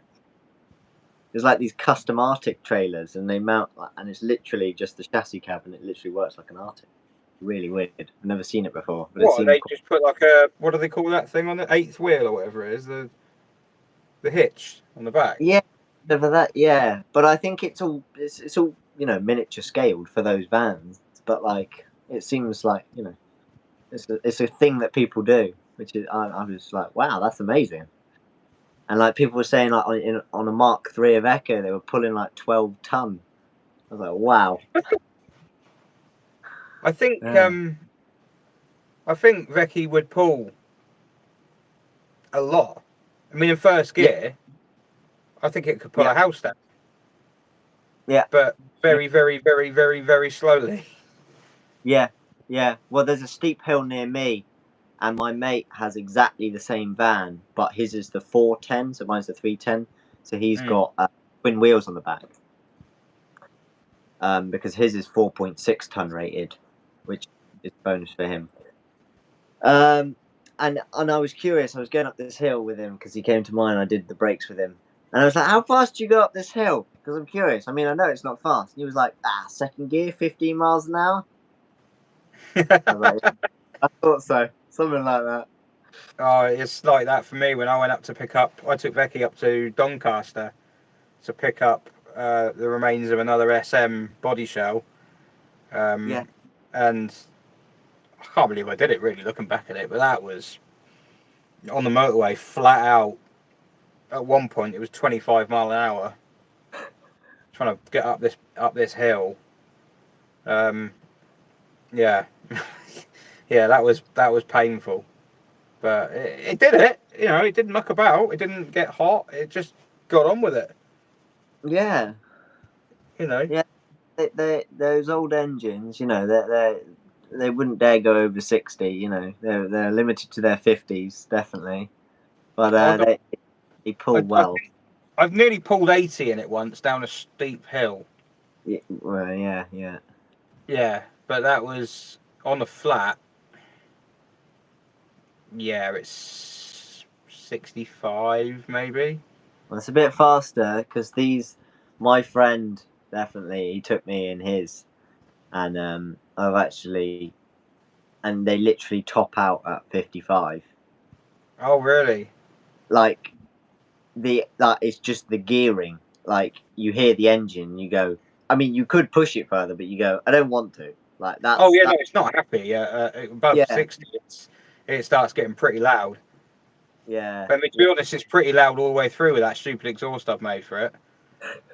It's horrendously loud. My friend actually got a custom one for his, a stainless one, and it had like a sports exhaust silencer. Yeah, I think it was similar to what you sort of did with Vecchi, but I don't know if it was quite as loud. His only is loud when accelerating. Yeah, mine's. Yeah, it's not quiet on Tickover, but it's not horrific. It's under load at sort of low revs. Yeah. It really like I've never heard a sound like it. It just rips. It's like it's tearing air.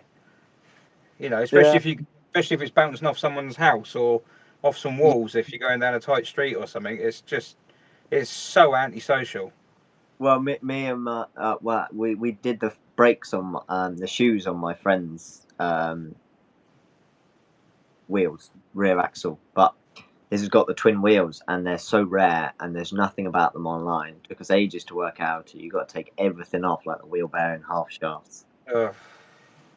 And we were there smashing it, going, "Why would it come off?" And we're like, you got to take the wheel bearing off because you do. Why not? Yeah, because Mercedes is a common saying. Like, things because Mercedes. So yeah, we did all that. We were almost going to give up and get him to pay someone, which was like 60 quid an hour or more, or something like ridiculous, and it would have taken a few hours. We were like, we'll do it ourselves, and we did it in the end. But then we were testing the brakes in the village, and we had to keep accelerating and then braking. We were like, they're gonna hate us. Call the cops soon. Yeah, yeah. That was. I remember after I'd done the exhaust on Vecchi, I think I filmed it actually. Well, I didn't film the event, but I was filming at the time. I went down this road and I accelerated, and the look on this woman's face as she was walking down the road, just like it was kind of horror. It was I can't think of the word now. My brain is half asleep. I think it was like disappointment. Yeah. Like when someone truly hates you. Yeah. You know. Yeah. And it was just from accelerating a little bit. Yeah, it probably is a bit louder. I think this one's just kind of a head turning tone, whereas Becky's sounds like yeah. Although it's actually better in the driving seat, it's better because before it used to exit underneath the driver's seat, and now it's back near the wheel. So when you're actually on the move on the motorway, it's not as bad. Yeah, yeah. It's no, it's not good. It's not fun. So someone else said my neighbour across has built 2 campers from high top transits. A friend liked his first, so he bought it. Other friends liked his work so much he's had to do 2 more before he could rebuild his own. Yeah, they were getting really popular the last couple of years, and actually, so many people and sort of friends and people I watch have started businesses online, and businesses just keep coming and keep popping up, and nobody seems to be running out of business. And it's quite. There's definitely it's blown up a bit. The kind of like van life thing. It really has. TikTok's full of them, isn't it? TikTok's all like, people and showing them their builds and things like that. Because that's the thing, I suppose. You can actually say it's a build. Like you see car guys and they're like, oh, this is my build, and it's like they put a body kit on a car and put wheels on it. Yeah. Slightly. And that's not a build. You've just modified it slightly. Yeah. But when you're doing that with a van, you're just like, no, this is a build. I put a shower in it. I put a kitchen in it. I put a bed in it. Yeah. You're taking the body off it and putting it back on again. It's like that's a build. Yeah, I've done quite a lot with this one. I've pretty much rebuilt the van itself, let alone Before you could even get to the living part of it. get to the living part. I saw another comment saying Lutons are very deafening in the rain. They are. When it's heavy rain, I know a lot of people who live in vans and it's actually all right, but the Luton is definitely loud. But I'm hoping by the time I've got 2 massive solar panels and I'm hoping to have a little roof deck at this end, there won't actually be much roof for the rain to hit, so it should actually be all right. A roof deck. Yeah, a little hatch above the bed, and you can climb out. And get on the roof. Well, cool. What, like a bit of like wooden decking above it, or? Yeah, although wooden decking's nice, but it's not light. Again, everything in my head light. I've seen someone use plywood before, which isn't the strongest, but is lighter than decking boards. So, see what come on. Yeah, it's a bit of a tricky one, really, isn't it? Yeah, well, it's like usually in my vans I make it a whole shell, insulated shell, and then build. Whereas this one I'm going to insulate, build, and then clad around the building, and then back cupboards with like thin ply to keep the weight down because it doesn't need to be the thicker wall behind the cabinets. But I suppose is anyone going to weigh it one day? Do you think? Do you think you'll get a problem with it, or? I'm going to weigh it out of interest. Yeah. And I'll try and keep it down. I suppose that's part of the like. It's not almost a case of like, do you get caught or something? It's also a case of like, I want to like, as part of the challenge. That's one of the criteria. So kind of like you feel like I want to nail that as well. I want to be like, yeah, I did all this and I kept it underweight. Yeah, and there's also the point of I do want to take it kind of where vans don't really go, down silly dirt tracks where you might get stuck and stuff. So being as light as possible comes its benefits there as well. Driving sort of more off-road terrain, not that off-road, but as a van will go. Is it warm in winter? Well, it will be when it's insulated, but it does have a big burner that I did show, which I've made from a gas bottle. What could go wrong? Well, yeah, that's the thing. It was very scary cutting into a gas bottle first. Well, yeah. So this is definitely empty, right? You're telling me it's definitely empty? Yeah. I mean, I had struggled getting the valve off, and then we fill it with water a few times, and then I actually left the hose in the top with it overflowing with water while I cut the first cut and cut the top off. Oh man, still scary, isn't it? Yeah, it was like, and even once I'd made the first cut and I was still going round, I was still like, yeah, no, it's mind over matter, isn't it? It's like, this is a big bang. If this goes off, if there's any in there, this is going to hurt. Yeah. Well, luckily it was all right, and it's now here. It's taken about 2 weeks to build, but that's only because I've been also working on the van.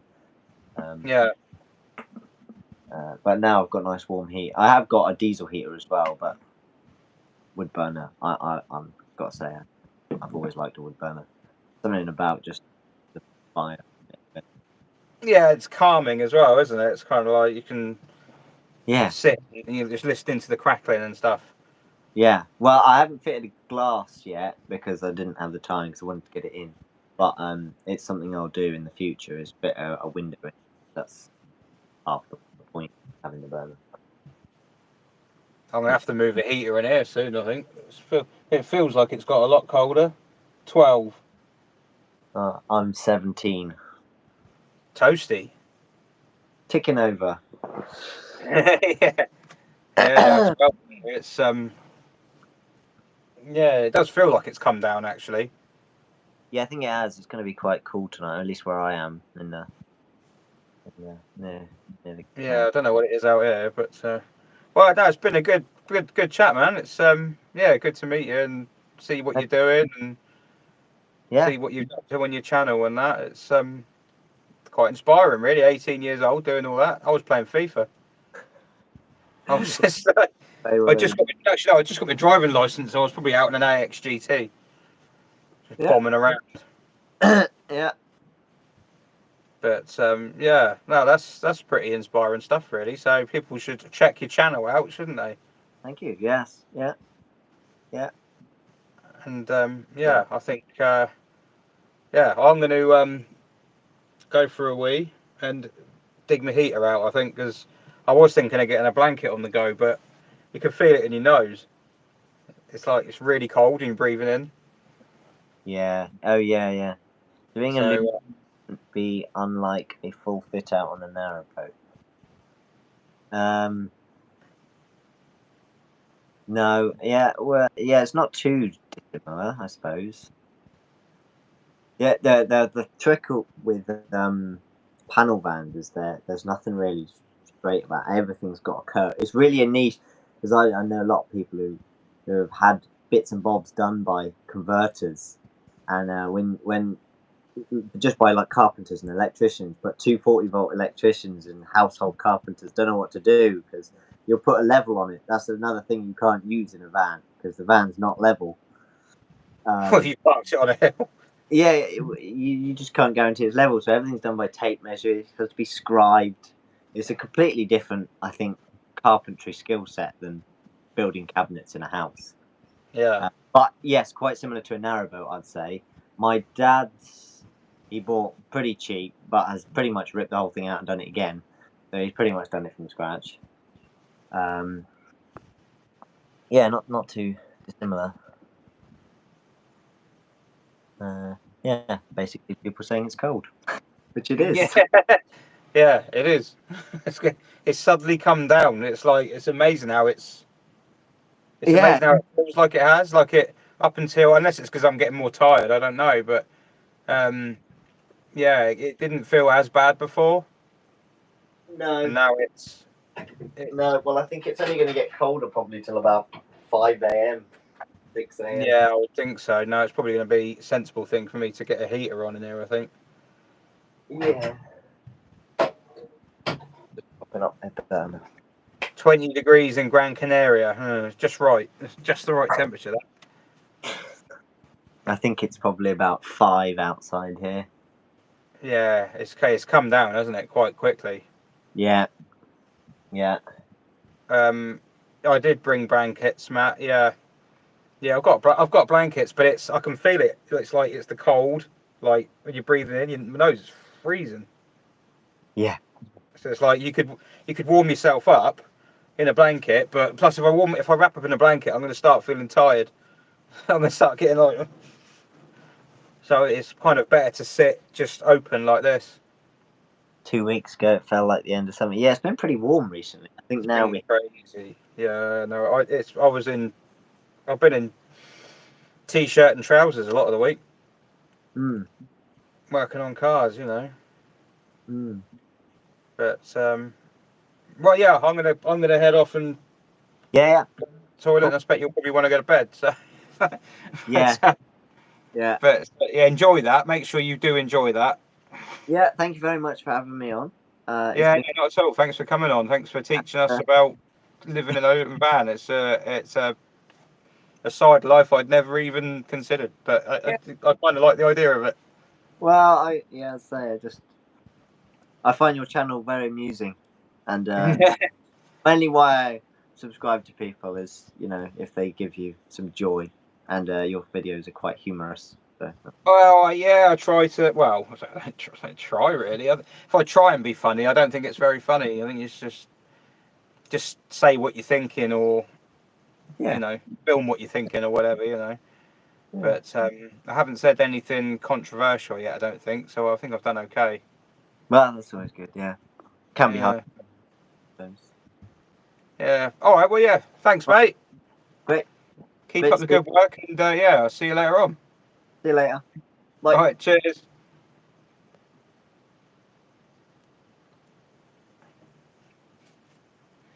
Ah, right.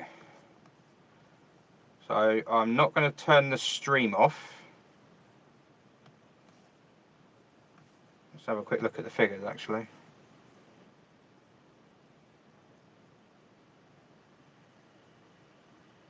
Wow, 4,804. I can't believe that.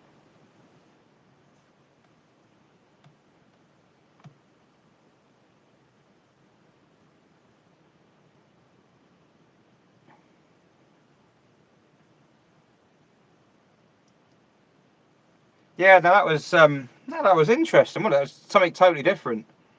Something totally different. To be honest, I do like the idea of doing something like that with Vicky, but you know, having some sort of van. But it's just so old and so slow and so loud. You wouldn't actually want to travel anywhere in it. 24 degrees C and raining in Whangarei, is that?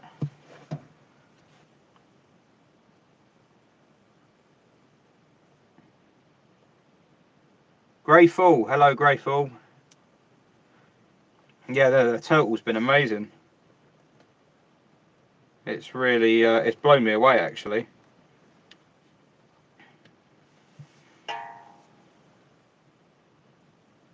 Sports exhaust. Yeah, do you know that was actually supposed to be the extra quiet silencer as well. Oh yes, Fangarai, yes. Yeah, I remember that now. Right, I'm gonna I'll leave the stream going because it's on 5 hours. You can go up to about 8 hours on a single one. So that will put me at. Oh, Alex will be here. So I've got to hang on until 8 o'clock. No, 6 o'clock. Because we're not going to get idriveaclassic, I don't think. She's very apologetic. She doesn't need to be apologetic. It's how things have gone. I think she's feeling quite bad about it. No one who's struggled to get on tonight should feel bad about it.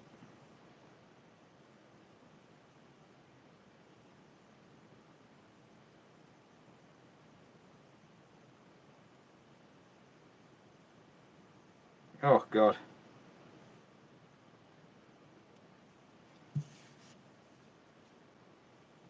Ah, Lewis. Minus 4.5 in Nova Scotia. Wow. Lewis used to have I can't remember what car you had. 106. Right, talk among yourselves. I'm going for a wee. I'm going to get some supplies to perk me up and a heater because it's bloody freezing in there at the moment. Well, it's not actually freezing. AXGT, yes, you did have an AXGT, didn't you? Right, back in the tick.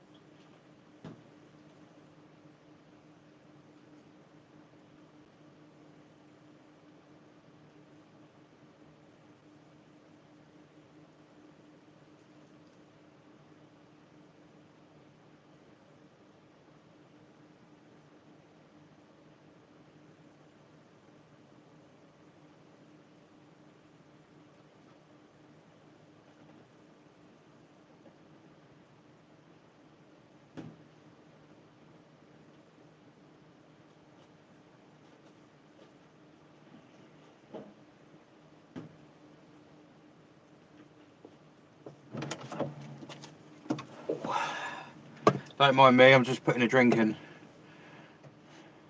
I've decided to make myself some food. I've not eaten tea, I've just realised.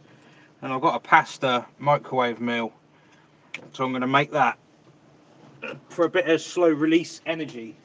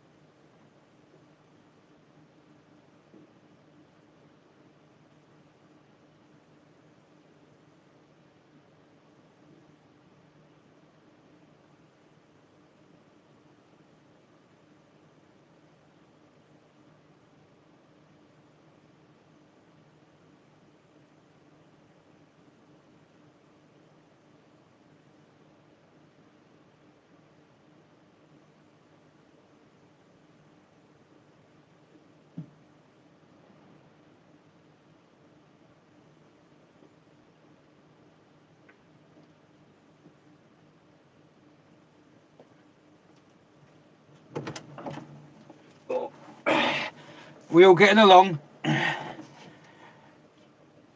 You're all talking among yourselves. Hey, yeah, Skinny Lou might know, Lewis.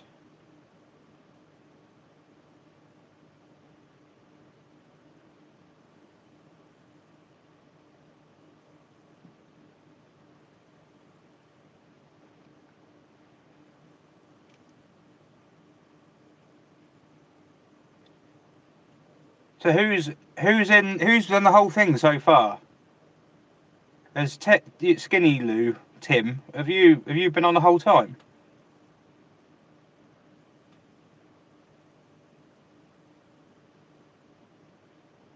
AXOC forum.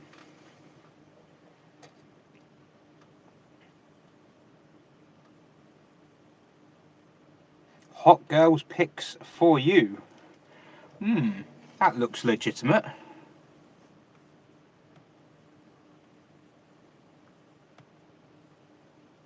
Has anyone else on the stream, or Tim's done most of it, fair play. Has anyone done the whole thing so far? Or is it just me? Zadster, yeah, you've been here a long time, haven't you? Are you both in the... I mean, obviously Tim is, but where are you, Zadster? Are you in the UK? 2%. Yeah.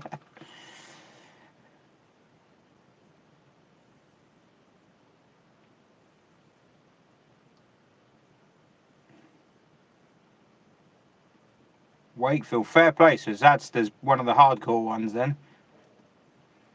Stippolite, you've been here, no talking, just dozed off. Yeah, I'm not surprised.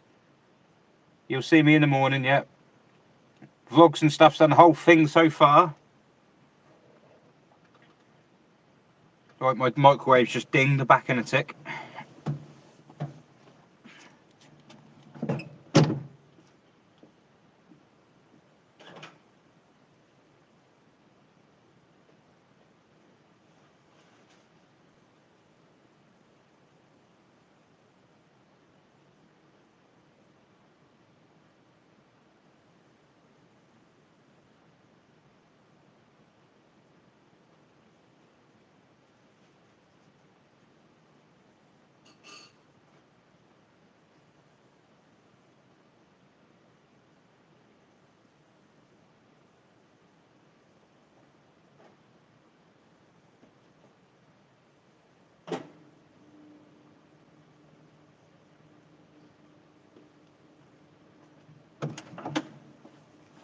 Oh.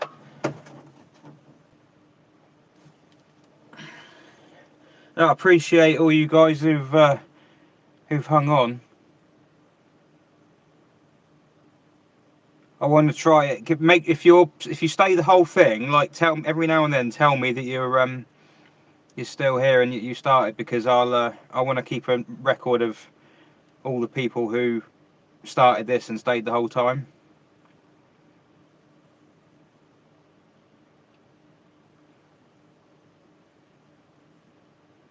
I did consider like doing work on cars while I was doing this, but I decided against it because I thought just take it easy, just do as little as you can, because the more you do, the more tired you're going to get. So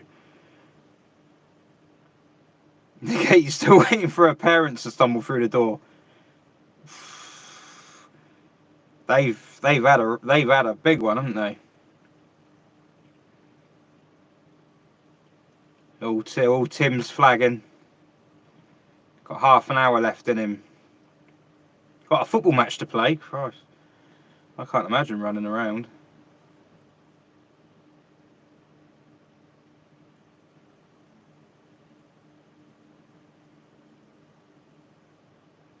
What am I going to recover the seats with? Well, hopefully I would quite like to just buy replacement seat covers, if I'm honest. The Palace spec, it needs the cushions and everything are a bit manky as well, so it needs doing properly. The base isn't too bad, but the backrest is not great. So yeah, foams and covers and everything like that. Oh, my pasta's dinged. Right, back in a sec.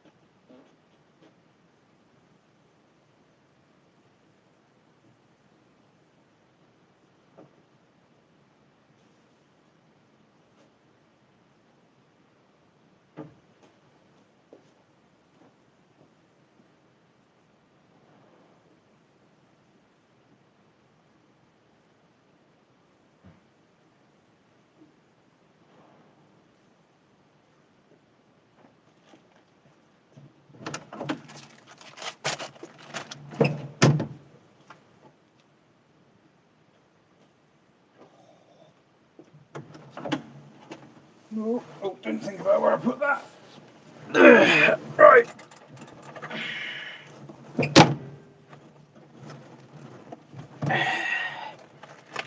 There we go.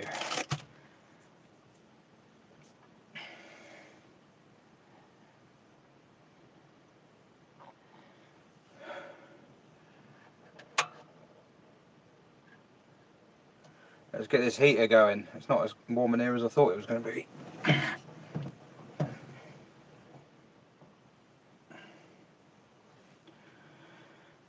What time are we at then?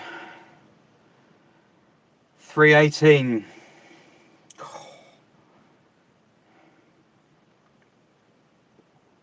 Still 74 people in here though. Fair play.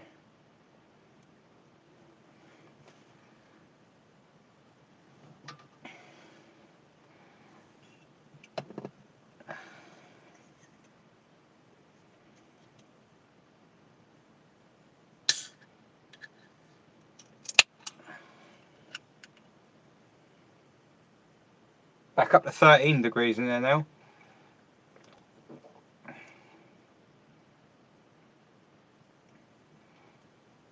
When was the last time I saw 3:18 in the morning? Well, probably the other night when I got woken up or couldn't sleep or something. Yeah, I'm not far off halfway. Night Stippolite, thanks for your time.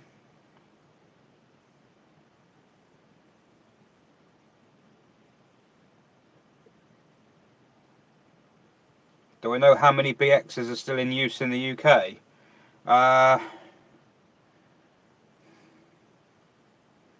In use?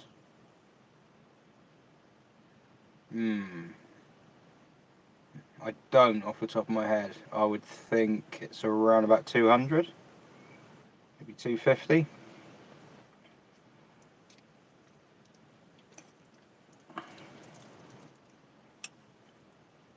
The most common BX in the UK is the TZD Turbo. And the second most common is the 19RD. 2:18 in the afternoon in Victoria, Australia. Series 1, what? Series Mark 1 BXs?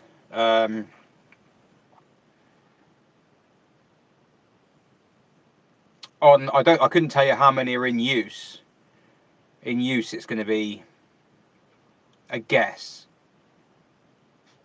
10, 15 in total, recorded as in what should be surviving, probably more like 40. But the problem you've got is that on DVLA it'll only have them listed as 1980, some at 83, there's a couple at 83, 84, 85, 86 could of course be a Mark II as well. There's no way of differentiating.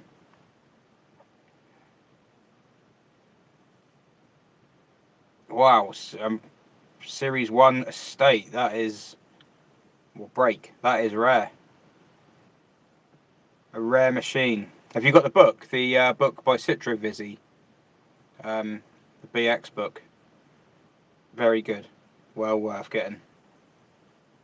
Big, lot of information in it. Tells you a lot about the estate and how, it was almost Houllier, that pushed Citroen into letting them build it for them, because they were doing a lot of specialist work at the time, and they wanted something more repeat. So they designed and built the the estate version. Sold in the UK but registered in Australia.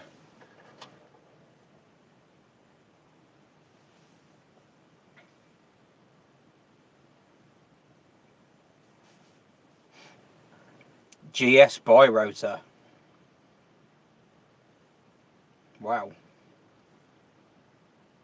I remember when one of them went whipping past me on the motorway once.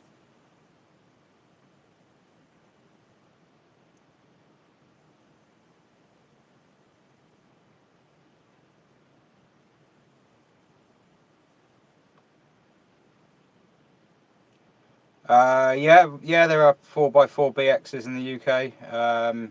GTI 4x4 is the most common. In fact, the number of GTI 4x4s has increased recently over the years.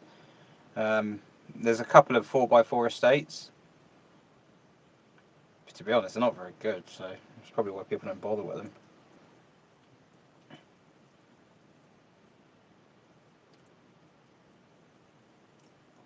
I'm not being rude, I'm going to eat while I'm talking.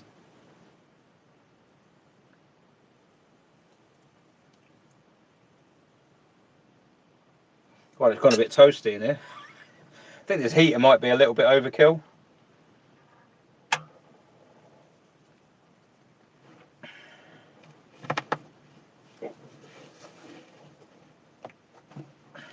This was always going to be the hardest bit, I think.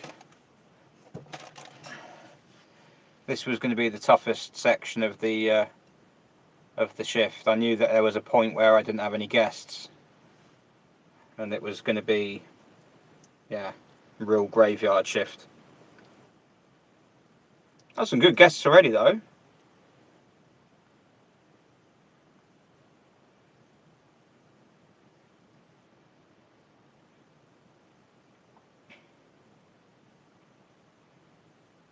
I've gone from being... I changed my hoodie as well. I've gone for a new hoodie. Wow.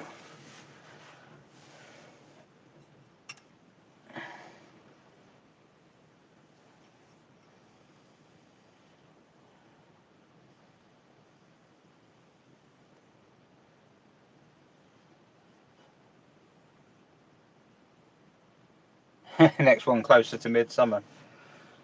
Yeah. I'll pick this night because it was Children in Need night.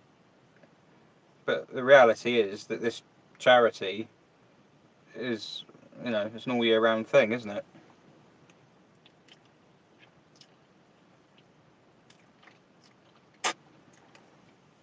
So yeah.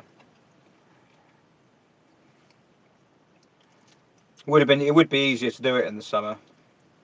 Because you're more likely to stay awake. You've got light, it stays light later, gets light earlier.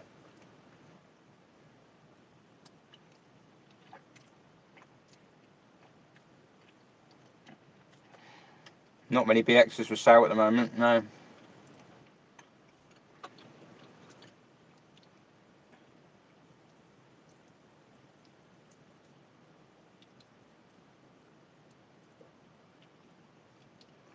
Cheers, vlogs. I wouldn't say I was proud, to be honest. I don't ever get proud of myself. I'm not capable of it. But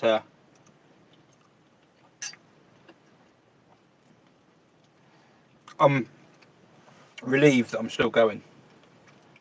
And also, I found them in my drawer. Well, that'll keep me going a bit. Cheers, Chris.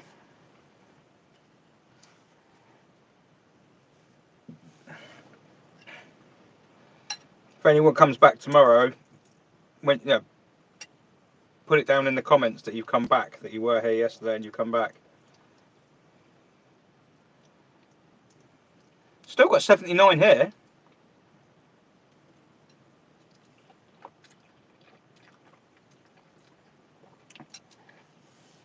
I know my dad's not a mechanic. My dad does computers. The car thing was kind of just, well, I've learned obviously from other people along the way, but a lot of it I taught myself.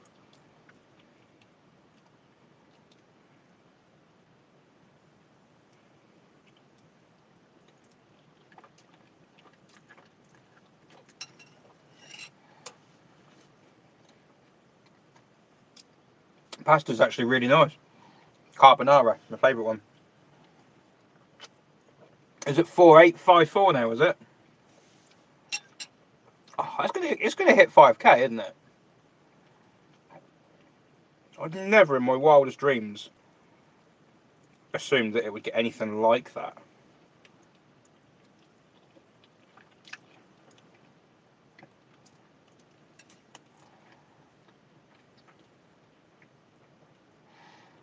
A £3.5 grand estate on Marketplace.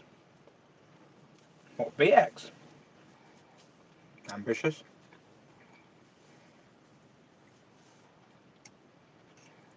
Chocolate covered hobnobs, yeah. I actually prefer, I think I might prefer chocolate covered digestives and chocolate covered rich teas. They're good.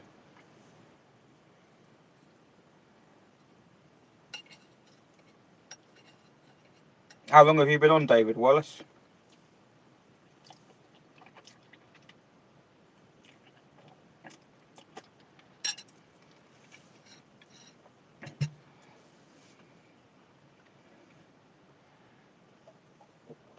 Definitely a worthy cause, yeah.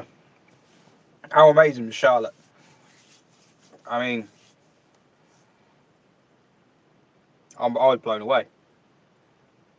I was absolutely blown away. No, I meant about a year via HubNut. I meant how long have you been here tonight?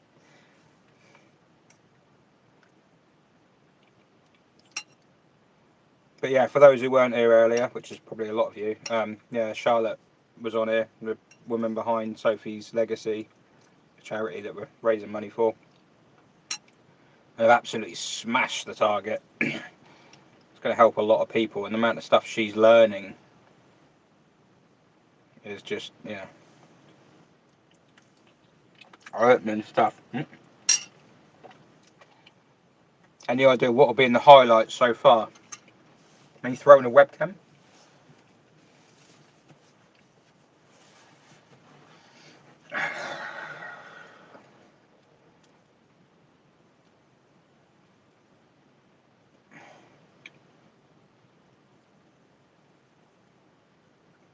I think we've had a nice mix of guests, you know.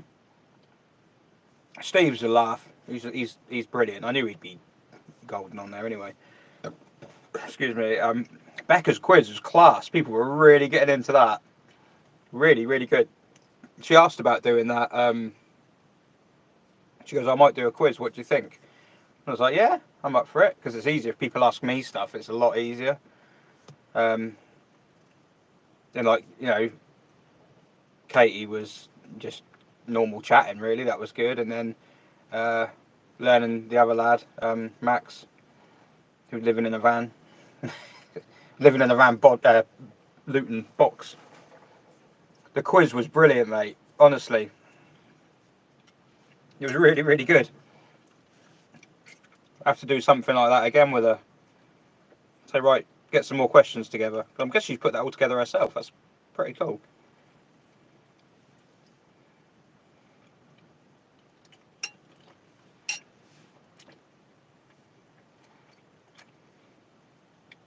Fair play, David. Good to have had you on this as long as you have been. Webcam. I bought that webcam because it was rated on a Tech Advisor forum or page or something for having a good microphone.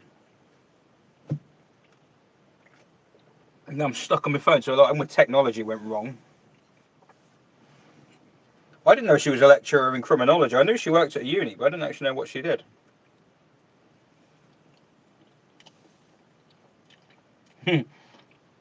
A live up and down quiz.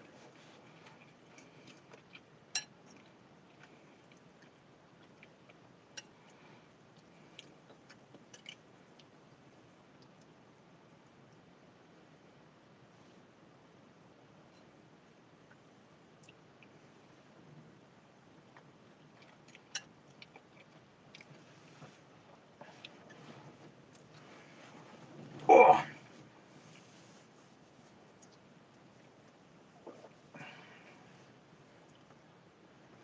How's the temperature doing?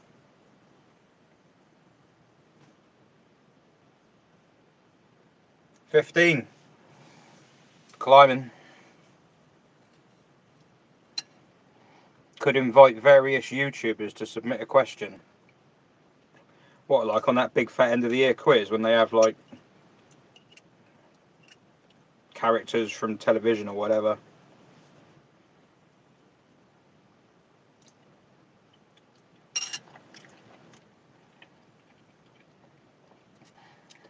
Well, I had to carry on really. I can't stop. I mean, if people have paid into it and donated the money, I mean, I know that's what they've. The main thing was donating the money, but yeah, sorry, this is disgusting noises, but yeah, I think no, you just got to carry on. All you can do, isn't it? Back's starting to ache. Oh.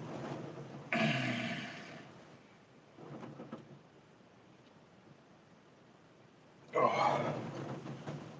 When it's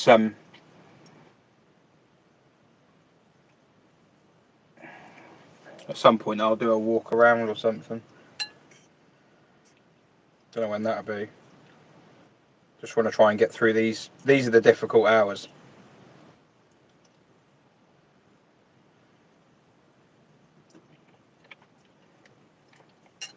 Lucky it wasn't a Vauxhall seat. I thought I banned that word. It was an ongoing joke from the warm-up. We were talking about banning keywords. I haven't done any of that actually. We were talking about banning words in the chat. I haven't even got any moderators sorted. Because everything I was going to do, all the settings and everything was on a different thing. It's just...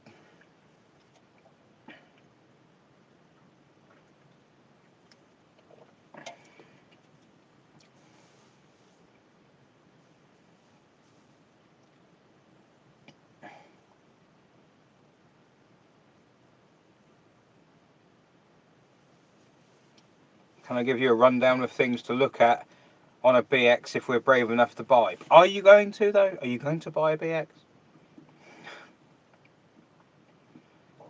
I could do.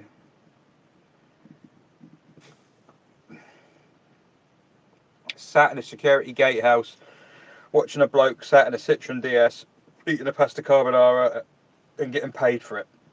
I'm exactly the same, except I am the bloke and I'm not getting paid for it. I say I cannot wait to go to bed.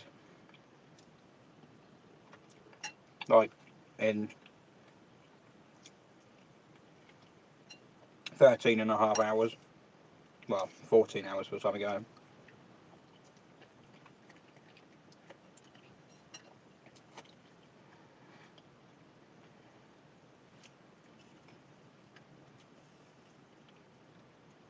With BXs, it's rust. Same as with any old car. BXs rust in hidden places. They don't rust on the outside like Fords. They rust and deep down where it's a nightmare to fix. So your best job is to find one that hasn't.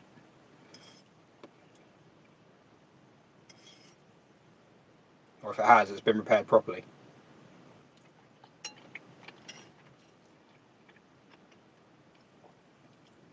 You don't need to be brave to buy one though. They're quite straightforward cars.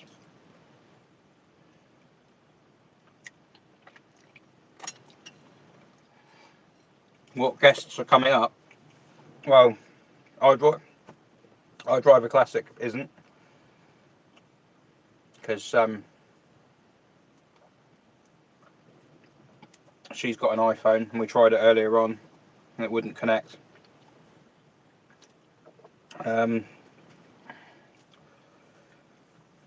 Anyone who's got an iPhone basically. So I would imagine that's going to be well,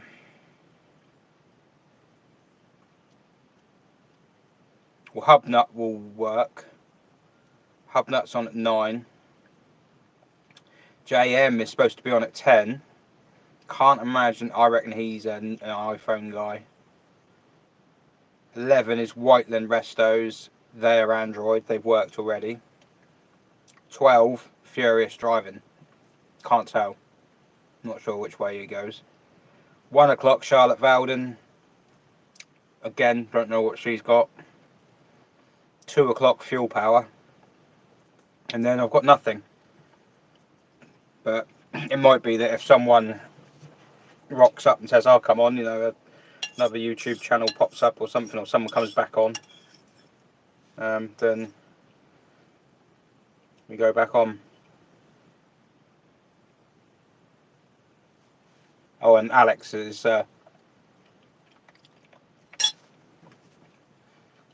Alex Robbins, aka Scrof. Hopefully bringing me breakfast in about 2.5 hours.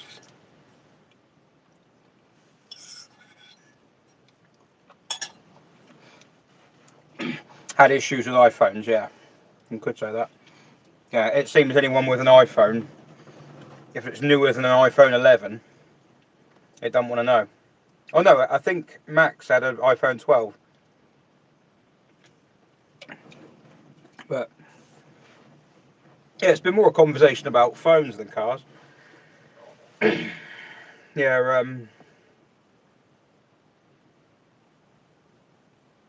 trying to think.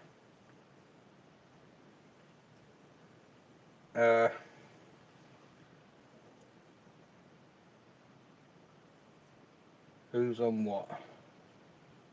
Yeah, most people. It's the people with iPhones. Avoid Apple yuck.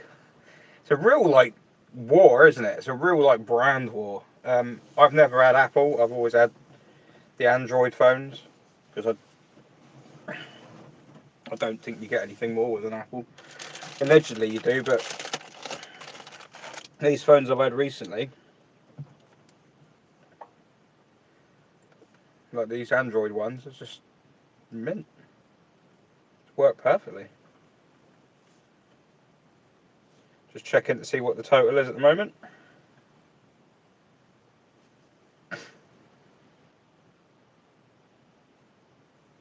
Oh, look at that. Oh, I can change the total. I can do it on this phone. What should we change it to?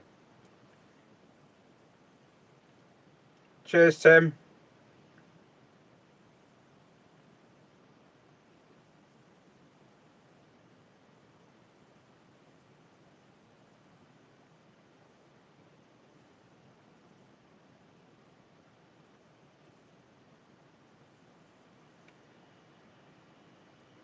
I'm in. I can update the total. What shall I update it to?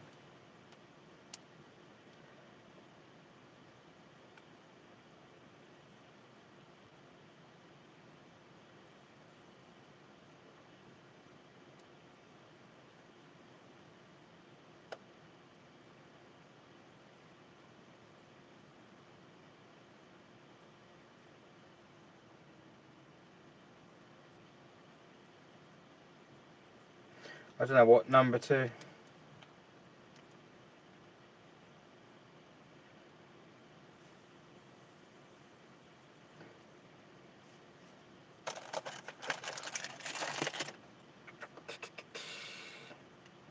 Um, 6,000, do you reckon?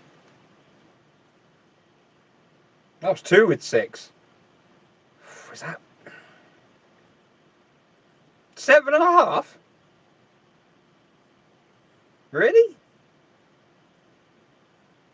I don't want to set something really high and then fail. You can always bump it up.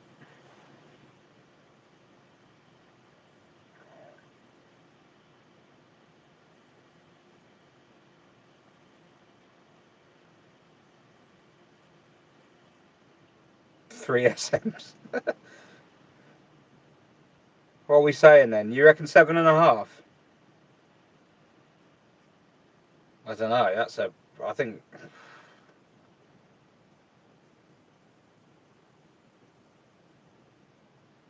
Should we go for it? Oh, screw it. Go on then. I'll say. If it back, I'll say everyone it was your fault. You told me to do it.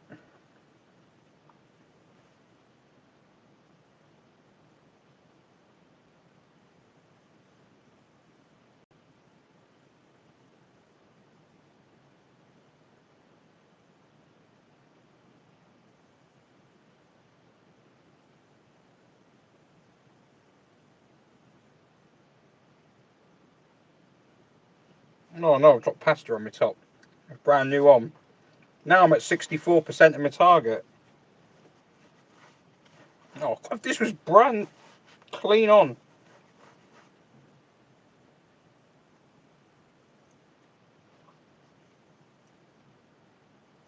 Ugh.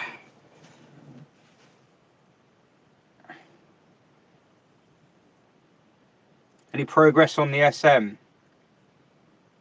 No. No, I've not had time. I've been so busy doing other stuff. Oh.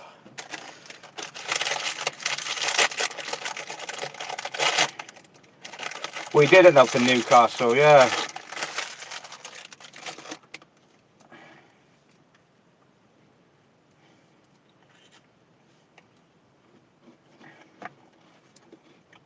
Big meteor shower going on, is there?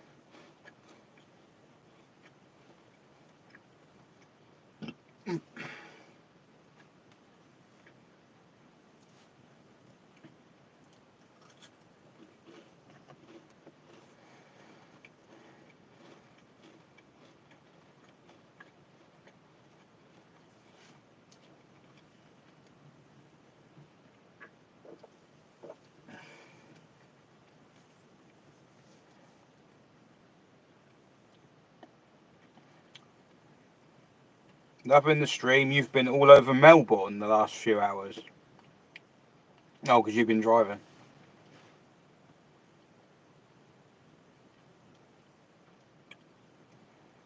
Tell us more about your BX shenanigans. I don't know. I'm starting to run low. this is the rough time. This is the bit I knew was going to be the hardest. I'm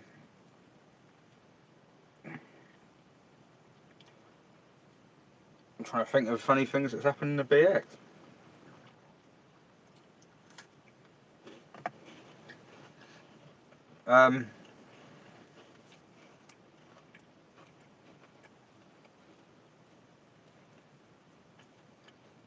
Stuff that I can broadcast.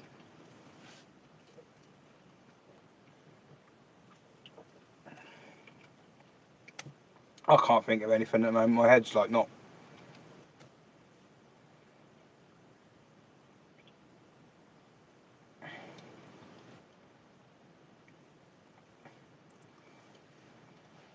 Managed to break the bracket what the float hangs from in a Weber 3234 I have in BX.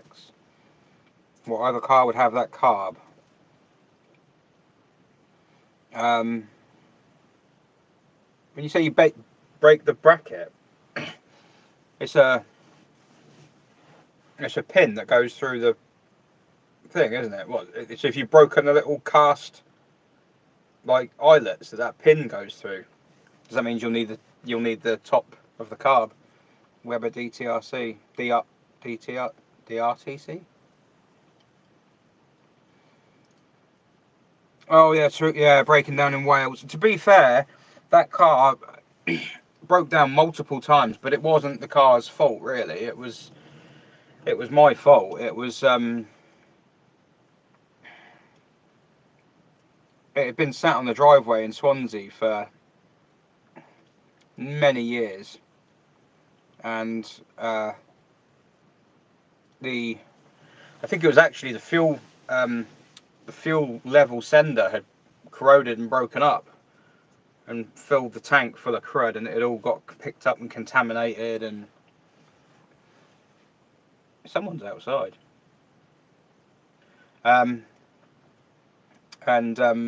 Yeah, it had it was floating around in the petrol, and it was getting pulled up through the pickup, and it was just blocking everything up left, right and centre, and it kept starving it. And of course when you're towing as well, and the trailer I was towing, it didn't look big, but it was really heavy. It was just complete steel. It was a horrible thing. So but I went and picked up that Fox, never even did anything with it. The guy who bought it, oh damn, I was supposed to get back to him. Just realised. The guy who bought it, I think he's got it running now. I think he's really, really like pressed on with it. The acceleration run with a trailer. Yeah, the acceleration run with a trailer really annoying. Those videos no one watches. The views are really low on those. But yeah, the acceleration run. I'm annoyed with myself because I ballsed it up. Because for some reason, I read it out as 34 seconds, 0 to 60, and it was 24. And I did genuinely do the 0 to 60 with the trailer on. I wasn't pretending. Genuinely did 0 to 60 with the trailer on the back. So yeah, but it was 24 seconds.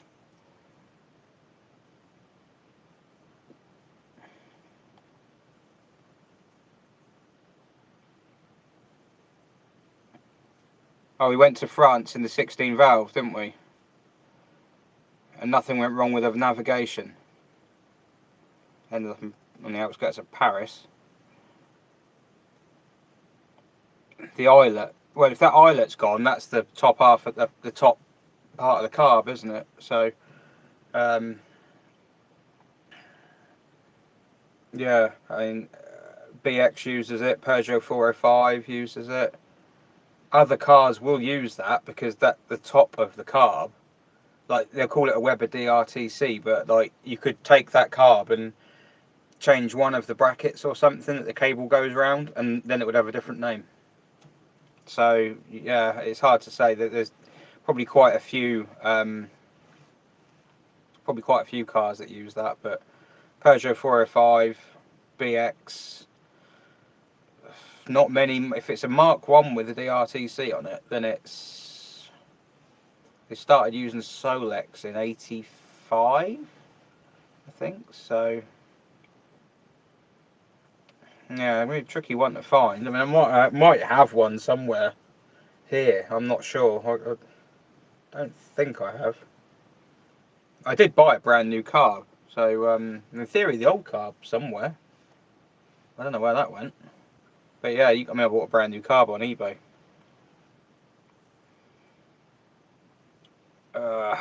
Good to catch up with the Fox again. Yeah, I mean, we went to oh, where did it go?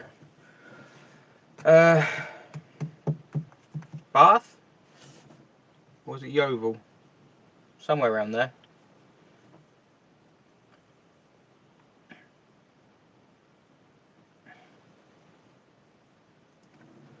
Am I planning to take Hilda on track again? No.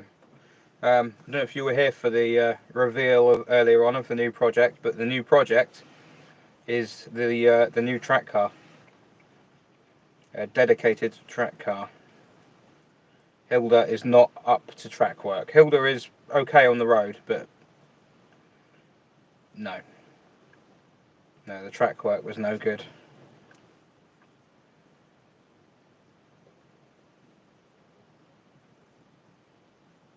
The tractor, yeah. MIG welding, gas or not? Gas, every time, yeah, 100% gas. It's a faff, but yeah, even much better. What's the deal with the Activa? The Activa is now the Tractiva. It weren't around for the reveal.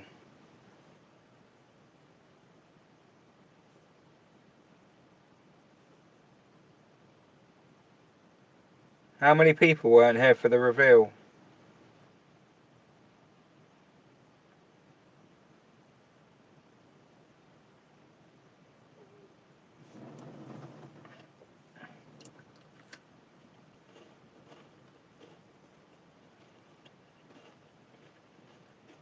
It was about 8:45.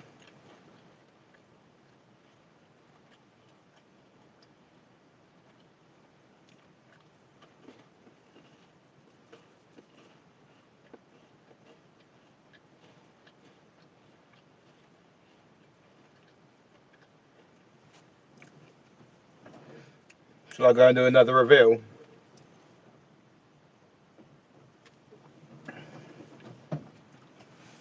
Ugh. It will be cold, you're right. So I'm going to turn this heater up. Oh,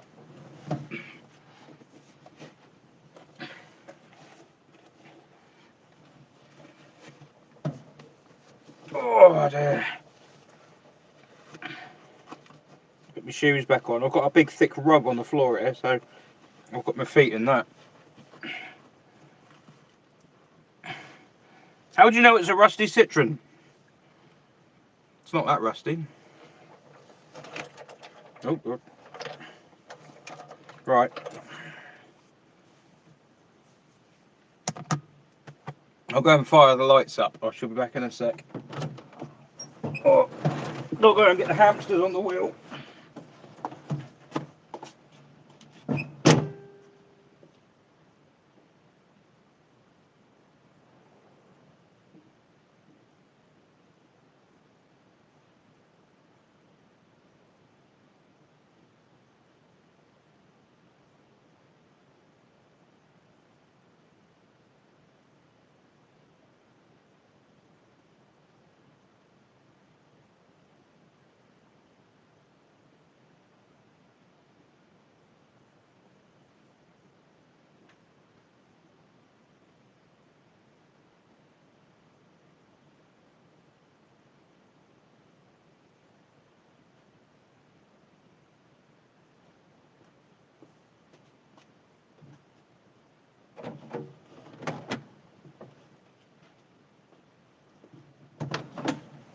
Oh, I'm just going to take my dirty plate out.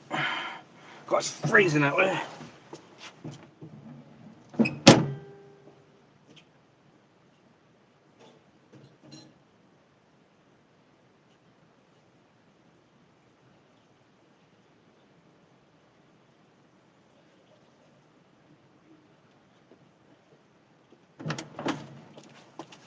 Ah, right.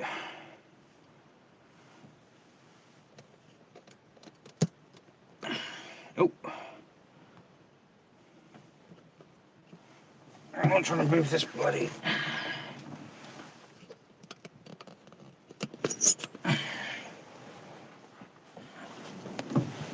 Right. Yeah, it's cold out here. It's 10 degrees. God, look, you see the lag on that phone? Right, I'm going to turn the camera around. There you go. Wow, that is some lag, isn't it?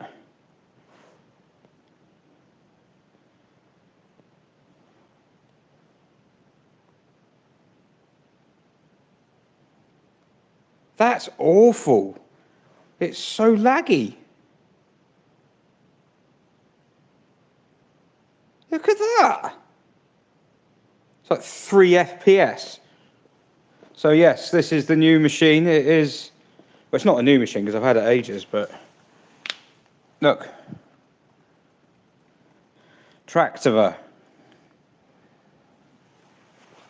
It's a car I've owned since 2020. I love a good PowerPoint. It's a car I've had since 2020. It's for those who don't know, so it is obviously it is a Citroen Xantia, which is a car that replaced the BX and was the rival to the Mondeo and the Passat and the Vectra and Cavalier, I suppose, when it came out, Nissan Primera, that kind of thing. And then in 1995, Citroen launched a production version of a Xantia, which had a system they had been working on with some of their concept cars, which has so like when the Xantia came out, it was hydropneumatic suspension, just like a BX, but they also did versions with hydractive suspension, and hydractive suspension is the same suspension but with computer-controlled brains and extra spheres, so it can vary how stiff or soft it is. So you can have it stiffer for handling or softer for comfort. And then the Activa is a model that takes that system and adds on an extension called SCCAR, which basically means that on the front and rear axles, obviously you've got an anti-roll bar, and on an anti-roll bar, you have a drop link either side. So when you go around the corner, if you were going around the corner to the right, the car would try leaning to the left because of centripetal force. And then the anti-roll bar gets twisted because the anti-roll bar on this side gets pushed up as the suspension compresses, and on that side it gets pulled down as the suspension extends. And it's the twisting motion of the anti-roll bar that tries to stop the car rolling. But what the Activa does is it can vary its anti-roll bars, because on one side, instead of having a drop link, it's got a hydraulic jack, basically, a hydraulic ram. And when it goes around a corner, it can extend that ram or contract it and pull the car level. So I forget what sides they're on. I think it's offside front and near side rear. So one side's got a drop link, the other side's got a ram, and they're on opposing corners. So basically it can vary its anti-roll effect. And to the point, it's actually quite weird to drive it, because if you drive down the road and like one wheel goes over a bump, like a drain or something like that, you don't get a lot of scuttle shake. You don't get a lot of rock roll. because the anti-roll bar can flex because it's not got any strain on it because you're not turning. Yeah, the whole point with this car is that it can be silky smooth, but doesn't have any body roll. Well, it does have a tiny bit. I think it's 0.6 degrees or something. The tyres flex. But yeah, that's basically what it does. It's not active suspension. That's a bit of a myth. It's not active suspension, but it's active anti-roll. And the suspension's passive. The C6 actually has active suspension technically, but yeah, this doesn't. But what I'm going to do is play with the spheres to make them more track focused. These green things here, although they're so easy to change, I could do it in the pits. I can adjust the height from inside the car. I can play with it. And then I'm going to fit, that engine's coming out, because that engine is, apart from being the ugliest engine bay you've ever seen, that engine is just thoroughly dull. It's a 2-litre turbo 8 valve, made for efficiency, not power. And what I want is a sonorous V6. And I have a sonorous V6 in another Xantia outside, which will have to give its life for this cause, because this car needs fixing, because it's been written off, because as you can see, it had a fight with a Ford C-Max. And I think it's a fight it won, but at great cost. So this is a write-off, this car. So it's not so bad to sort of, bastardise it, because it's already a write-off. It's worth nothing, really. It's worth something for the bits, but I'll be selling the parts off of it. So if you know anyone who's got a Xantia and they want a leather interior, like so, very, very comfortable. No, it doesn't use yogurt, that's Activia. It smells like a Xantia. Like anyone who's ever had an Activa before, or a Xantia at this kind of age, it smells like one. It's just got that unique smell. They're actually really comfy. They're really, really comfy cars. So yeah, this is all going to be stripped out completely and severely lightened. This is a heavy, heavy car. 1,443 kilos is the curb weight of one of these with a V6 in it, and the V6 probably ain't much heavier than that because the V6 is all alloy and that's got an iron block, and that's quite a heavy engine as well. But I'll weigh it before I take it apart. I'll stick it on the scales and weigh it. But yeah, that's so that engine will be coming out. A V6 will go in it. Interior, I mean, I'm talking stripping the interior. I'm talking sunroof out, plate that over, rear window, get rid of that, perspex. The boot is plastic. That'll just have holes drilled everywhere underneath it. Rear window, plastic. All the guts of the door stripped out. It'll just be a skin. It'll have holes everywhere, all the way down here, everywhere, to make it lighter. Every little thing I can. The bonnet will have the bonnet will have all the sort of reinforcements taken out of it. It'll just be pinned on probably.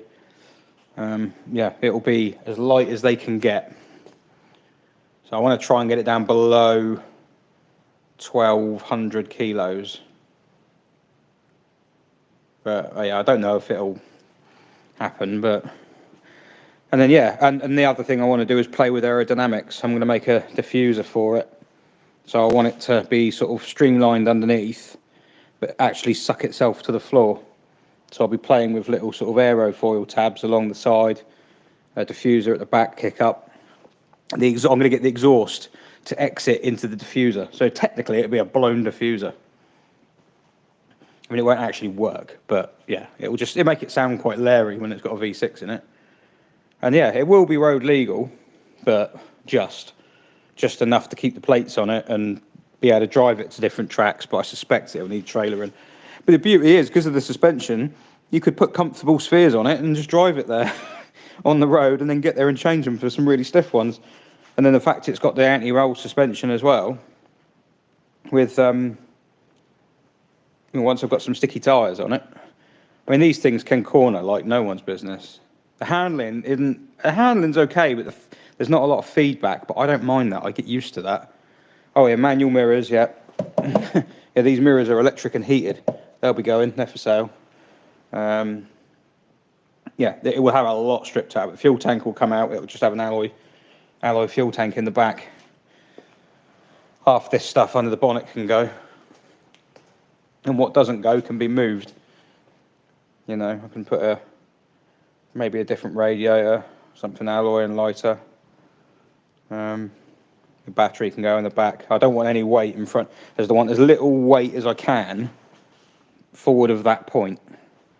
So anything that doesn't have to be here can go. And I'll have... There's a washer bottle down there, that can go. This is all broken. But yeah. That's the plan.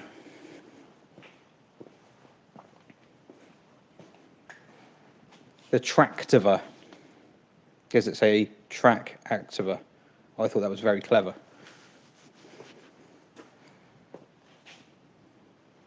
But it's really comfy. I mean, you see much in there? It's honestly, the seats are like big and soft and comfy. Loads of room in it. That seat's quite far back at the moment. And there's this thing about French cars being flimsy, but this thing's built really well. It's just really, like, the build of these is decent.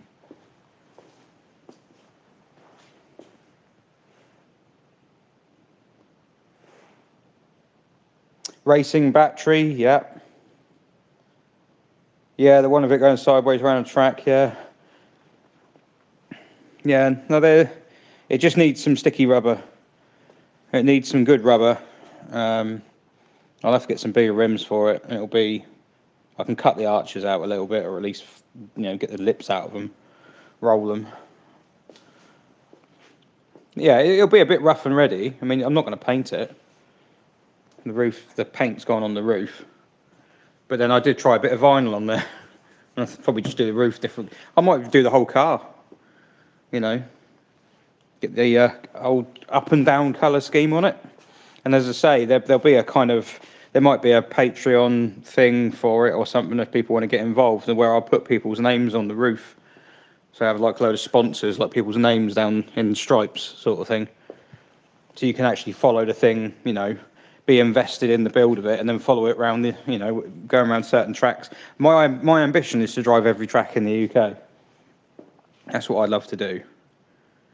And that's the perfect car. Well, it's not the perfect car for it really, but that's the car I've got. Because at the end of the day, I already owned this car. It's not like I've had to go and buy one.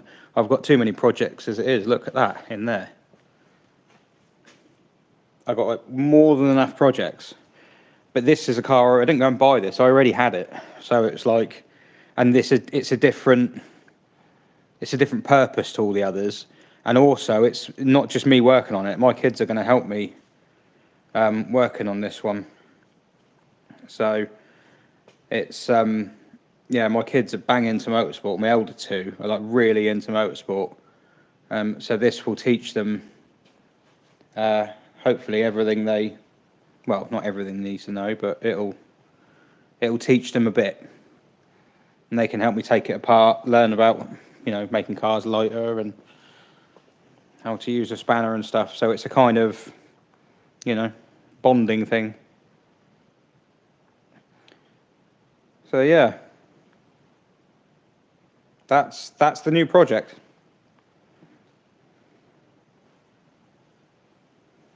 Yes, I have an Activa. Not an Activa, an SM.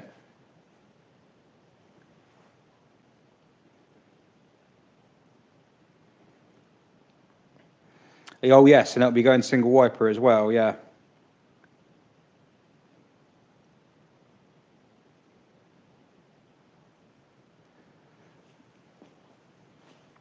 Oh. Right, I'm going to pop you back in for a bit.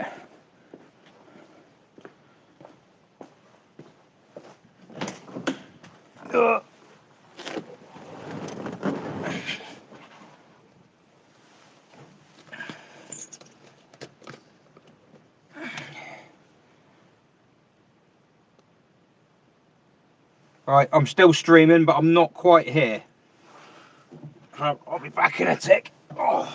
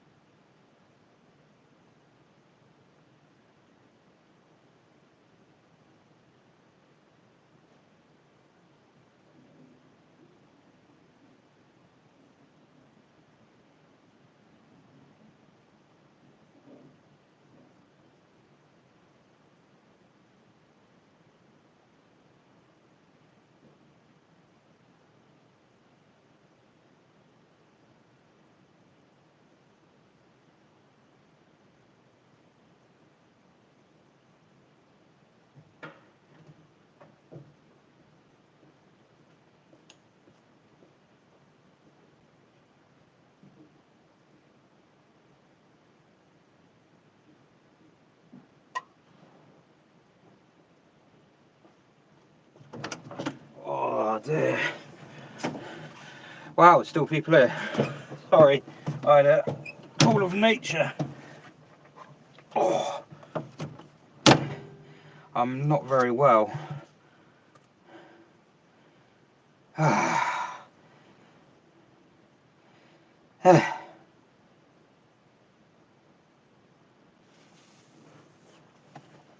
Oh dear.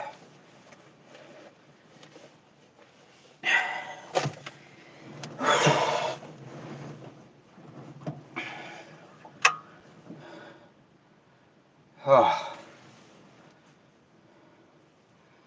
Everyone, has the chat been going on?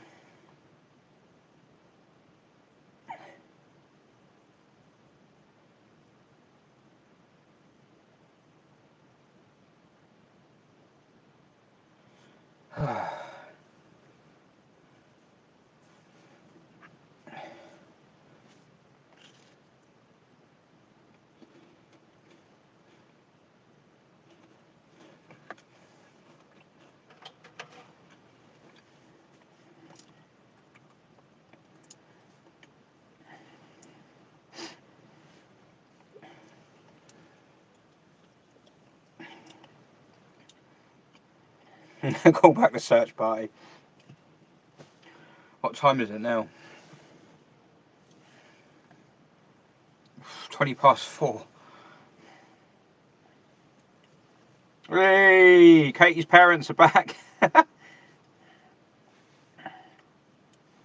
Wow, they've had a hell of a night. I'm sat here going, oh, I'm really tired. Oh, and they're just out going,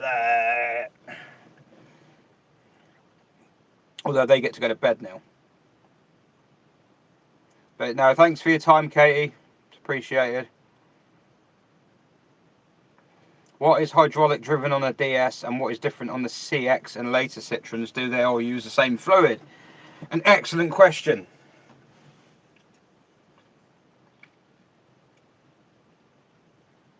Oh. On a DS, I've left the bloody lights on in here again. On a DS, hydraulic driven would be suspension and brakes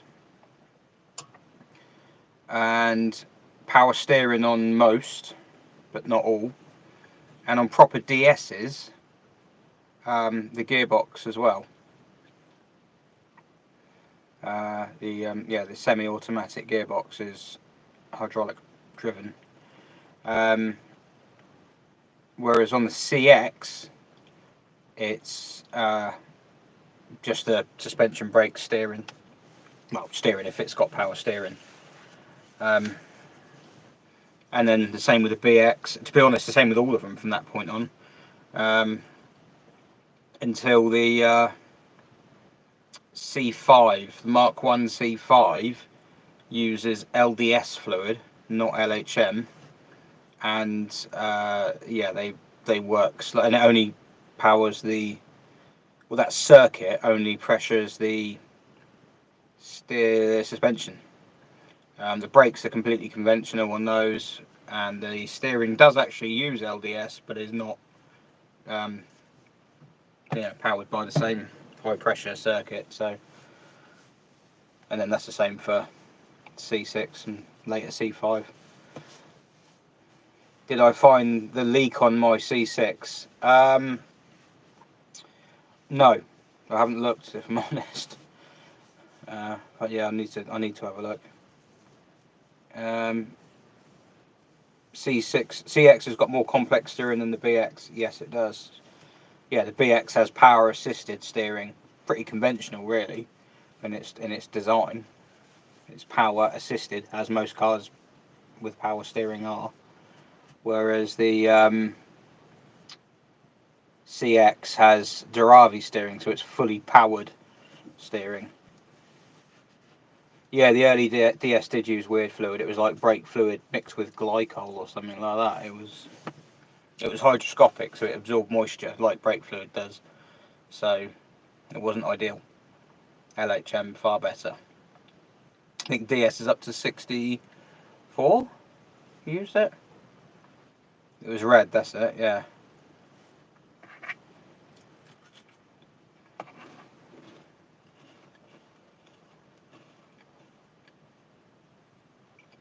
One sentence, why do we waste time and money on cars? No pontificating. I don't know what pontificating means. It's not a waste if you enjoy it. It's not a waste if it makes you happy, I would say.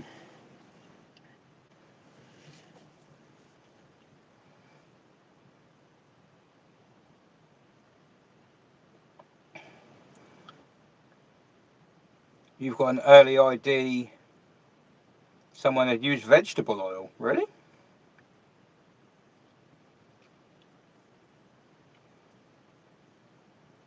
Which of your projects do you want to get done first? Well, the SM would be nice, but that's the biggest one. So,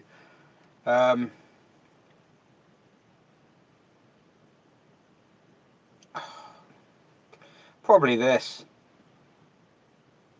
at the moment, because then at least I've got a DS on the road.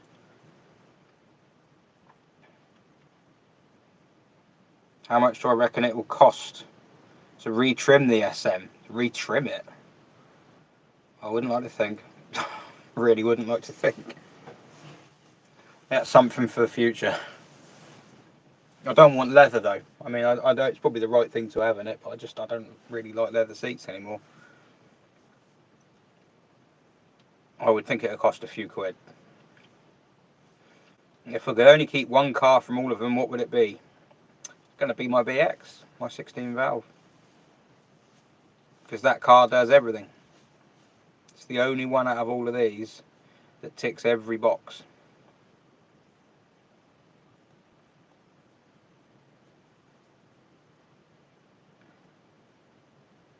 Yeah, I like velour.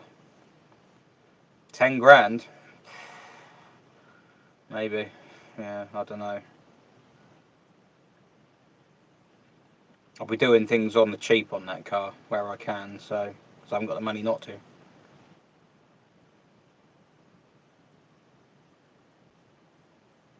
Are we mad? No, I don't think so. I think being mad is waking up in the morning and working a job you hate to earn money to pay for things that don't make you happy.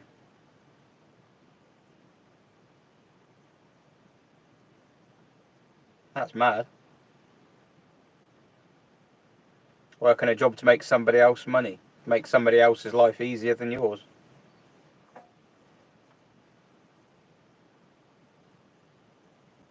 Only need one kidney.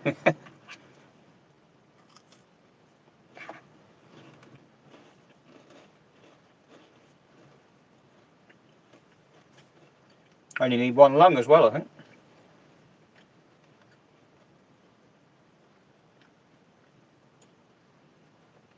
Staying up all night talking about cars, mad. How was the tomato progressing? Slowly, but it is progressing. If JayEmm's stream works, we'll do it in the tomato.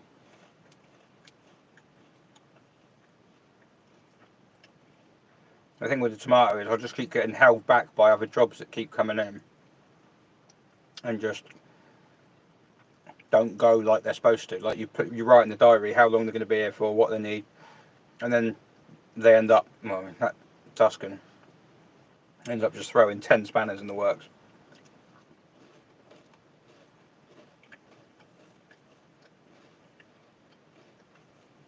Cheers, grateful. See you later. Wrote the TVR books. How did you gain all that knowledge so young? I'm 39. I'm not young. Don't know. I tend to remember things that I can that I enjoy. And I can learn things that I enjoy.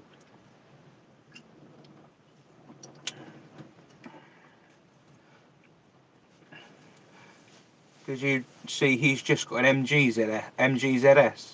Oh, just talk the interior guy. No, I didn't write them ages ago. No, I wrote the S one, the S series.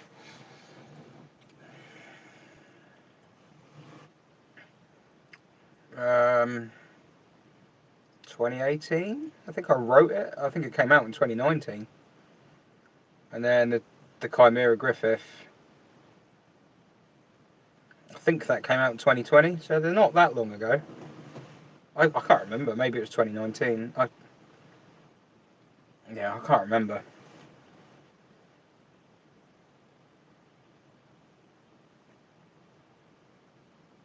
Oh, JayEmm's got a MGZS, has he? They're good fun. The MGZS V6 is just a proper hooligan car. It's just I couldn't deal with the ride every day. I couldn't be handling it. It was just too bumpy.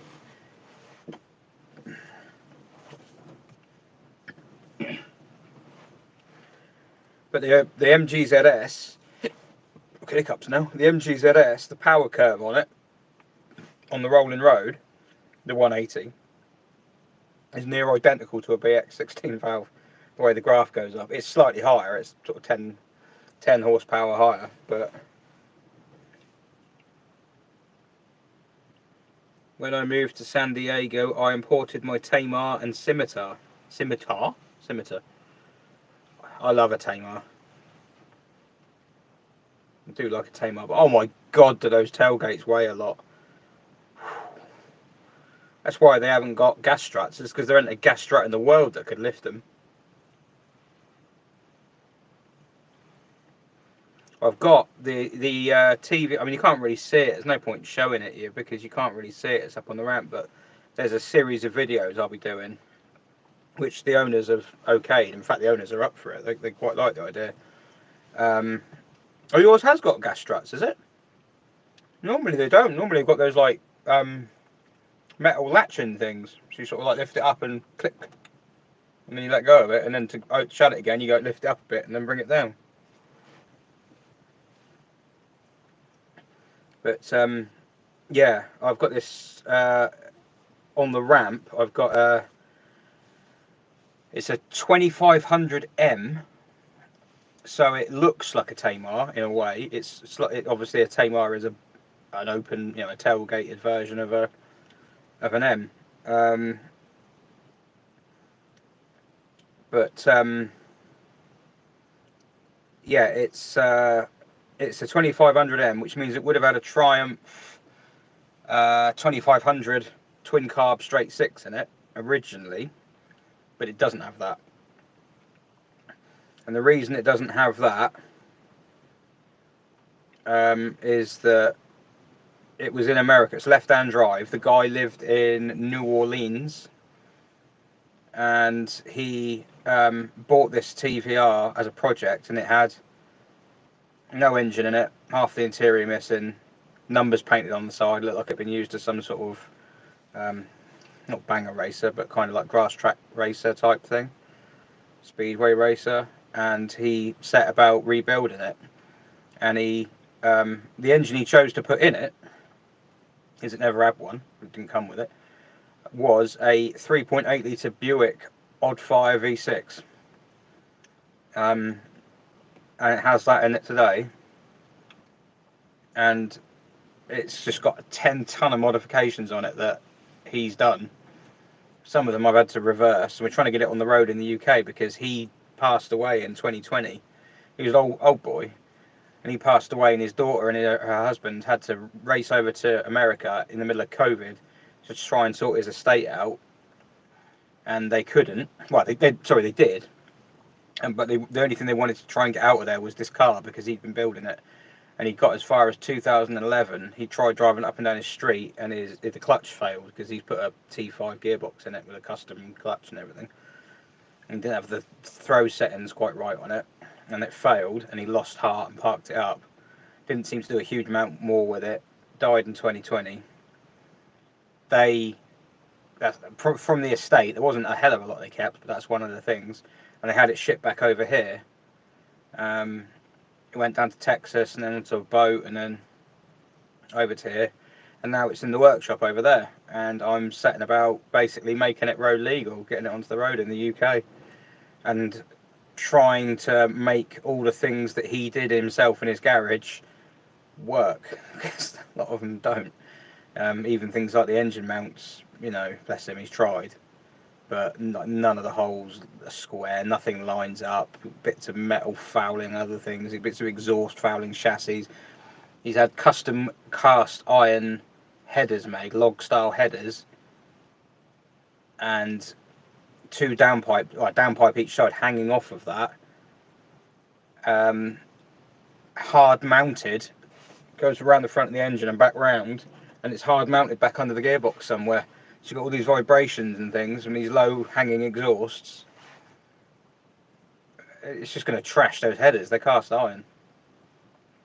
So yeah, there's a lot of little tweaks I'm having to make. It's taking ages to do. But when it came in, it did run. It did move about under its own steam. So it does work. It just needs making work properly and getting it on the road. So when I do get that on the road, we have to drive it and everything. It's left-hand drive, so I don't see many left-hand drive. And they've given me permission to sort of film bits of it as I go. So you have to keep an eye out for that one. That will be Bill's Buick powered TVR, I would probably call it. But what's that? BX GTI, not sure of the spec, gave my 8-valve Golf GTI a run, which I lost. Okay. Well, yeah, might be could be an 8-valve BX. If it was a 16-valve, you wouldn't know which way it went in a Golf. And a Golf 6 GTI 16-valve Mark II, not a million miles off a BX, a little bit slower than a 16-valve. Suffolk Triumph 2000. Are you tired yet? Yeah. Drop in a Z-Tech. Into what? Into a... Why would you want to drop in a Z-Tech? Hi there again from Sydney. What 3-cylinder cars are you considering to replace the C6 with? Well, I wasn't necessarily going to replace the C6 as a car. I was thinking of just replacing it for its job. But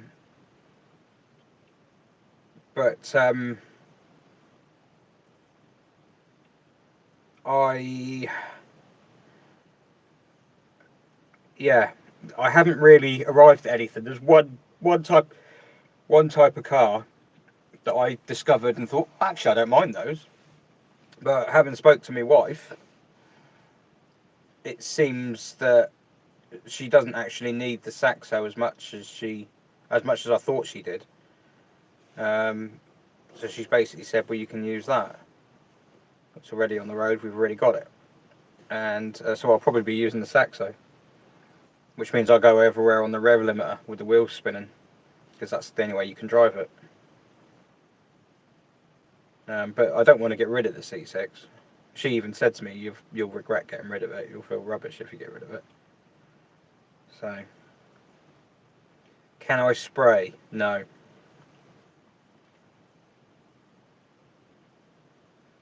But what did you put a Z-Tech into a 2500 for?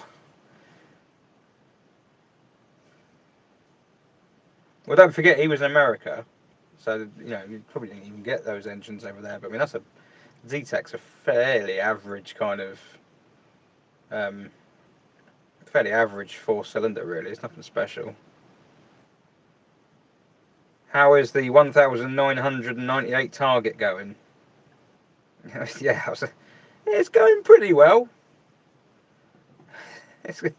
You're right. Body weight, bodysuit guy. Yeah, it's at 4,800 odd. Power to weight. Well, yeah, it might have more. Well, no, it hasn't got more power.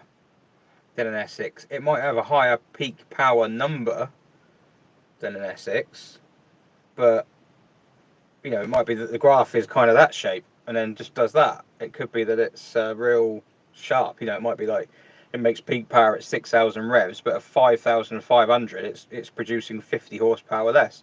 Whereas an S6 might make peak power at 6,000 revs, for example, and at 5,500, it's producing 10 horsepower less. So you've got a much broader curve that starts a lot earlier. So though the higher power figure on the Z-Tech would be, the peak figure would be higher, it wouldn't feel as quick. It probably wouldn't be as quick. So it's not just about the peak power number. To be honest, the most important thing to do with power in cars and how cars perform now is torque at the wheels.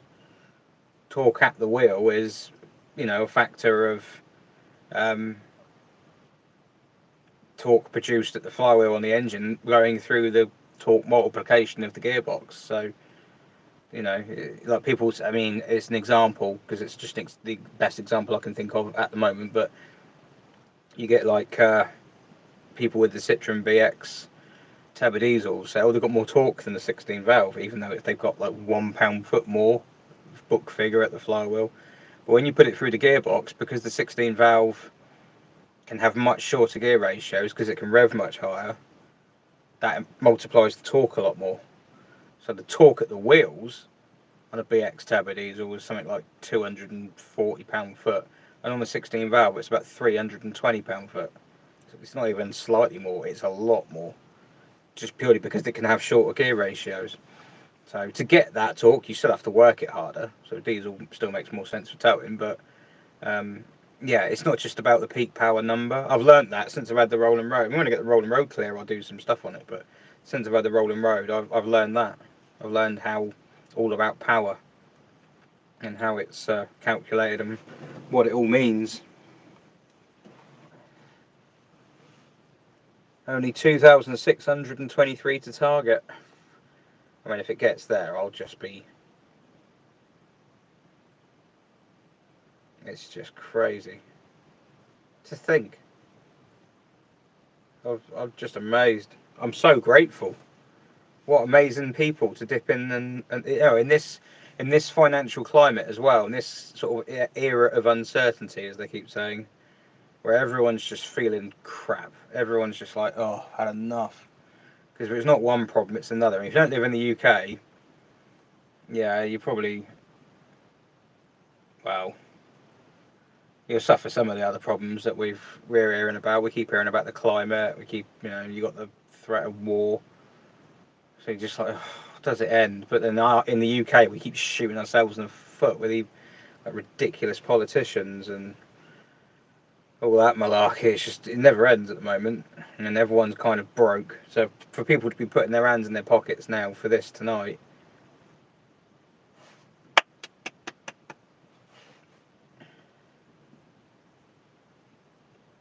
did I hear Buffalo is getting a bit of snow?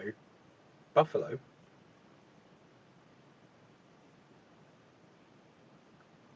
They sold Ford Kaz in Mexico. Occasionally I see one in California. It would look crazy in California, wouldn't it?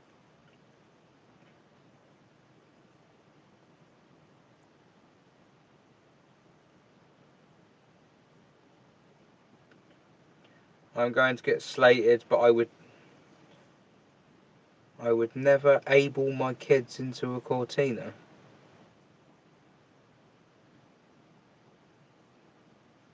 I know I'm tired, but I'm trying to figure. Never.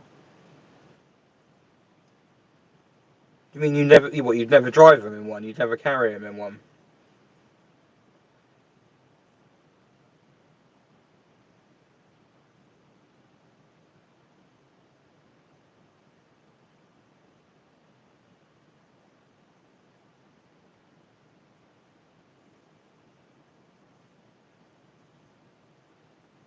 Yeah. Do you mean you wouldn't carry your kids in a older car like a Cortina?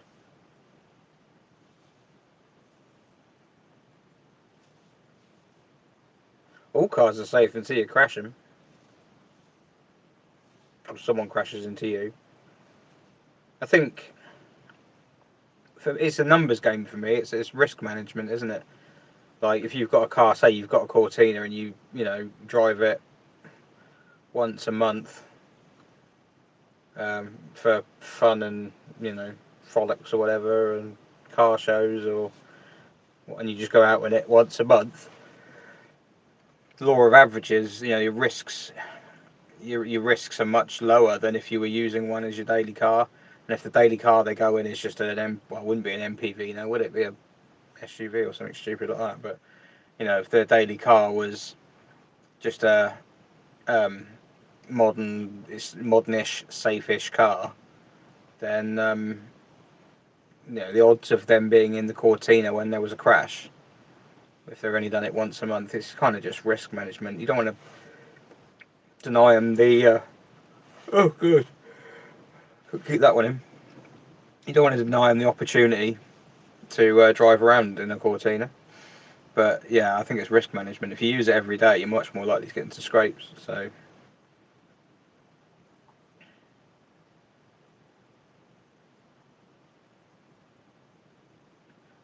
my wife won't let my kids in my van with lap belts yet. When we were kids, the cars didn't have seat belts. Somehow we are still alive. Yeah, see, I don't fully subscribe to that. A lot of people are, back in the day we used to do it. It doesn't mean it was a good thing. It just means you got away with it. It's like I don't know, sticking your hand into a wasp's nest. You're like, why are you doing that? Oh, I did it last week. I didn't get stung. And it's like, well, yeah, but you still might. Just because you got away with it last time. So that's kind of how I see that.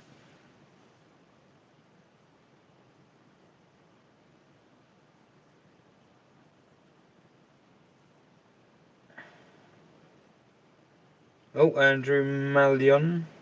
What?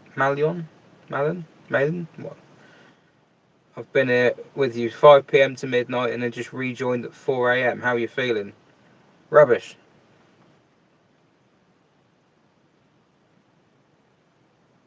I remember we had 9 in my dad's Cortina. It seemed fine then. It really doesn't now. No, that's because we know more now. People get safety just improves as time goes on. Because people just learn more. They just get more aware. Like back in the day, you didn't even think about what would happen if you had a crash. Now I can play BeamNG on the PC and find out exactly what would happen if I crashed an old car versus a new car. So, or you watch YouTube videos with crash tests.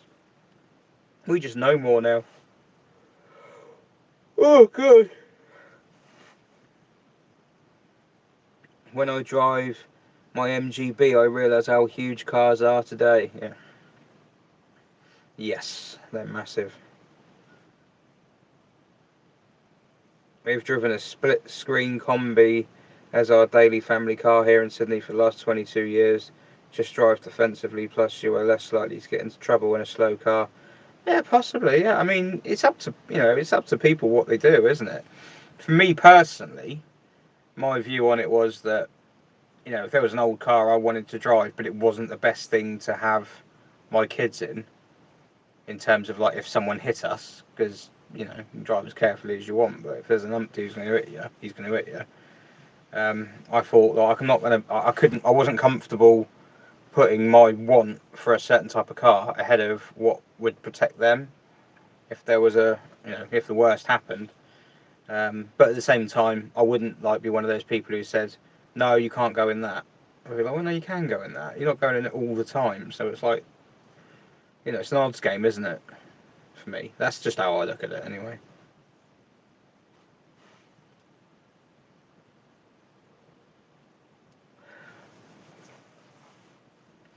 To be fair, if you're in a Frog Eye Sprite, you'd find sitting next to the wheel of anything else rather insignificant. 2 are in the boot.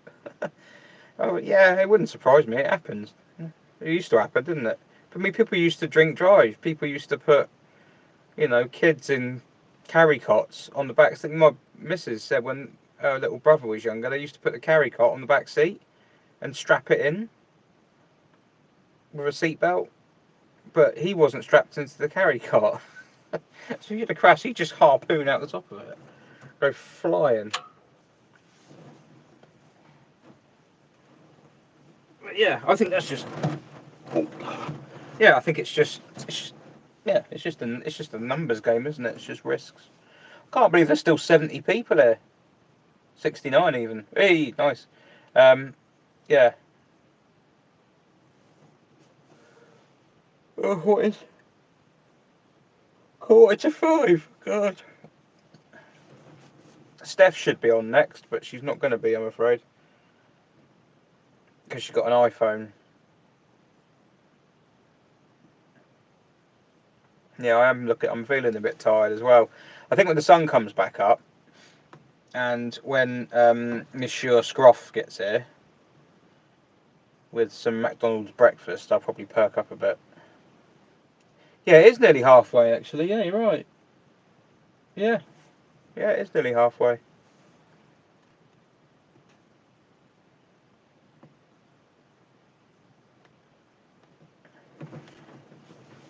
Yeah, I think it'd be easier during the day. It's the night time. It's the way the night. Even though, I'll keep yours now. Even though when I'm in the daytime, it'll be later. I think we're conditioned to be more awake in the day, so I think, yeah, I reckon it'll be okay. Halfway to paradise, oh mate. When that clock strikes, I'm gone.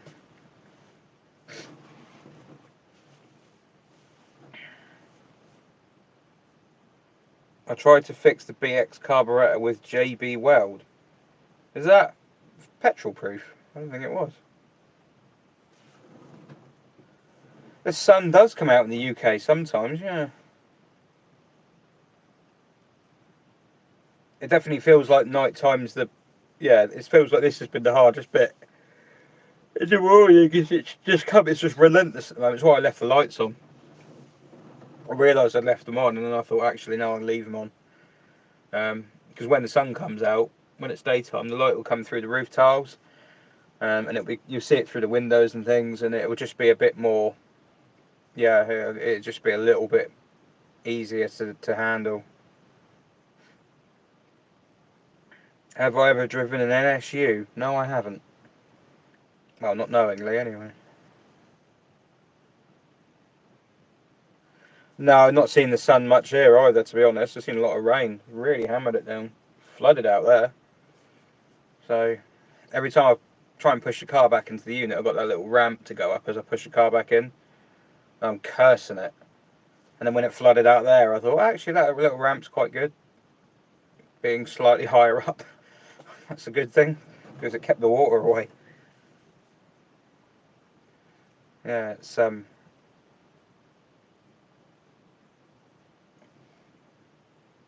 49.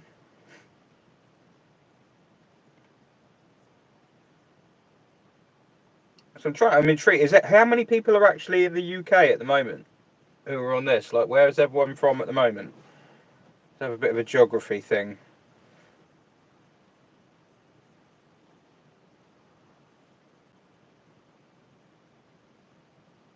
From a guy who does his fair share of 24-hour shifts, the first 12 are the hardest. Won't be ideal, but get out of the car and walk around for a few minutes whenever you get the chance.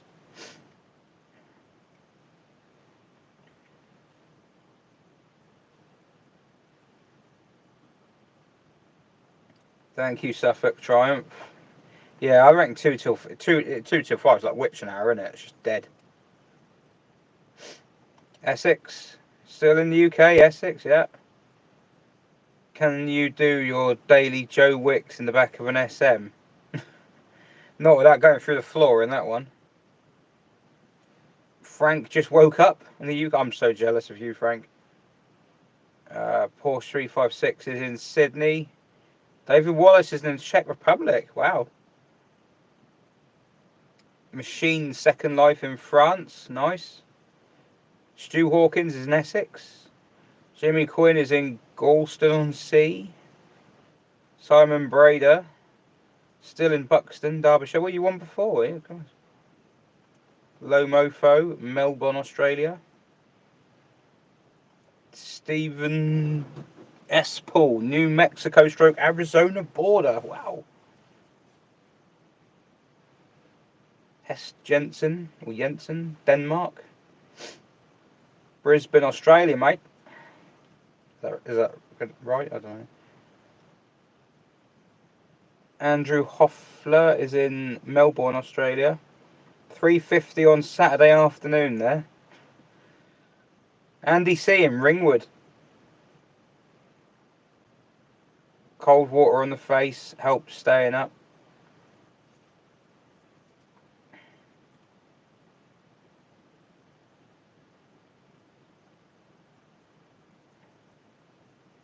Yeah, this is the hardest part of the night shift. Always struggling on the way home, but getting to bed. Don't envy you tomorrow. Thanks for that. Yeah, I know it's going to be a challenge. Lowestoft boy is in East Hertfordshire. I thought Lowestoft was in Suffolk. Zadster is about a mile from where the M1 and the M62 meet outside Wakefield.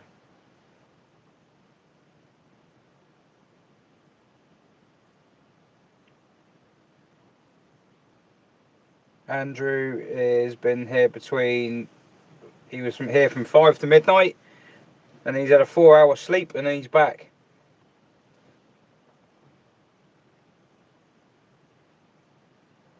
Lofty is in Runcorn.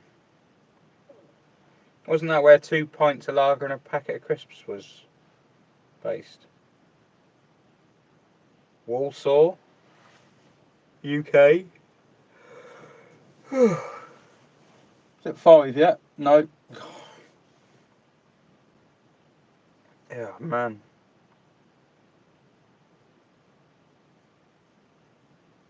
I can't work out if these lights are making it worse or better.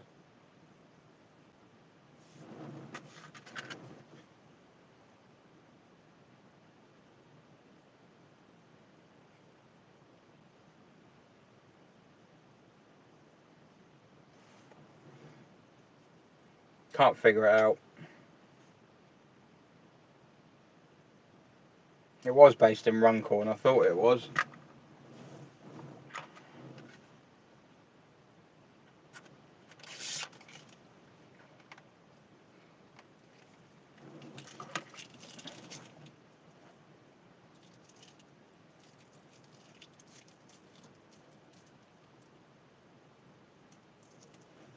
Oh, yeah. If Twitter goes to pot, where do I think all the weird car Twitter folks would be? I don't know. I mean, they're on about going to this Mastodon place. I don't think it'll go to pot. Twitter's too big. I just can't see it happening. It'll go to pot. If it goes to pot, it'll be because of the people who are already freaking out about being on Twitter and then making a big deal of it and leaving. And I know Musk is not doesn't come across the best character in the world, but I bet there's a lot of nasty characters at the top of every major organisation. So I don't think Twitter's any different. It's just that he's more infamous, if you like. I mean, I think the best place to go would be no, I don't know. Say Facebook, probably. You can set yourself a little group of people that are known. So if you go opening it up to let more people in, which is a shame, admittedly, to not, but that's when the group grows, and you know. Whereas if you just got a group of people that were already in that kind of big bubble in Twitter, then. But I think Twitter would be fine. I don't think it's a concern. I think it'll be fine.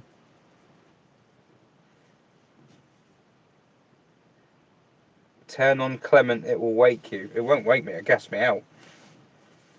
Is it nearly at 5k? Oh, sweet.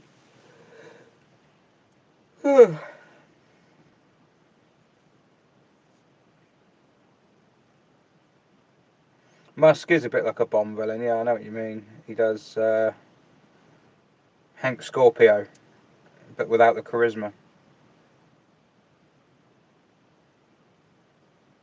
Still in Qatar. So you, as Adam Henderson, are you there for the football, or is that where you live?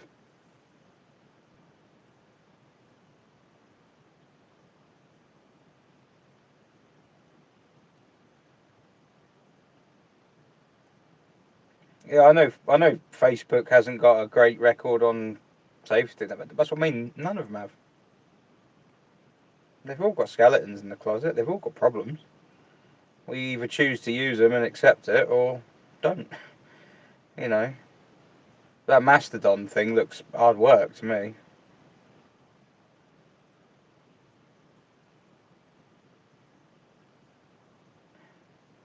Been there 14 years.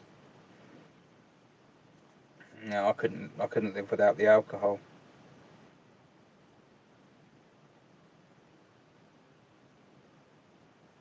Right. I've got some Lucozade in the fridge. I might pop one of them open in a minute.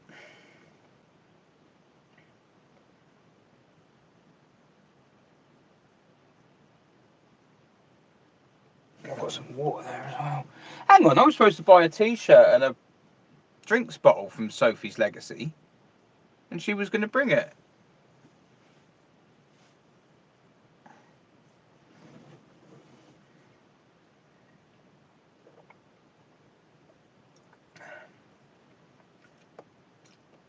Yeah.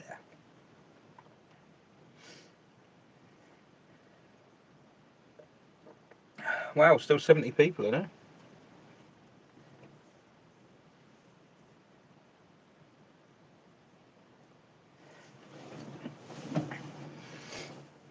I cannot be the only person who thinks Power Rangers every time someone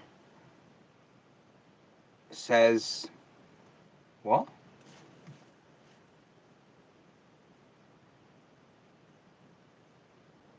Mastodon? Is that Mastodon? Oh, yeah.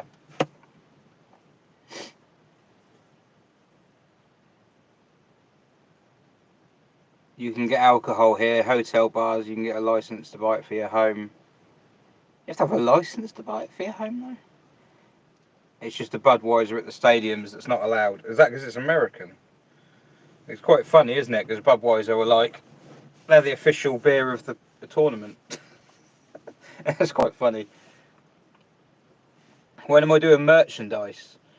I joked and said that it would be when I hit 10,000 subscribers, thinking I would never hit 10,000 subscribers, and I'm now at 8,000 something. So I might have to think about it. Only because people keep asking.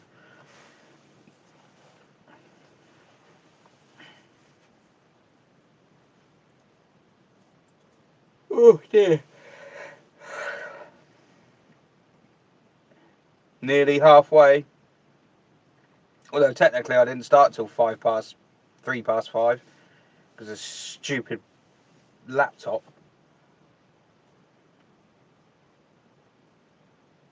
You want stickers? I wouldn't even put the stickers in my window. I don't really put car stickers in. Right, it's 5 o'clock.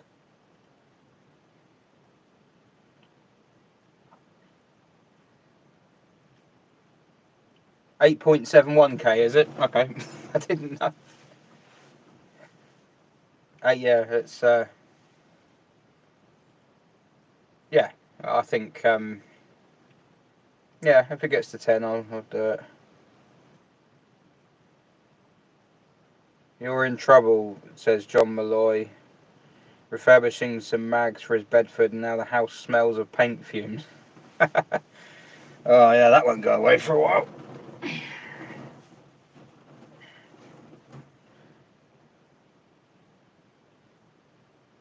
My breakfast is due in an hour's time. I will get a guest.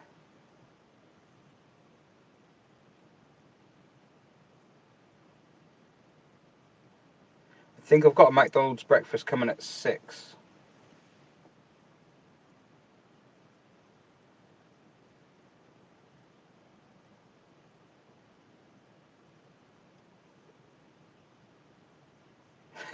I'm seeing some of the names that were here before coming back, and it's like, oh, I've had a lovely sleep. What's going on? I'm still here. Yeah, but Burke Benar, is it? Who's on at 6? Alex Robbins, aka Scrof, who is I can never keep up who he works for now. I think he writes for the Telegraph. He's a motoring journo, well known on Twitter. I've known him for years, but yeah, he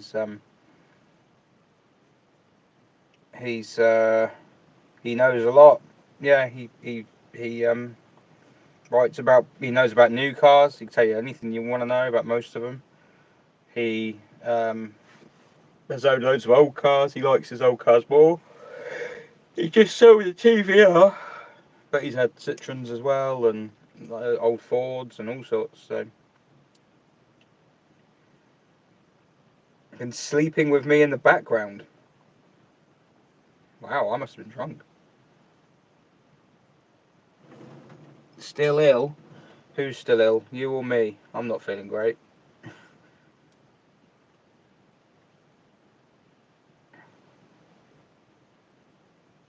No, I'm not feeling clever at the moment.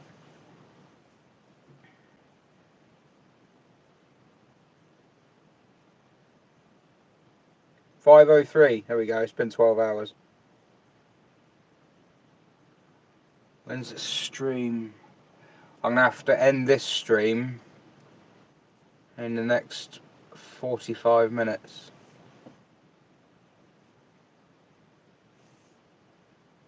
Although, to be honest, I don't really need to have this bit saved because it's just me rambling.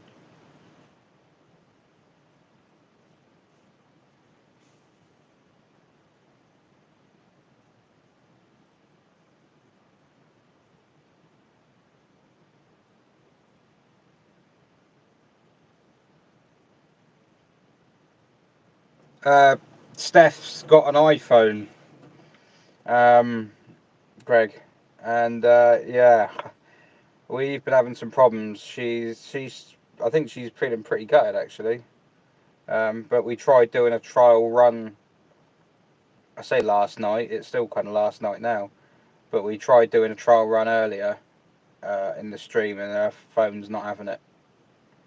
So the only people we've had on, HubNut's back. Wow, that's early. The only people we've had on have been people with Android, or people who can either figure their iPhone out or have an iPhone of a certain vintage. I suspect it's the certain vintage bit. Katie, Wrench and Wench had an iPhone 10, got round it. Matthew Tyson, from the warm-up a few days ago, had an iPhone 11, got around it. Everyone else has had Android, so all the Androids have worked. So yes, still going, HubNut. Yes. It's been hard work. Honestly, this bit now, the whole the 3 hours, this has been the hardest bit. I think that, I hope, and I think the daytime will be easier, because it kind of like your body will just be like, oh, okay, you're not going to sleep then. Oh, okay, better get going then. It's daytime. I'm hoping that's what will happen. Don't feel guilty for sleeping. I am going to love my sleep tonight. Oh, I won't hang around for pleasantries either. I'll be gone. Not long until sweary Scrof. You better not. I've done so well. Yeah, I suppose if it gets busier, it goes faster. I just want people's. I feel crap that I didn't get to speak to Mr. Regular. I feel crap I didn't get to speak to James. I feel crap that I won't get to speak to Steph. I think that would have been a nice. I think that would have been a good one to do right about now. I think she would have been quite bubbly. I just hope that people have Android phones. I know that Whiteland do. I think Fuel Power said they do. I think obviously HubNut does. JayEmm, I say, strikes me as an iPhone person, so we'll see. I could move around for a bit, but I didn't feel great last time I did it, so I will when Alex turns up. If we see if he's bought anything half interesting, we'll go and have a look at it. So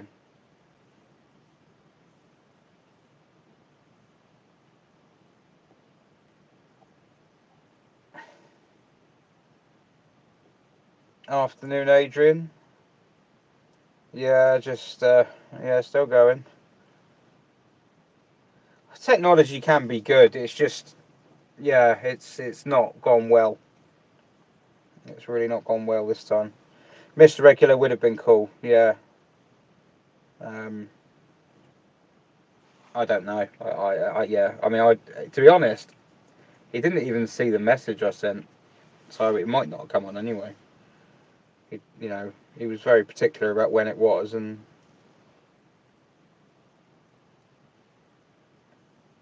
doesn't work with a laptop. No, it's been really hard work. I mean, the warm up we did earlier in the week went so well, it kind of ended up being a bit of a red herring because it went so well. I thought, oh, that bit's fine. I ain't got to worry about that. I've just got to worry about these other things. And then comes the actual night. Oh, it turns out you do have to worry about that.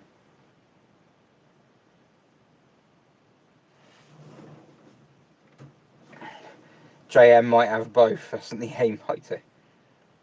Yeah, he might do. I don't know. He might have a. He might. I don't know. He may well have a. I hope he does. I hope he has Android because no one's failed with that yet. Red Bull and a power source bar.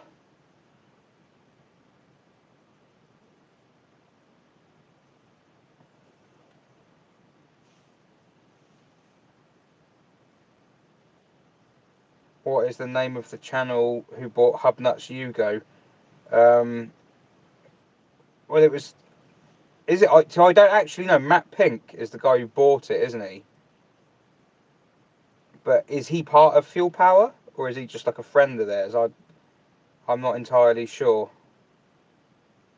But yeah, I'm pretty sure it's Matt Pink who's got it.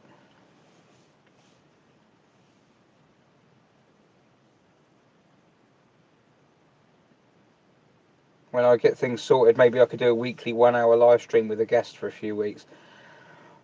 Maybe not for a while.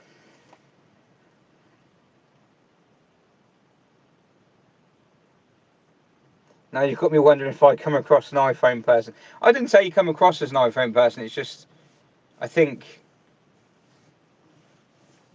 yeah, I don't know. I just a hunch. Mind you, I'd have had Steph down as an Android person. So, what the hell do I know?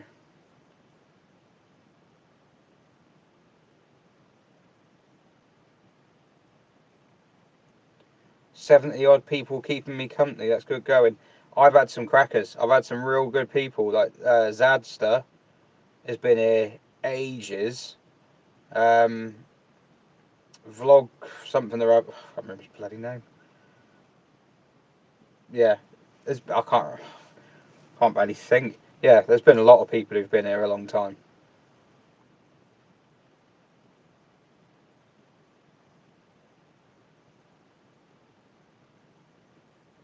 But yeah, some people who've stayed with me, legends. I might have to. Yeah. Oh, I don't know what I can do. I can't really do much now. A friend who kindly makes videos for their channel sometimes. Yeah, may well be. Yeah, he's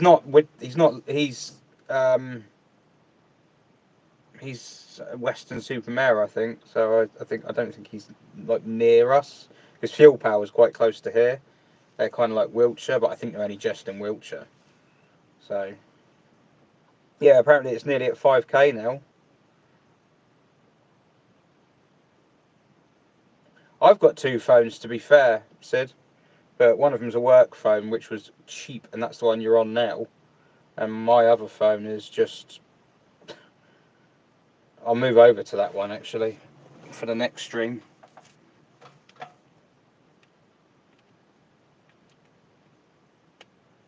Let's pop it on charge.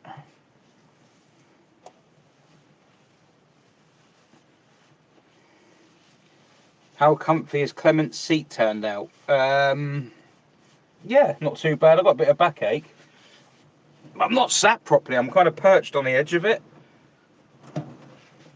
So, yeah, it's all right. More comfy if it was a bed and I was laid down, but...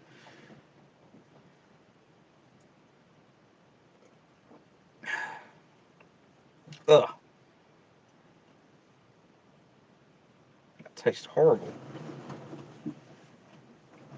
It warmed up a bit in here now. I've got the heater on. It's not really kicking much out. What's the temperature now? 16. Vlogs and stuff. There he is. Over halfway, yeah. I've gone up the hill. I'm starting to come down it again.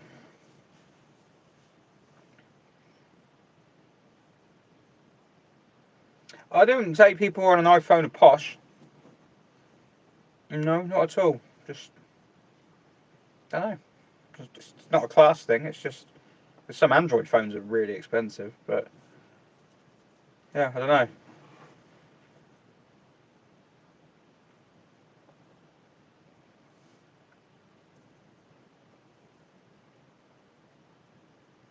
Although, what time did you go, HubNut?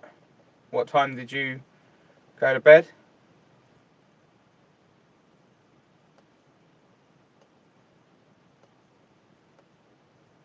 You're well posh, yeah.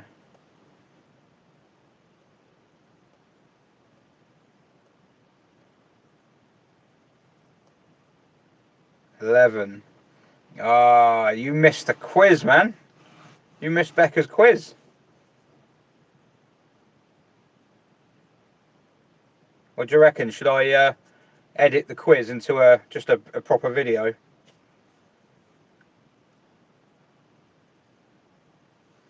Ford Fairmont was the answer to one of the questions about serial killers. I got it right. Hey, Alex is up.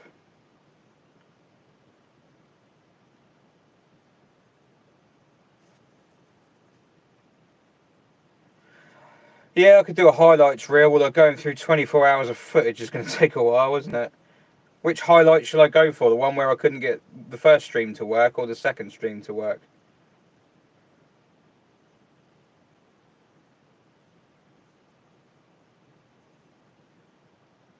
The quiz was really good. It really went down well. Yeah, fair play to her. She pulled it out of the bag with that one.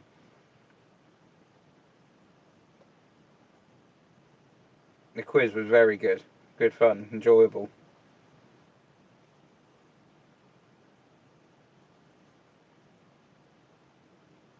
Greetings, Josh on the tube, who's in the US.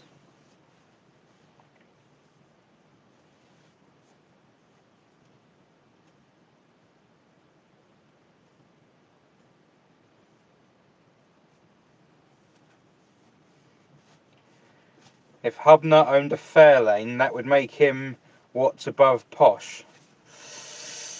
A Fairlane gear.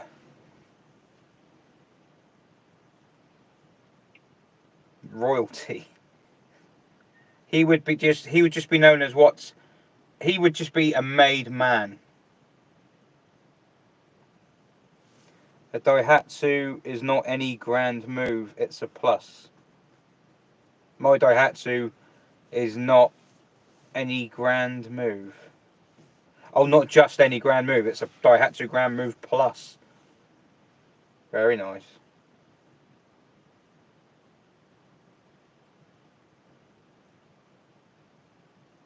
It'd make him a serial killer. Oh, who was it who had the amazing joke? About Oh, what was the joke? It was the best one, honestly, during the quiz. About how much something cost. Or how expensive something was. The answer was an arm and a leg. But it was a serial killer's car. Or something. It was just... I'll have to go back and find that, because it was just... It was... spot on. Fairlane Gear and Reju Limited. How about a Fairlane Gear Titanium Walshe Plus?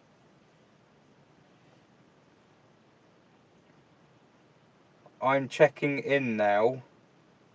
Just up myself. I have an EV, so am I elitist?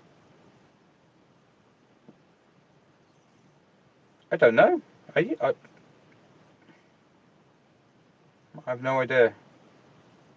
I don't think having the EV makes you elitist. I think some people's mindset or views of an EV they have may be elitist, but I'm sure there are some people who have a Citroen BX who are elitist. Misguided people, but a Fairlane injection gear titanium X exclusive turbo. Titanium, what is this modern term? It's what Ford replaced the gear with, pretty much. They didn't directly, but they near enough did. It's contemporary, whereas the gear was sort of classical. No, classical? Yeah.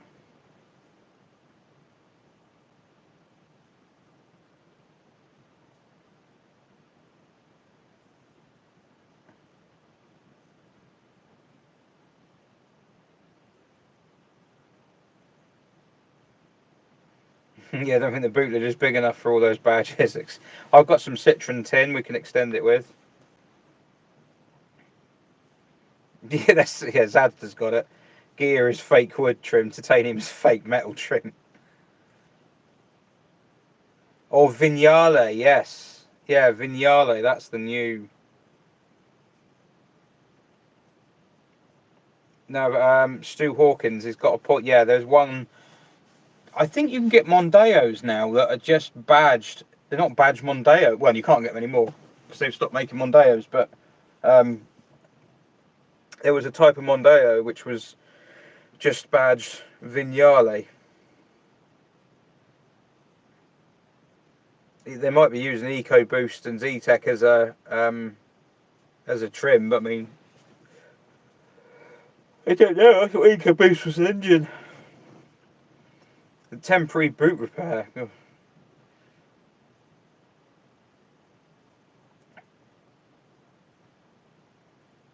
Superior French steel in that boot lid.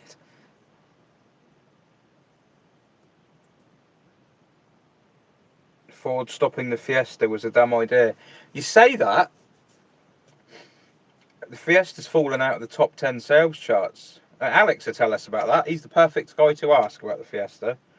So I shall ask him. But I believe it fell out of the top 10 sales charts across Europe for the first time ever. Because a lot of cars in that segment are platform share. So, you know, like the Citroen C3, Pug 208 and the Corsa. And then obviously the VAG stuff, they platform share. So the manufacturers are getting lots of sales out of one platform, whereas the Ford Fiesta didn't share a platform with anything by the time it was killed off. So it was just on its own. So I think they just weren't selling enough, even though they were probably selling quite a few. But it's also because people are idiots and people would rather buy a SUV over a Fiesta. Yeah, Puma.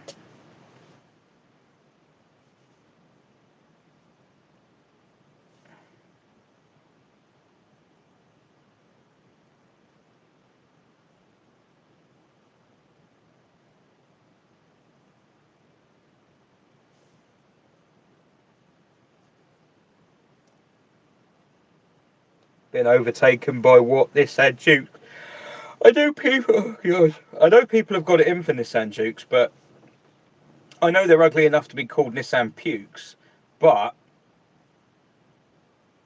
we've got to be careful what we sort of point the finger at, because people will complain if Nissan make boring cars. Okay, they're fine, they make the Juke, which isn't a boring looking car, it's a weird looking car. Oh, that's ugly. Ugh.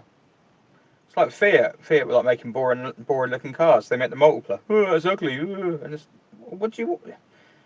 I mean, I suppose they probably just want them to make a good looking car, but maybe Fiat can't make a good looking car. So I kind of, yeah, I sympathise a little bit. Tesla random pla. Yeah. Yeah.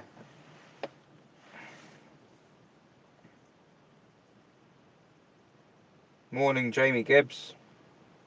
How long are we on this stream? 7:35.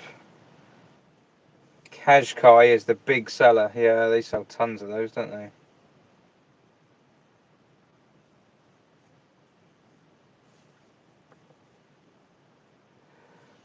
God, yeah.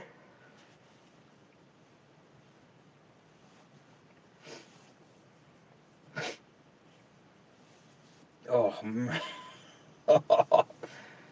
Oh.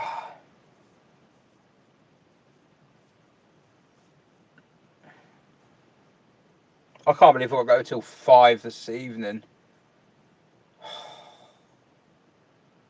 Feels bad enough now.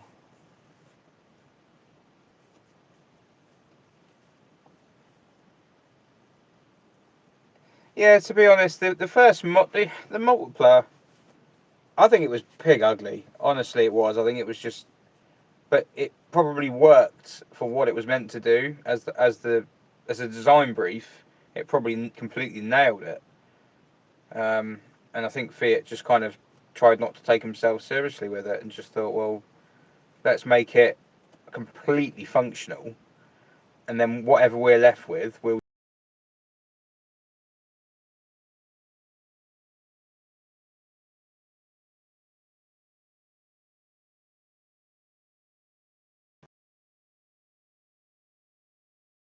There.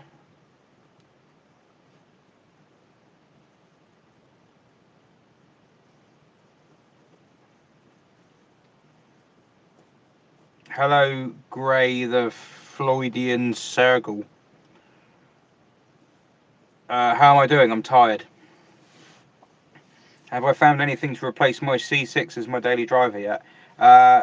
Yeah, more than likely a Saxo. I'm probably going to start using the Saxo, which means I'm going to drive everywhere on the rev limiter with the wheels spinning.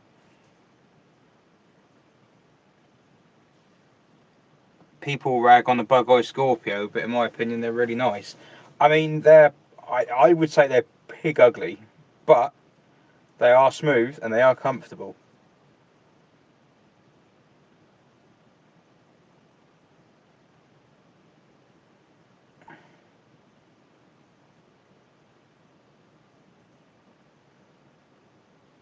Yeah, well, I try not to yawn, to be honest. But I'm quite tired. Because I've been awake for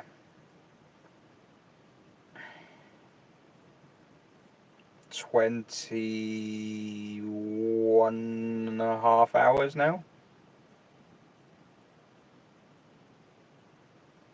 Don't say only 35 minutes to go.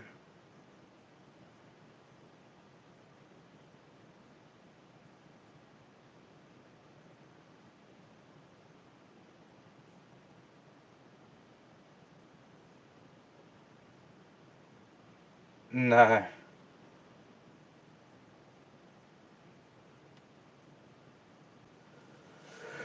Whew.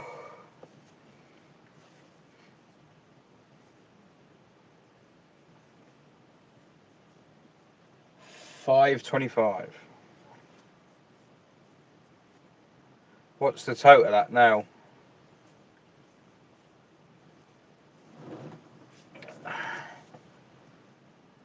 Someone has donated to your page.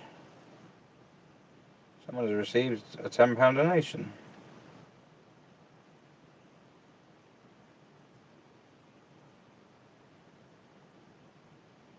4922.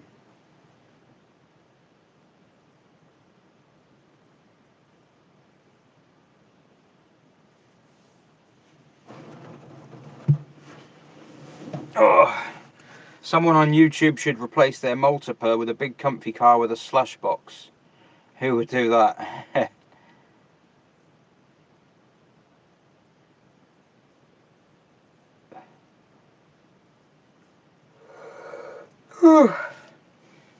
Yeah, it's nearly at 5k.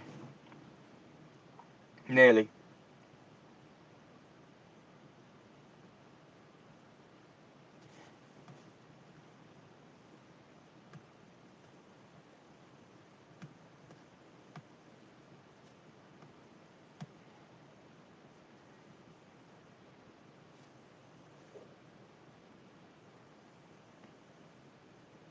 I've got a horrible feeling that where the stream dropped out and then came back in, that it might have just lost everything that went on.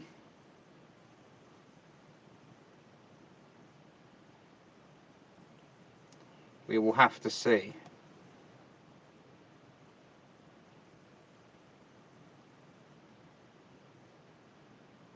Oh dear, what's happened?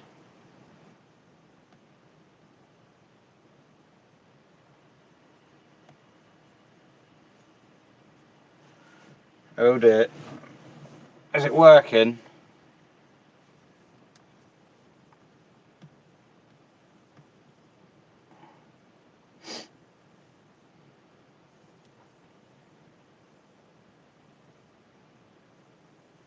Still showing as a long stream, okay.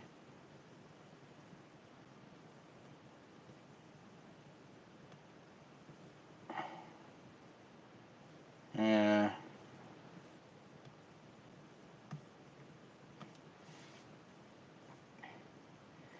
The project car reveal. I've done it twice. Yeah, I did it at half 8? Quarter to 9? Last night. This UK time. And then again, when did we go around it again? Must have been 3:30 in the morning.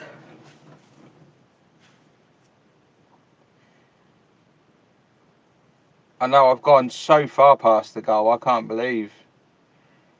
Yeah, Honda did do a 6x6. It was called the FRV. 7 hours 31 minutes stream. Wow.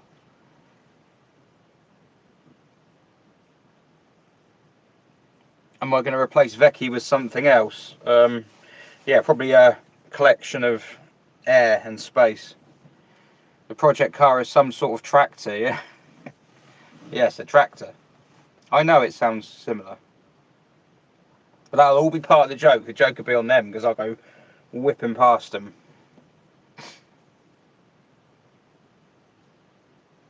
A tractor.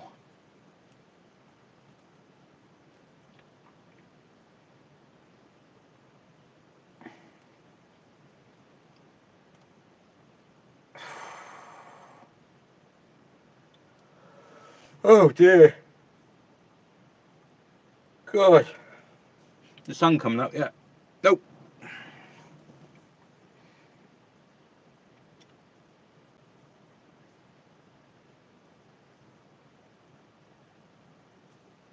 Ask us some car related questions. Oh man, I couldn't. You're better off asking me questions to try to keep me awake. I couldn't think of any. I'm not very good at putting a quiz together. Let's get Becca back on. Becca, come back and do a quiz.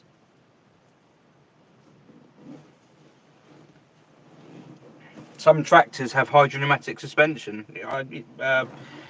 Yes. Yeah, I don't know. Some Rolls Royces do as well. Or is that what you meant? Rolls Royce owners all went.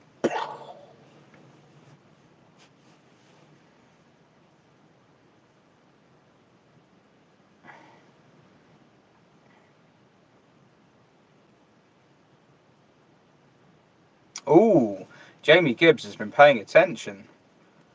Am I going to use the ES9 in the Xantia or the 406 lump? Well, the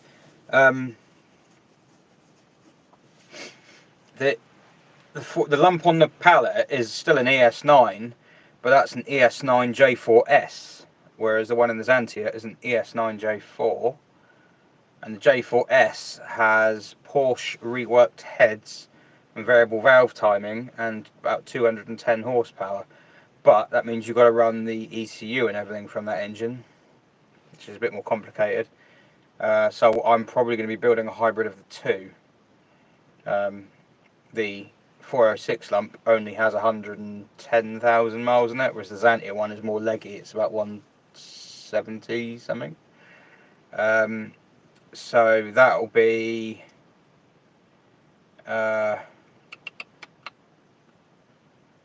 yeah, I have to find out which one's got the biggest valves. One of the heads has got bigger valves.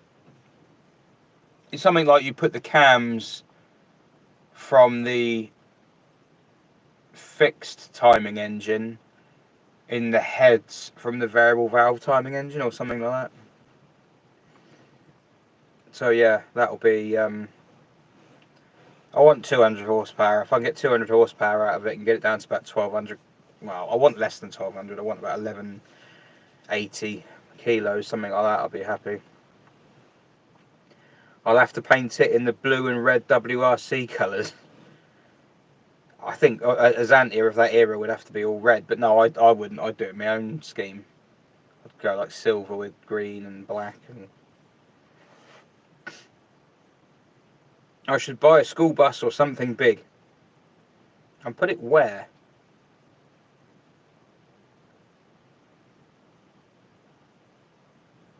My diesel C5 gets called a tractor.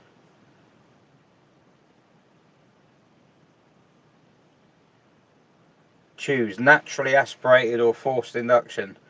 I can see benefits to both, but I would say naturally aspirated for me.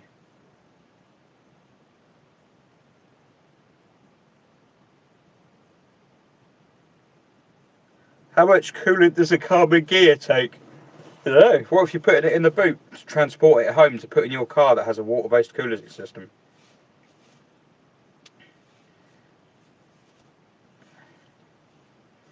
We're all talking about tractors now. Tractor test for the HubNut 100k vid. Already done one.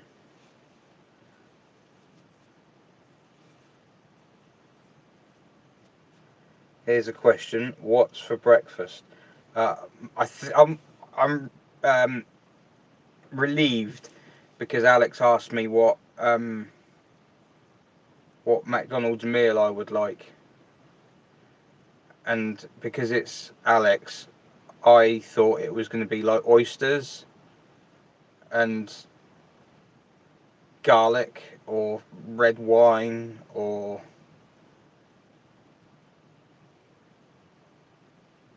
some kind of cheese.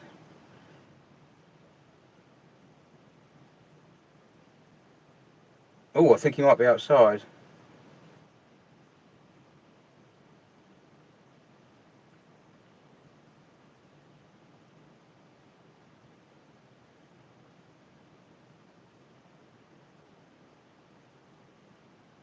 That's early if he is. Can't be.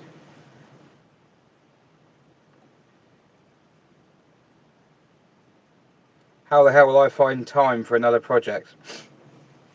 It's a good question. It's a different type of project to the others, and it's a project that I'll be having help on. My kids are going to be more involved in that one, and they're going to do some of the work I'm going to teach them on that car.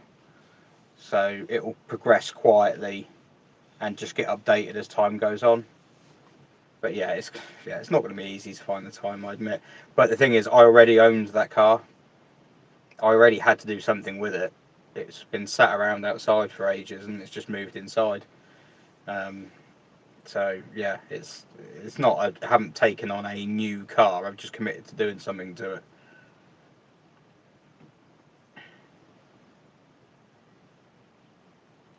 Up and down racing team. Yeah, it literally goes up and down.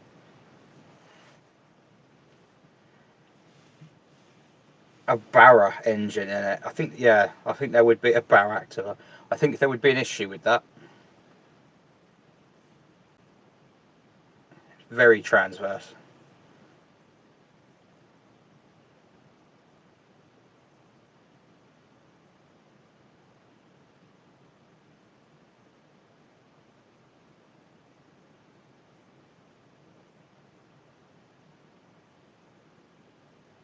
Yeah, it would need widening.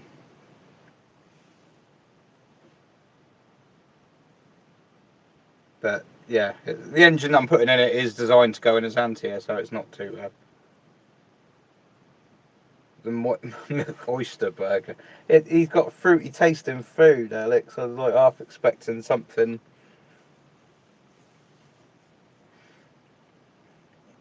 You know, like shredded red cabbage on toast or something like that. With a raspberry jus. But yeah, he's going to McDonald's, so that's alright. Oh, will I tune the ES9? No, not really. I just want it reliable. I just want it to work reliably. So, throw my kids in the deep end, mechanically speaking, yes. That said, you know, a lot of it is just things like take the seats out so we can sell them, take the door cards out, teach them how to use a hole saw, because I'll be making lots of holes to light it. Yeah, it's not necessarily, you know, how the suspension works is quite complex, but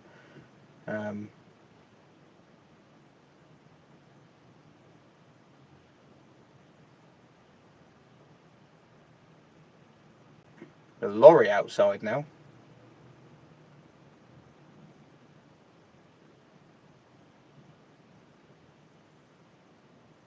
How can there a lorry outside? Unless Alex is driving a lorry. Oysters, crusty bread, and a glass of wine would be a good breakfast.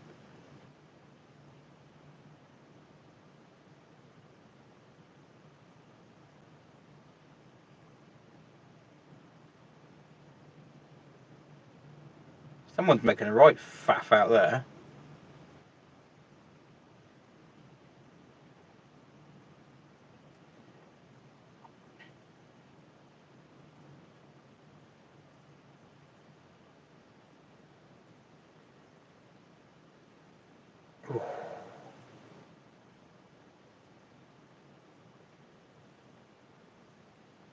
He could be driving a tractor.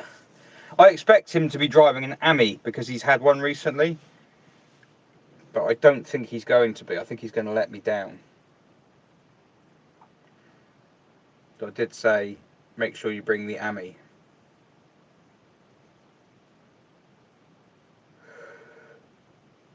Oh dear. Come on, son.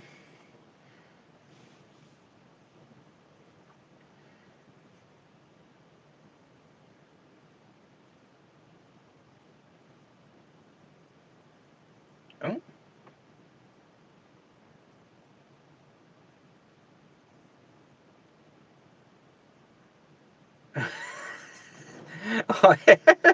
Oysters is an iPhone user's breakfast.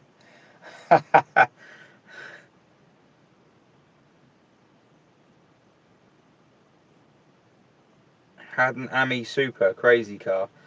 Yeah, I'd love to have a go in something like that. I've never. Is that the one with? Is that the one with a GS engine? Gas with MIG.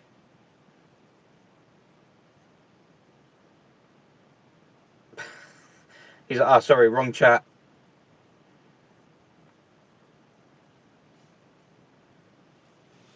Gas with MIG always, except outside in the wind. Yeah, because then it's gasless, whether you want it to be or not.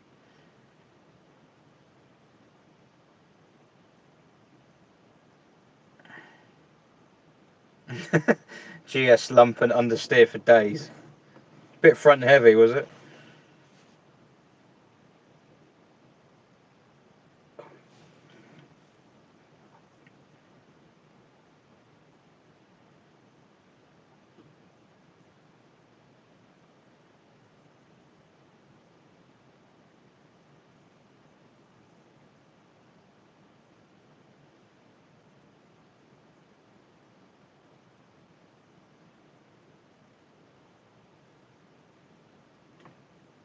I'll be honest, I'm still surprised by the number of people here. 80 people in here at the moment.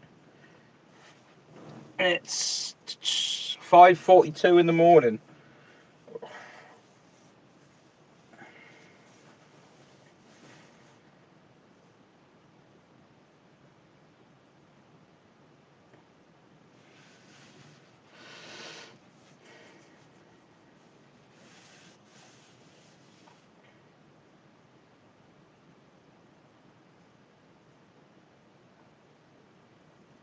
We're back on talking phones again.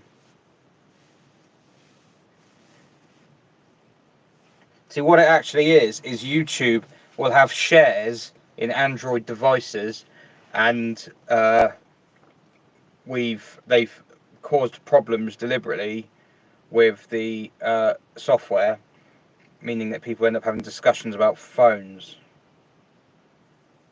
So replacing their phones becomes more prominent in their mind than it would have once been, and more money goes to Google or something like that.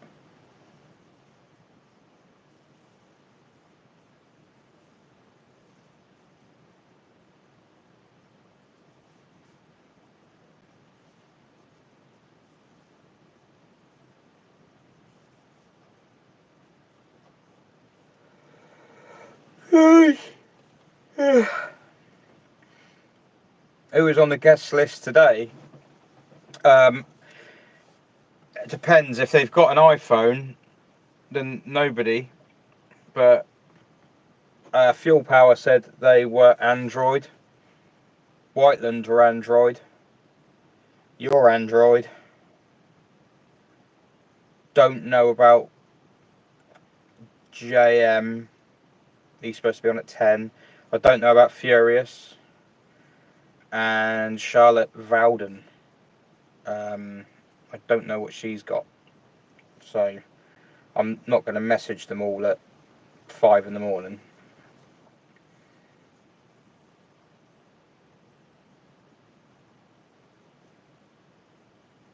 Google owns YouTube. Google also makes Android phones. Yeah. Well, it makes the software for them, doesn't it? Will I be doing a 3-wheel test on the project?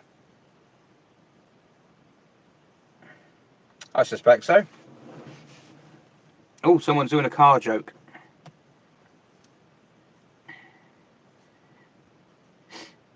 Yeah, I'm struggling to not yawn.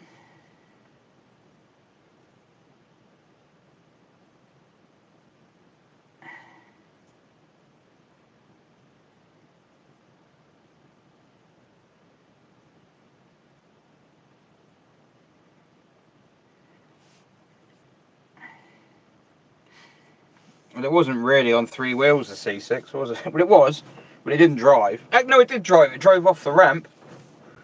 So it did, yeah, it moved. So really, I'm lying when I say that you can't drive it on 3 wheels.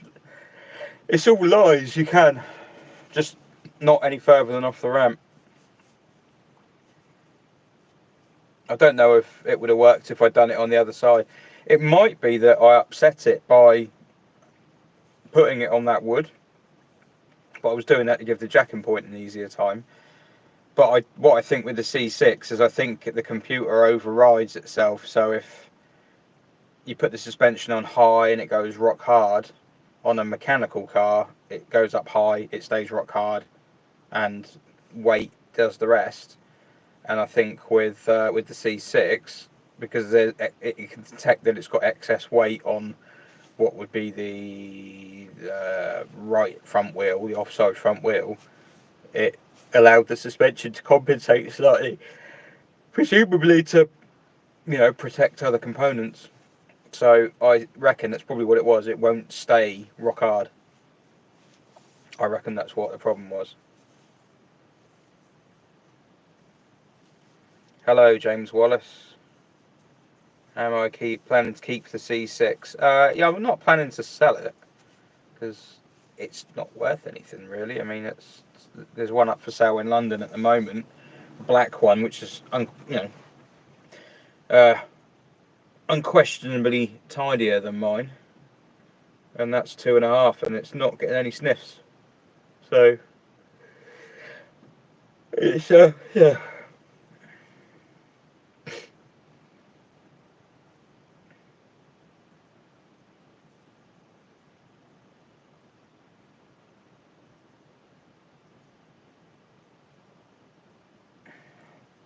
Where did the Citroen obsession begin? Probably because my dad got one. He got a BX, the same as the one I've got, the Mark 1 16 TRS. And getting that car and then learning about the suspension and seeing how different it was and everything, I just got really, really into it. It might be that I was just at an impressionable time in my life at that age, and that whatever he got, I would have really got into, possibly. Good, yeah, sorry. But I just went, yeah, it stuck, it got under the skin. And then as time went on, and I grew older, right, the things I started to become obsessed with, like suspension and things like that, yeah, obviously it was fulfilling the brief there. And then even now, you know, I can drive something, like I drove this for the first time and the suspension just blew me away. And you think you've seen it all. So there's always something to learn. And now it's not so much about the car I grew up with, it's more the fact of like seeing these cars for what they really were, you know, for the kind of the technology, and not even technology, the engineering effort that went into them is huge. I mean, the DS is a pretty clever car for its time. So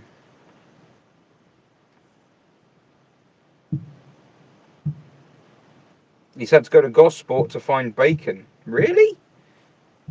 No oysters. Ugh.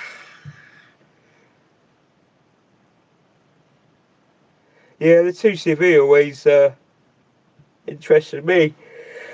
Not so much when I was a kid, but as time went on, I became more and more interested.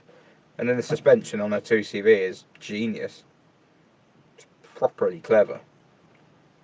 It's not just high and soft. It's how it like regulates itself, how it modulates itself.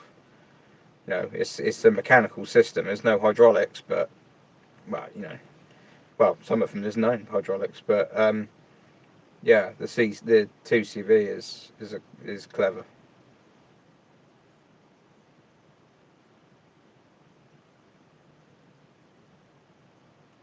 This video segment is 8 hours. Okay, right, that means I probably should knock it off and start another one. Do I do it on a go live together, or do I do it on a go live?